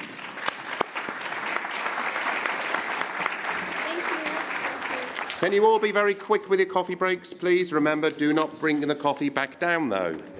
Go up there, buy it, drink it, then come back down. I've been told 3 times now. Sorry? And we'll start again at 4 o'clock. Okay, thank you.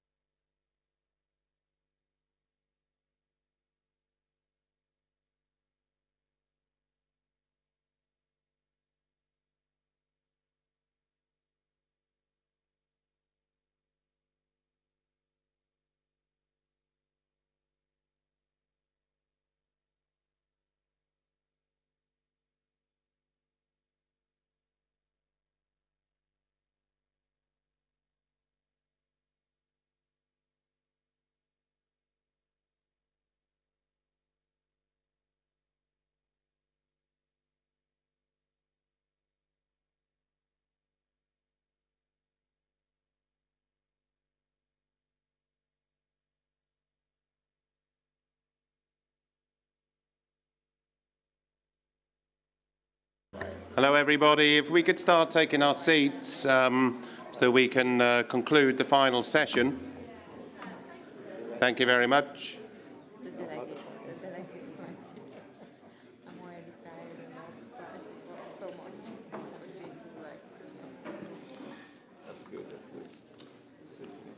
Thank you very much.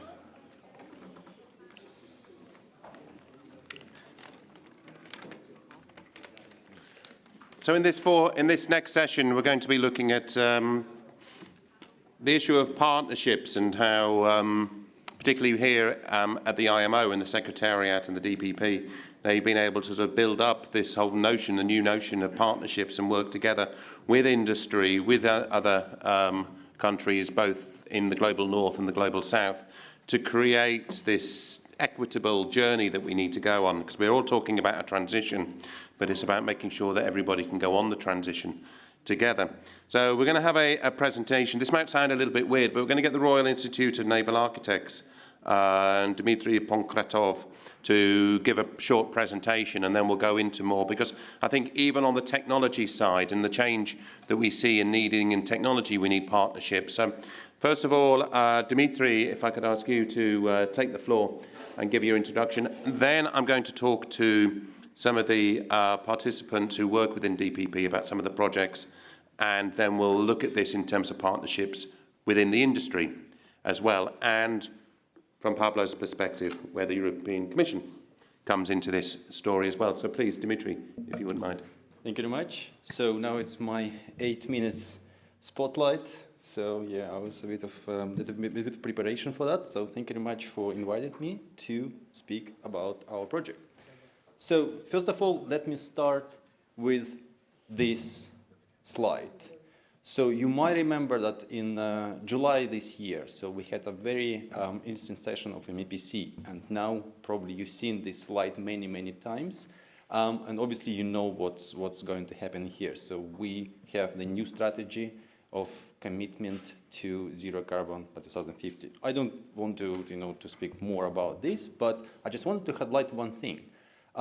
2 weeks ago, at the London International Shipping Week, DNV, they make an announcement of the maritime forecast for 2050, and they outline how we are going to achieve this. So not what, but how. And that's actually quite an interesting picture. If you haven't seen this, I will show you in a second. So obviously, the alternative fuel is the solution.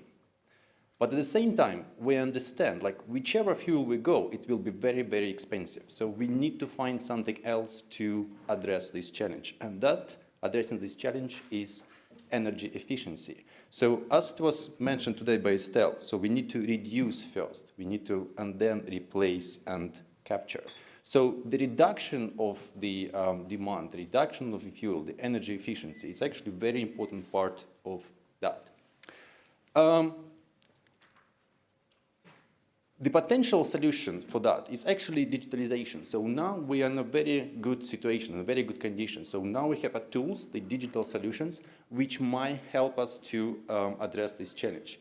And obviously, we didn't have this solution 50 years ago, but we do have all the necessary tools to address this challenge now.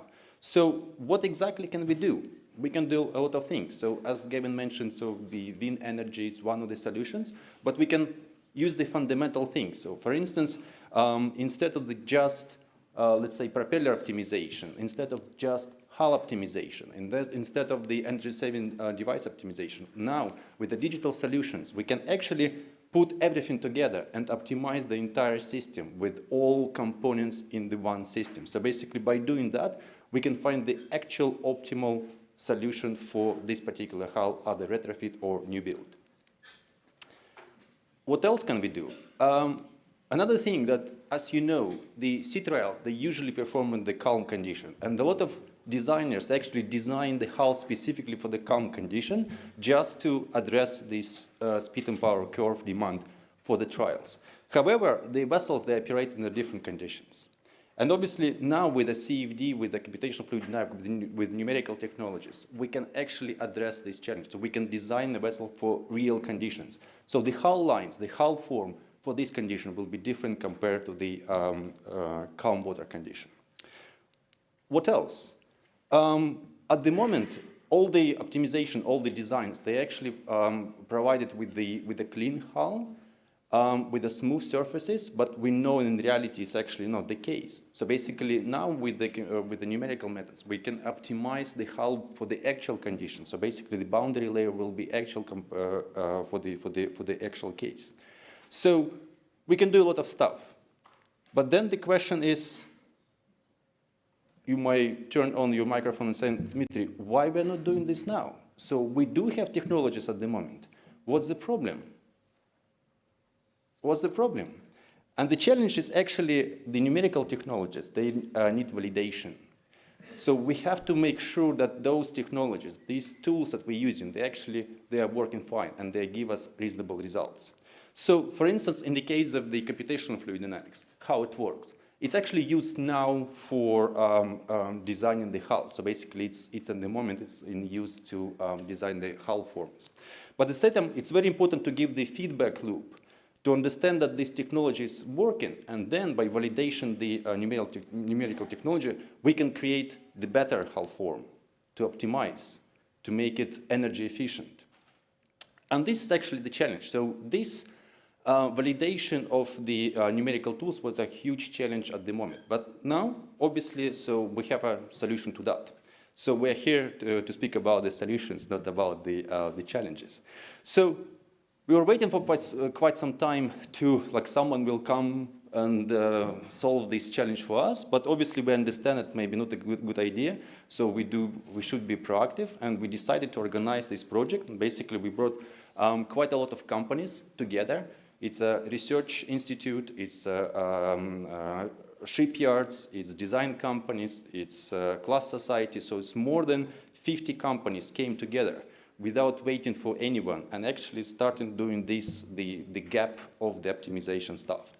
So the budget for this, obviously we could get money from the European Union, we could get money from the governments, but we decided not to wait for this like long process. So we actually got the money from themselves. So basically it's self-funded project. So it's a global initiative, self-funded project to make it happen.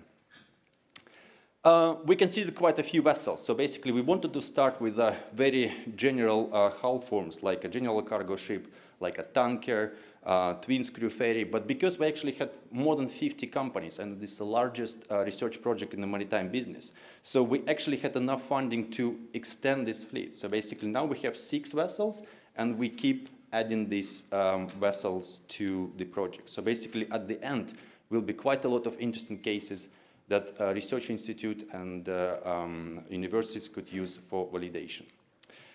And the final thing, so obviously we do understand that if only these 54 companies or 55 companies have access to this data, so basically they will be benefiting, but no one else. So we need to think globally, we need to make this data available. And basically what we are doing, obviously, now the data is available only for the 50 plus companies, but everything will be available in the public domain next year. So basically for universities, for research institutes, it will be a good opportunity to validate and improve ship design.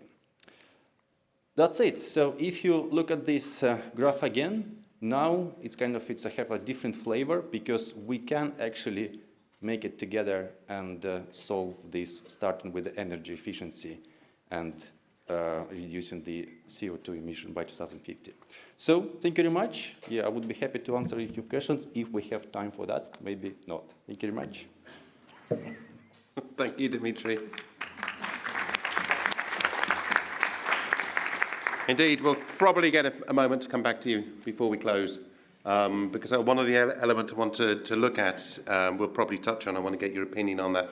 But first, if I may, Georgie Gerban, Lilia Kodet Elkil and Tamara Barbadze are within DPP. Georgie is Head of Projects Implementation at the Department of Projects and Partnerships and Projects. I keep on getting that name the wrong way around. It's Partnerships and Projects. Lilia is within the Glowfouling Partnerships Projects, and Tamara is in Glowlitter. As you probably do know, that there's a lot of different projects within the DPP where they look at different environmental projects here, and I spoke to Joe's for an interview yesterday, and I was pleasantly surprised to see some of the future plans that they've got are actually moving even beyond the environmental picture. So it's very much a department that's in growth mode. So Georgie, let's start with you, so you can give an overview of where we are with DPP, because it was started, what, 3 years ago? And one of the goals has been this innovation forum, but also you've got glow litter, you've got glow noise, you've got glow fouling. In the past, prior to DPP, there was glow ballast, but we've got a growing range of projects here, and we've got the Green Voyage, and we've now got the other elements within the GMN as well, and we'll come to Pablo to talk about that in a second. But tell me a little bit about the sort of like the scope that you have. Thank you very much, Craig. So indeed, DPP was created 3 years ago based on the realization that IMO needs to even further support with the more long-term view also developing countries in implementing IMO conventions, rules and regulations. And we have grown quite a bit. I would like to think that this growth is partly thanks to the growing interest both of the beneficiary countries and of the donors to implement our work, and partly also to the success of the project team for successful implementation of projects that we show that we can actually support the implementation. We started the project portfolio of DPP started 3 years ago around $30-something million with 6 projects. Now we have 18 projects and hitting the 100 million mark. So it is a very rapid growth. It's also a rapid growth when you think about implementation challenges. And we are moving also from projects to programs. So the 2 project managers you will hear from later, they're both working in areas where there's a lot of interest, both from the beneficiary side and both from the donor side, to work even more with projects. So both on biofouling and both on sea-based litter, we are moving from projects to programs.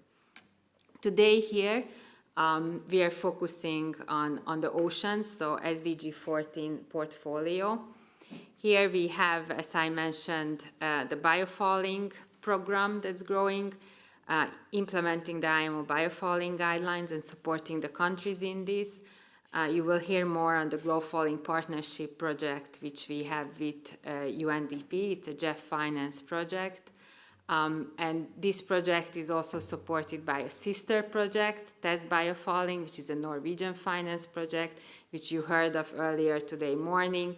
It's specifically supporting piloting biofouling technologies. Now, I said that this is the oceans portfolio, but of course we all know that there are close links also to climate and GHG and SDG 13, because we have just done a study recently that showcased that by implementing the IMO biofouling guidelines, one can also reduce the consumption of fuel, and that of course also results in saving emissions. Our other portfolio, which is growing the fastest, is the sea-based litter projects. We implement all of them with our partner FAO. They are both supporting the implementation of the IMO and the FAO relevant guidelines. We all know that the majority of marine litter is land-based, but that doesn't mean that we should not do anything on sea-based litter. And that's what we are doing. We started again with the Norwegian supported project of Glow Litter, but we have 2 sister projects now in the making. Reg Litter just started. It's a Southeast Asia focused regional project, also addressing specifics of the region with the support of the Republic of Korea. And we have just starting the preparations, a JEF-approved ProSeas project, which we are again implementing together with FAO. We also have a long-standing project called SenseTrack, which you also heard about. It has resulted, and we are very proud of it. It's the only project we have supporting only one country, but a very important country in ship recycling. And we are proud that this project has indeed supported Bangladesh to get to the point to ratify the Hong Kong Convention. The project didn't stop yet, so now we are supporting Bangladesh and industry in Bangladesh to be fully in compliance with the convention. Our newest baby in the oceans portfolio is the GLONOS Partnerships project, which is following up also on the recently revised guidelines of IMO, and it's going to address and mitigate underwater noise from shipping. It's a UNDP and JEF project that is also just going to start soon. I'm not going to go into the details. You will hear a bit more details on the two most growing portfolios. Just to note 3 things that we see with all of these projects that where there is a change. One change is that there's more and more interesting pilots, so on-the-ground work, both from the side of the beneficiary countries and also from the donors. Number 2, that we are growing in partnerships also when it comes to implementation. You heard earlier from the financial institutions in the previous panel. It is clear that finance is a key issue for the sustainability of the project. For this, we also have FinSmart, which is an IMO, EBRD, and World Bank-led initiative with Maritime green transition. The third point is the importance to involve the industry, both in the implementation of the project and also see how we can gather their knowledge that we can build on and bring into the policymakers. And you can see that almost under all our projects, we have a global industry alliance that is bringing on those industry members that aim to progress in the area that the project is addressing and also support with their own knowledge, time and money these areas. Thank you very much. Thank you very much, Georgie. And if I'm going to use that, then you mentioned the other 2 partners beside you from the DPP, Lilia and Tamar. So maybe I could just ask you just to very briefly sort of like some of the latest developments that you see in the glow fouling and in the glow litter projects. Sort of what are the kind of the latest statuses here? We know that glow fouling has been running now for a few years. We had the big event last year, 4 days of insights into what's going on with glow fouling. But in terms of, and as Georgie said, glow fouling relates to biosecurity in terms of invasive species and the fuel efficiency questions as well. So maybe, Lilia, a little bit of insight into what's going on within your side of the DPP world. Thank you, Craig. Thank you very much. As Jorgi said, the Glow Fouling Partnerships project is there to support the implementation of one instrument of IMO, which is the IMO biofouling management guidelines. And we have been implementing a series of technical cooperation activities, capacity building, to help 12 developing countries increase their uptake of these important guidelines, which, by the way, were revised at the last MEPC 80. In terms of implementation, as you said, Craig, we're close to, we're more, leaning towards the end of the project. And it's a very good time to stop, look behind, and see what has been achieved so far. And we've done that exercise because we had a meeting this summer with our donor, which is Jeff. And it was great to see that overall more than 75% of the activities that were planned were actually implemented, which means concretely that our developing countries have increased their expertise in the field through training courses and other activities. And another important milestone is what has been achieved by our Global Industry Alliance, which is a group of private companies that came together to help and support the project to break barriers towards the uptake of these IMO biofouling guidelines. And I think we'll hear from perhaps Darren, who is a member of our GIA. He's also here on the panel to explain what is the contribution of the industry. But I think that, you know, when I started implementing this project, we were basically close to zero, because first of all, there was a great, the issue was low profile biofouling management. We knew about invasive aquatic species, we knew about ballast water, and we, of course, most of you, I'm sure, heard about GloBallast, and so we were really almost starting from scratch. So a lot has been done in terms of raising awareness about the importance of the issue. A lot has been done to increase the capabilities and the expertise of governments. A lot has been done in fostering collaboration between stakeholders, which is super important, and that's why, you know, partnerships and projects such as GloFouling or GloLiter, which are built, you know, to foster this collaboration amongst partners and stakeholders, is very important. So, so far so good, I would say. I don't know if that answers your question, but so far so good. I think that we achieved a lot in terms of raising awareness, increasing the capacity, facilitating, you know, contribution from the industry, from solution providers as well. So a lot, of course, needs to be done, but we're good so far. Good so far, thank you. Thank you. And Tamar, if I could just get your input here. We heard a lot earlier today from Canada and Chile and South Korea and from Gazamp about issues that relating to plastic in the oceans. But tell a little bit more then about GloLiter. Thank you, Greg. We all know that marine plastic litter presents a huge problem in the world, and it's a growing problem.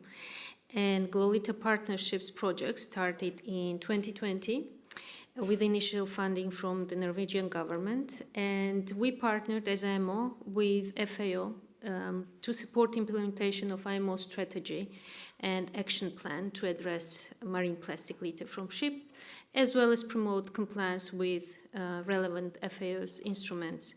And we are happy to inform that the last 2 years or so, we've been working with 30 countries that joined GloLiter, and they are either lead partner countries or partner countries. And we have been successful thanks to amazing partnership with the governments, with both maritime and fisheries authorities at the national level. Almost 10 countries produce national action plans that identify their priorities in addressing sea-based marine plastic litter, not only at the national level, but they are joining forces to address the issue at the regional level. And GloLiter has been excellently positioned to support at these different levels. And not only have been working on national action plans development, but they started implementing legal and policy reform, how the international regulations, including MARPOL Annex IV or relevant FAO's instruments, can be incorporated into national legislation. And it is ongoing work, and we hope we'll be successful in achieving the results that are planned. And I would say, and to add what Georgie mentioned, that as a result, an excellent partnership with our partnering countries, the maritime authorities, fisheries authority, and with initial support from Norwegian government, IMO and FAO mobilized additional funding from government of Republic of Korea. We're just starting the regional project focused specifically on Southeast Asia. We've received support from the government of Saudi Arabia as well as Australia. From AMSA, we're specifically supporting Pacific region, and our colleagues from the Kingdom of Saudi Arabia are supporting regional partnerships led by Costa Rica. And I would like to say that our team, global team, IMO, FAO, strategic partners, we look really forward to continued partnership at the national, regional, and global level, and so that together we ensure that no more plastic is found in our oceans. Thank you. Thank you very much. So we've got an insight here of what some of the projects that are ongoing within DPP. And one of the reasons for doing that is, if you bear in mind what we had in the previous session when we were looking at the financing, what DPP is able to do is to take some of this donor funding and channel it into specific projects to help build up that security. We heard in the previous section about needing the basis so that we can actually build up opportunities in the financial sector. So we'll then see a reduction in the risk and also within industry. So hopefully one of our panellists couldn't make it, so hopefully he's on the line. Have we got Tore on the... We do? So I'm going to introduce now Tore Longvat and Darren Jones. Tore is from the Low Carbon Global Industry Alliance, and Darren, who's on my right here, is chair of the Global Industry Alliance for Marine Biosafety. So what Lydia was saying in terms of biofouling. So I'm going to start with Darren until I can see Tore actually on the screen. Oh, he's on there now. I'll come to him in a second. Darren, from your perspective as a technology provider, the opportunities with GIA, then, how does that help you as a business see the opportunities and see the advance? Because, I mean, tell me in short why the GIA from an industry, from a technology perspective. So I think the GIA is fairly unique. I've been around the block with governmental bodies and all things over the years. And what the GIA has really done, it's brought all of the technologies that are currently in the frame. It's also brought vessel operators and others to the table, and we've all sat down and said, how can we solve this problem realistically, and how can we solve it now? And it's the first time that I'm aware that that's actually happened. And I will tell you now, the one thing I've learned in the last 3 years is biofouling is now optional from a technical and an economic perspective. If you've got biofouling on your vessel, it's because you chose to have it there. And Tore, if I could go to you now. Hopefully you can hear me clearly. You're nodding, so I take that as a positive. Tell me about the GIA that you're involved in, the low carbon GIA.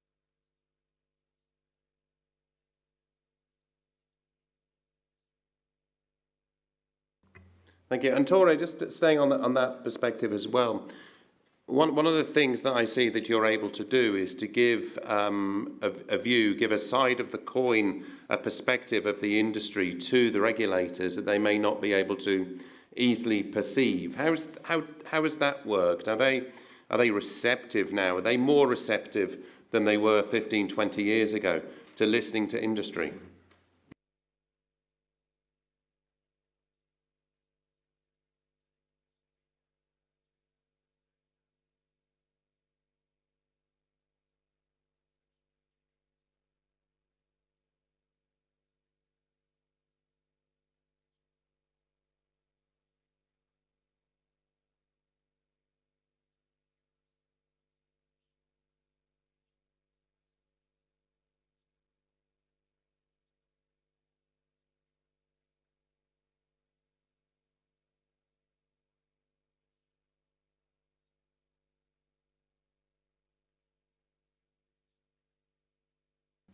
And Darren, let me just bring in Darren again here from the Marine Diversity, Biosafety, sorry, not Biodiversity, Biosafety GIA. One of the aspects that I've seen with a lot of projects is you may have a number of smaller companies that want to be part of the industry. Does something like the GIA offer itself naturally to smaller companies to be part of the discussion? Yeah, I mean, we certainly saw when we first founded the GIA, it was the smaller companies or medium-sized companies that came to the table first before the bigger companies followed along. And that tends to be because the smaller companies are the disruptors. They want to bring something new and to the table. But eventually we've got companies of all sizes and all ages really around the table, and we're doing lots of things. And what we've really done as a GIA is understand what were the barriers to adoption of technologies? What were the barriers stopping this? And one of them was monetary, and by commissioning the greenhouse gas report, I think, which has really shown the material effect biofouling has on emissions, that has moved the conversation from the engine room to the boardroom, and then on those operational technical reasons why people don't use a clean vessel, we've commissioned a report into sampling of water after cleans, so we can try and persuade more ports to allow in-water cleaning. So these are practical measures, and they can now also feed into that regulatory world that was so brilliantly, I thought, picked up on by the gentleman from Intertanko this morning, so that we can actually get regulators and innovators actually working at the same speed would be wonderful. Can I bring Georgie back into this from a DPP perspective, from the GIA? I can understand how you want the GIA to come in and offer that industry insight, but I'm also interested in how that translates into the Global South. A lot of the members of the GIA are unfortunately from the developed countries. It's a very global north membership to the GIA. How is that helping? Maybe Lilia, you can give some input here from your perspective with the biofouling story. But from both of you, how does having a very north-centric GIA, group of GIAs, help with this discussion about the Global South and equity? As I mentioned earlier, GIA is almost in all our projects, and it's because we've seen that it's working very well now. How it's benefiting particularly the Global South, if I would simplify it, I would say that some key industry members give their knowledge for free and their lessons learned for free to countries who did not have yet the chance to gather this knowledge or this experience. I can provide you with a very concrete example of how this can work. We recently carried out an activity in the Galapagos Islands, which was focusing on technology demonstrations. So we invited the industry, including our GIA members, but not only, to come over with their equipment, with their knowledge and expertise, and share with our 12 developing countries. That was extremely informative because obviously, taking a training course is one thing, but then seeing how things work in real life with practical demonstrations on site is a completely different story. So we had a lot of extremely good feedback from these countries, and not only, I would say, from developing countries, but also developed countries, which attended that activity. And they expressed the opinion that it was extremely useful also for them to actually have this experience, see, underwater robots and, some other very interesting technologies, painting, etc. So I think that this kind of, initiatives is a perfect example of how we can share from north to south and bring, real expertise to our developing countries. Pablo Mendoza Villafuerte, I hope I said that with the right panache there. From the European Commission's perspective, you are a supporter of what's been going on within DPP over the last number of years. What do you see as some of the sort of the key KPIs, I would almost say, when you're looking at what you are investing in terms of creating this kind of equitable transition? Can you name what sort of KPIs, what sort of goals are you looking for? Sure. Thank you. Thank you very much. First of all, thank you to the organizers and to the IMO. I mean, we are very pleased to be here, and we are very pleased to continue supporting the projects that have, successfully, they are having a big impact on the field. Now, going to your question, I mean, KPIs. Okay, what we were discussing it this morning with the representatives of the MTCCs. We will discuss about this project in a minute. But it's about, how can our support be channeled through these projects to get solutions in the field that are fit for purpose for these regions. Okay? The importance of the project of the technical centers that are growing in importance, in reputation and expertise, is that we are going from the capacity building towards pilot projects that will be implemented on the field, in which we will have solutions that are being promoted, like the ones that we saw yesterday from the IMO CARES program, which were amazing, just to see, how you connect the dots between the needs of the countries in development, where they can see the opportunity of a certain technology that is actually fitting what they are requiring at this moment. And this is the connection that the MTCs can bring to the table. And when we connect the technologies with the needs of the countries, and we are able to upscale these, this is where we want to be. Now, this is not only supporting the decarbonization of shipping, but also supporting the skills, building skills in these different development countries. And we are also supporting the local industry, because the local industry is getting this expertise. They can do it, and they can upscale it in their fleet, for the next number of years. And what do you see your involvement being in the coming years then? How do you see the MTCs? I asked Lydia in the previous panel about how she sees the MTCCs growing, particularly in Africa, with her involvement in the African one. But how do you see the GMN, the global network? Yes, indeed. The GMN is impressive because, we have this program in Africa, in the Caribbean, Pacific, and Latin America, and we also have one in Asia. Now, how do I see it in the future? Now we are going to go through the second phase of the program. And this second phase is extremely important because we will promote these pilot projects that will be showing how these technologies to reduce the greenhouse gases of the ships will work. And then we will have a specific, idea of what is the percentage of each of these technologies applied in a regional level and in a local level as well, and how this can bring us the results that we are looking after, for the next few years. Now, connecting this to the use of renewable fuels as well is going to be a key aspect that we would like to explore in the next years. As you know, renewable fuels for the shipping are the key solution for this hard-to-abate sector.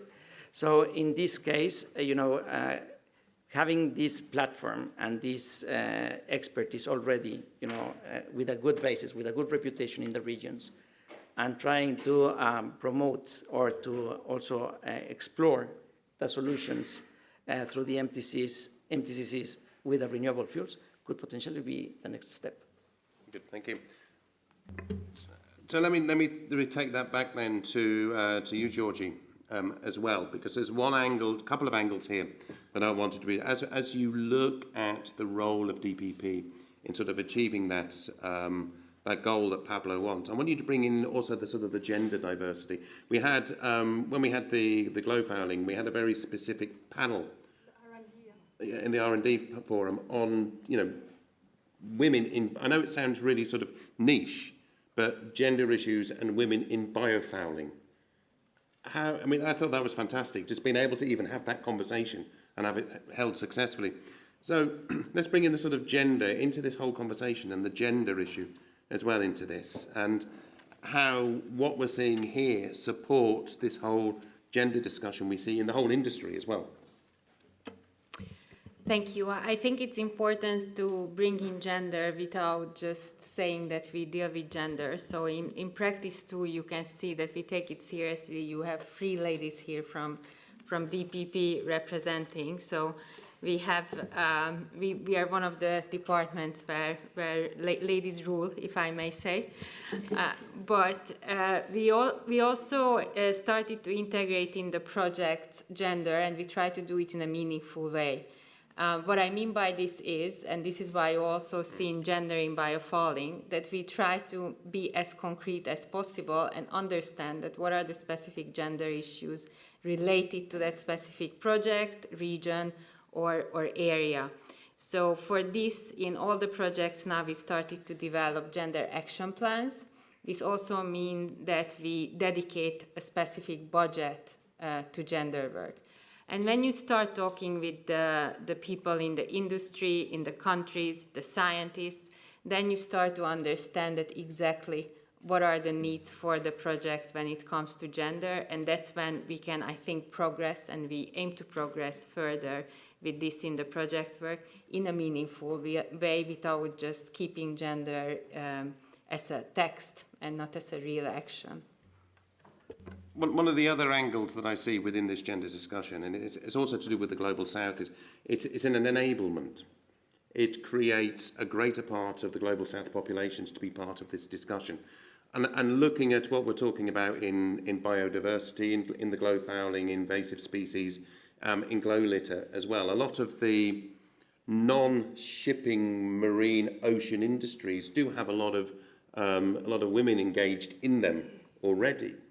And I think this came across actually during the glow fouling, is we see a lot of women in the science industry, science sectors, that are having a sort of crossover effect of being able to crossover into other aspects of here. So is it something that we can actually encourage then to sort of get sort of realization that there is better opportunities for women in the developing regions and that they have got a place at the table?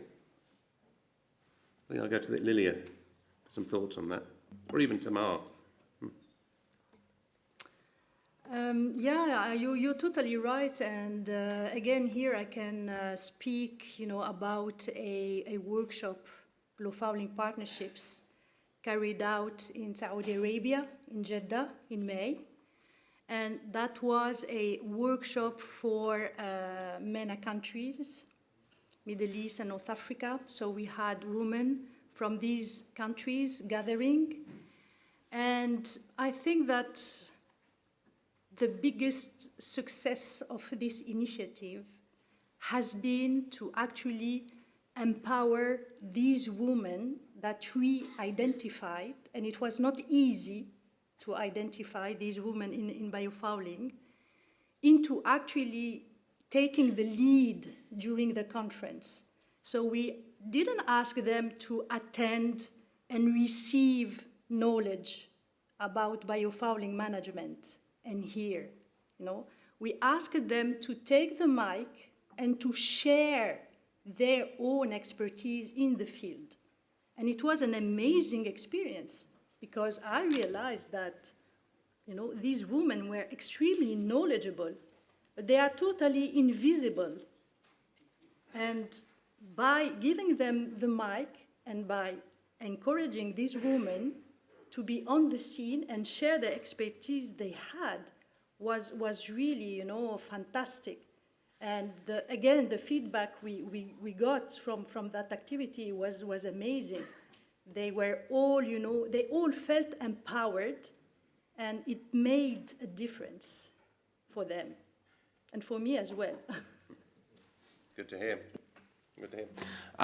We are rapidly running out of time, and I need to hand over to our Secretary General designate in a minute for some final words. Don't look at me like that, Arsenia. I'm going to sort of wrap this up, the whole event up in a second. But Dimitri, I want to bring you, I promise I'll bring you back into this conversation. Just one last moment. In terms of how we see partnerships, you've been able to bring on an industry level, without government support, you've brought in something that you're going to make publicly available. How, just in a short word, how easy is it to get industry to work together on a common objective that you're then going to give out to everybody? It's not easy. Thank you. But possible. So basically, what's happened is the key challenge is to get the hull lines from the designers, because they have the IP rights. So basically, sharing this data, it's almost impossible. So that's why now we live in a very good environment, so very good times. So all the ship owners, ship designers, they do understand they need to share the information. So if, like 5 years ago, I approached them with the same question, they could say no, full stop. Now they say, okay. And now, so the things which could not be possible 5 years ago, they are possible now. And this is very exciting times and a very good opportunity for us to work and make the future better. Good, thank you. And the reason I wanted to sort of ask that question is because I wanted to sort of use that to wrap up today, because I think there is a growing recognition and a growing acceptance that there is a lot more collaboration going on. I think before we started to talk about collaboration and partnerships in a way as if to say, oh, it's just the same old word, we're just repeating the same thing and using these words, but we're beginning to see through the GIAs, through the partnerships, through the funding that we see from the European Commission, through the through the GLOW projects, and I think we're going to see more GLOW projects kind of in the future emerging as companies, countries and other organisations begin to realise the benefits of partnerships and collaboration. So, and I've got this right now, Josie, it's partnerships and projects, because the partnerships come first, and then you work out what the projects are able to deliver. And I think this is what it's all about. As we go through this decarbonisation, we start to realise that we can deliver that, so that when MEPC meets again, there'll be more of a feeling that we can achieve this, because some of the developing countries will be able to feel, yeah, we have got the support. You know, the Global South will feel, yeah, we're being listened to. We are going to be part of this, so we can actually be on board a little bit more. And the transition can happen a lot quicker, and a lot of the goals that are being set by the IMO can actually be realised. So in my concluding remarks, really, before I hand over for closing, is that we are getting onto this journey. The juggernaut is speeding up, and a lot of organisations are now able to get on board. There are first movers. They are the ones that got to start the motor running, and we are beginning to wake up and actually build up on these opportunities. So I want to thank Jose, for your input here and for allowing these innovation forums to actually materialise and actually bring together and have these discussions.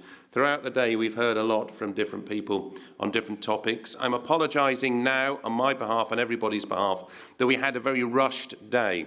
We had a lot to get through during the day, but I hope you've managed to get a little bit of an understanding how what's happened over the last 50 years with MARPOL gives an opportunity to see how we can have the confidence to speed up with what happens now with other parts of MARPOL. A lot has been achieved in 50 years, but far more has to be achieved in the next decade.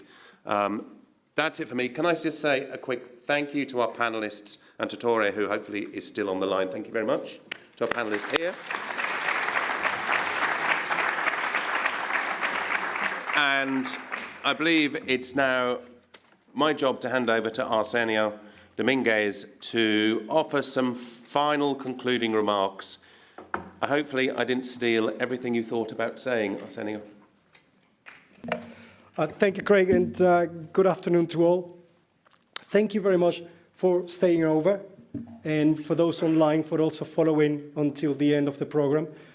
Craig, thank you for apologizing in advance as well, because you've been here for several hours. We even cut short not just the lunch break, but even the coffee breaks. So thank you for that.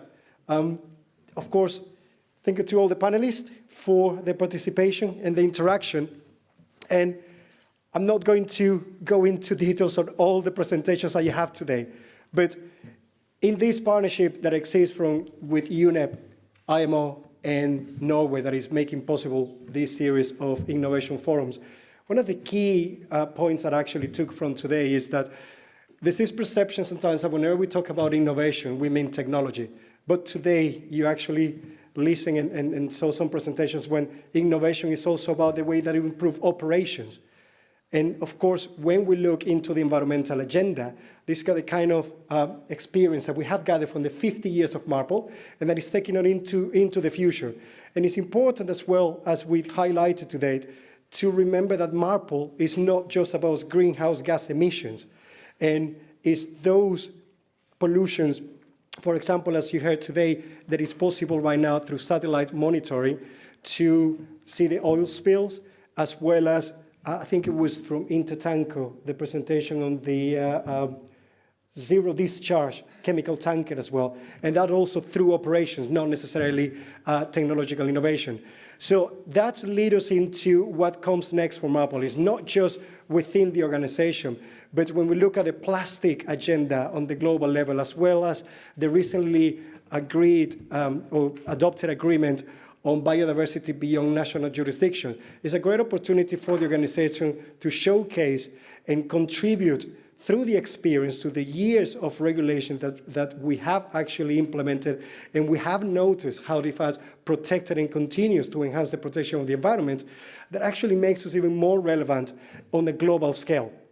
So on that note, I want to continue to urge you to join the work of the organization, just as the panelists have done, and showcase everything that we do to protect the environment, and that this organization is not just about the environment. And this is completely linked to the automation agenda that we have, as well as the human element. Because of course, when we have a well-trained and educated human force operating the vessels, and we introduce also operational innovation attached to the technological innovations that hopefully it's going to get closer and closer to be in line with the regulations and the development of the regulations, we're going to reach that sustainability within the shipping industry that we are all seeking. And it is, of course, the main objectives that we have for the future of this organization. So thank you very much for your patience, for being with us the whole day, and looking forward to see you on the next forum. Thank you.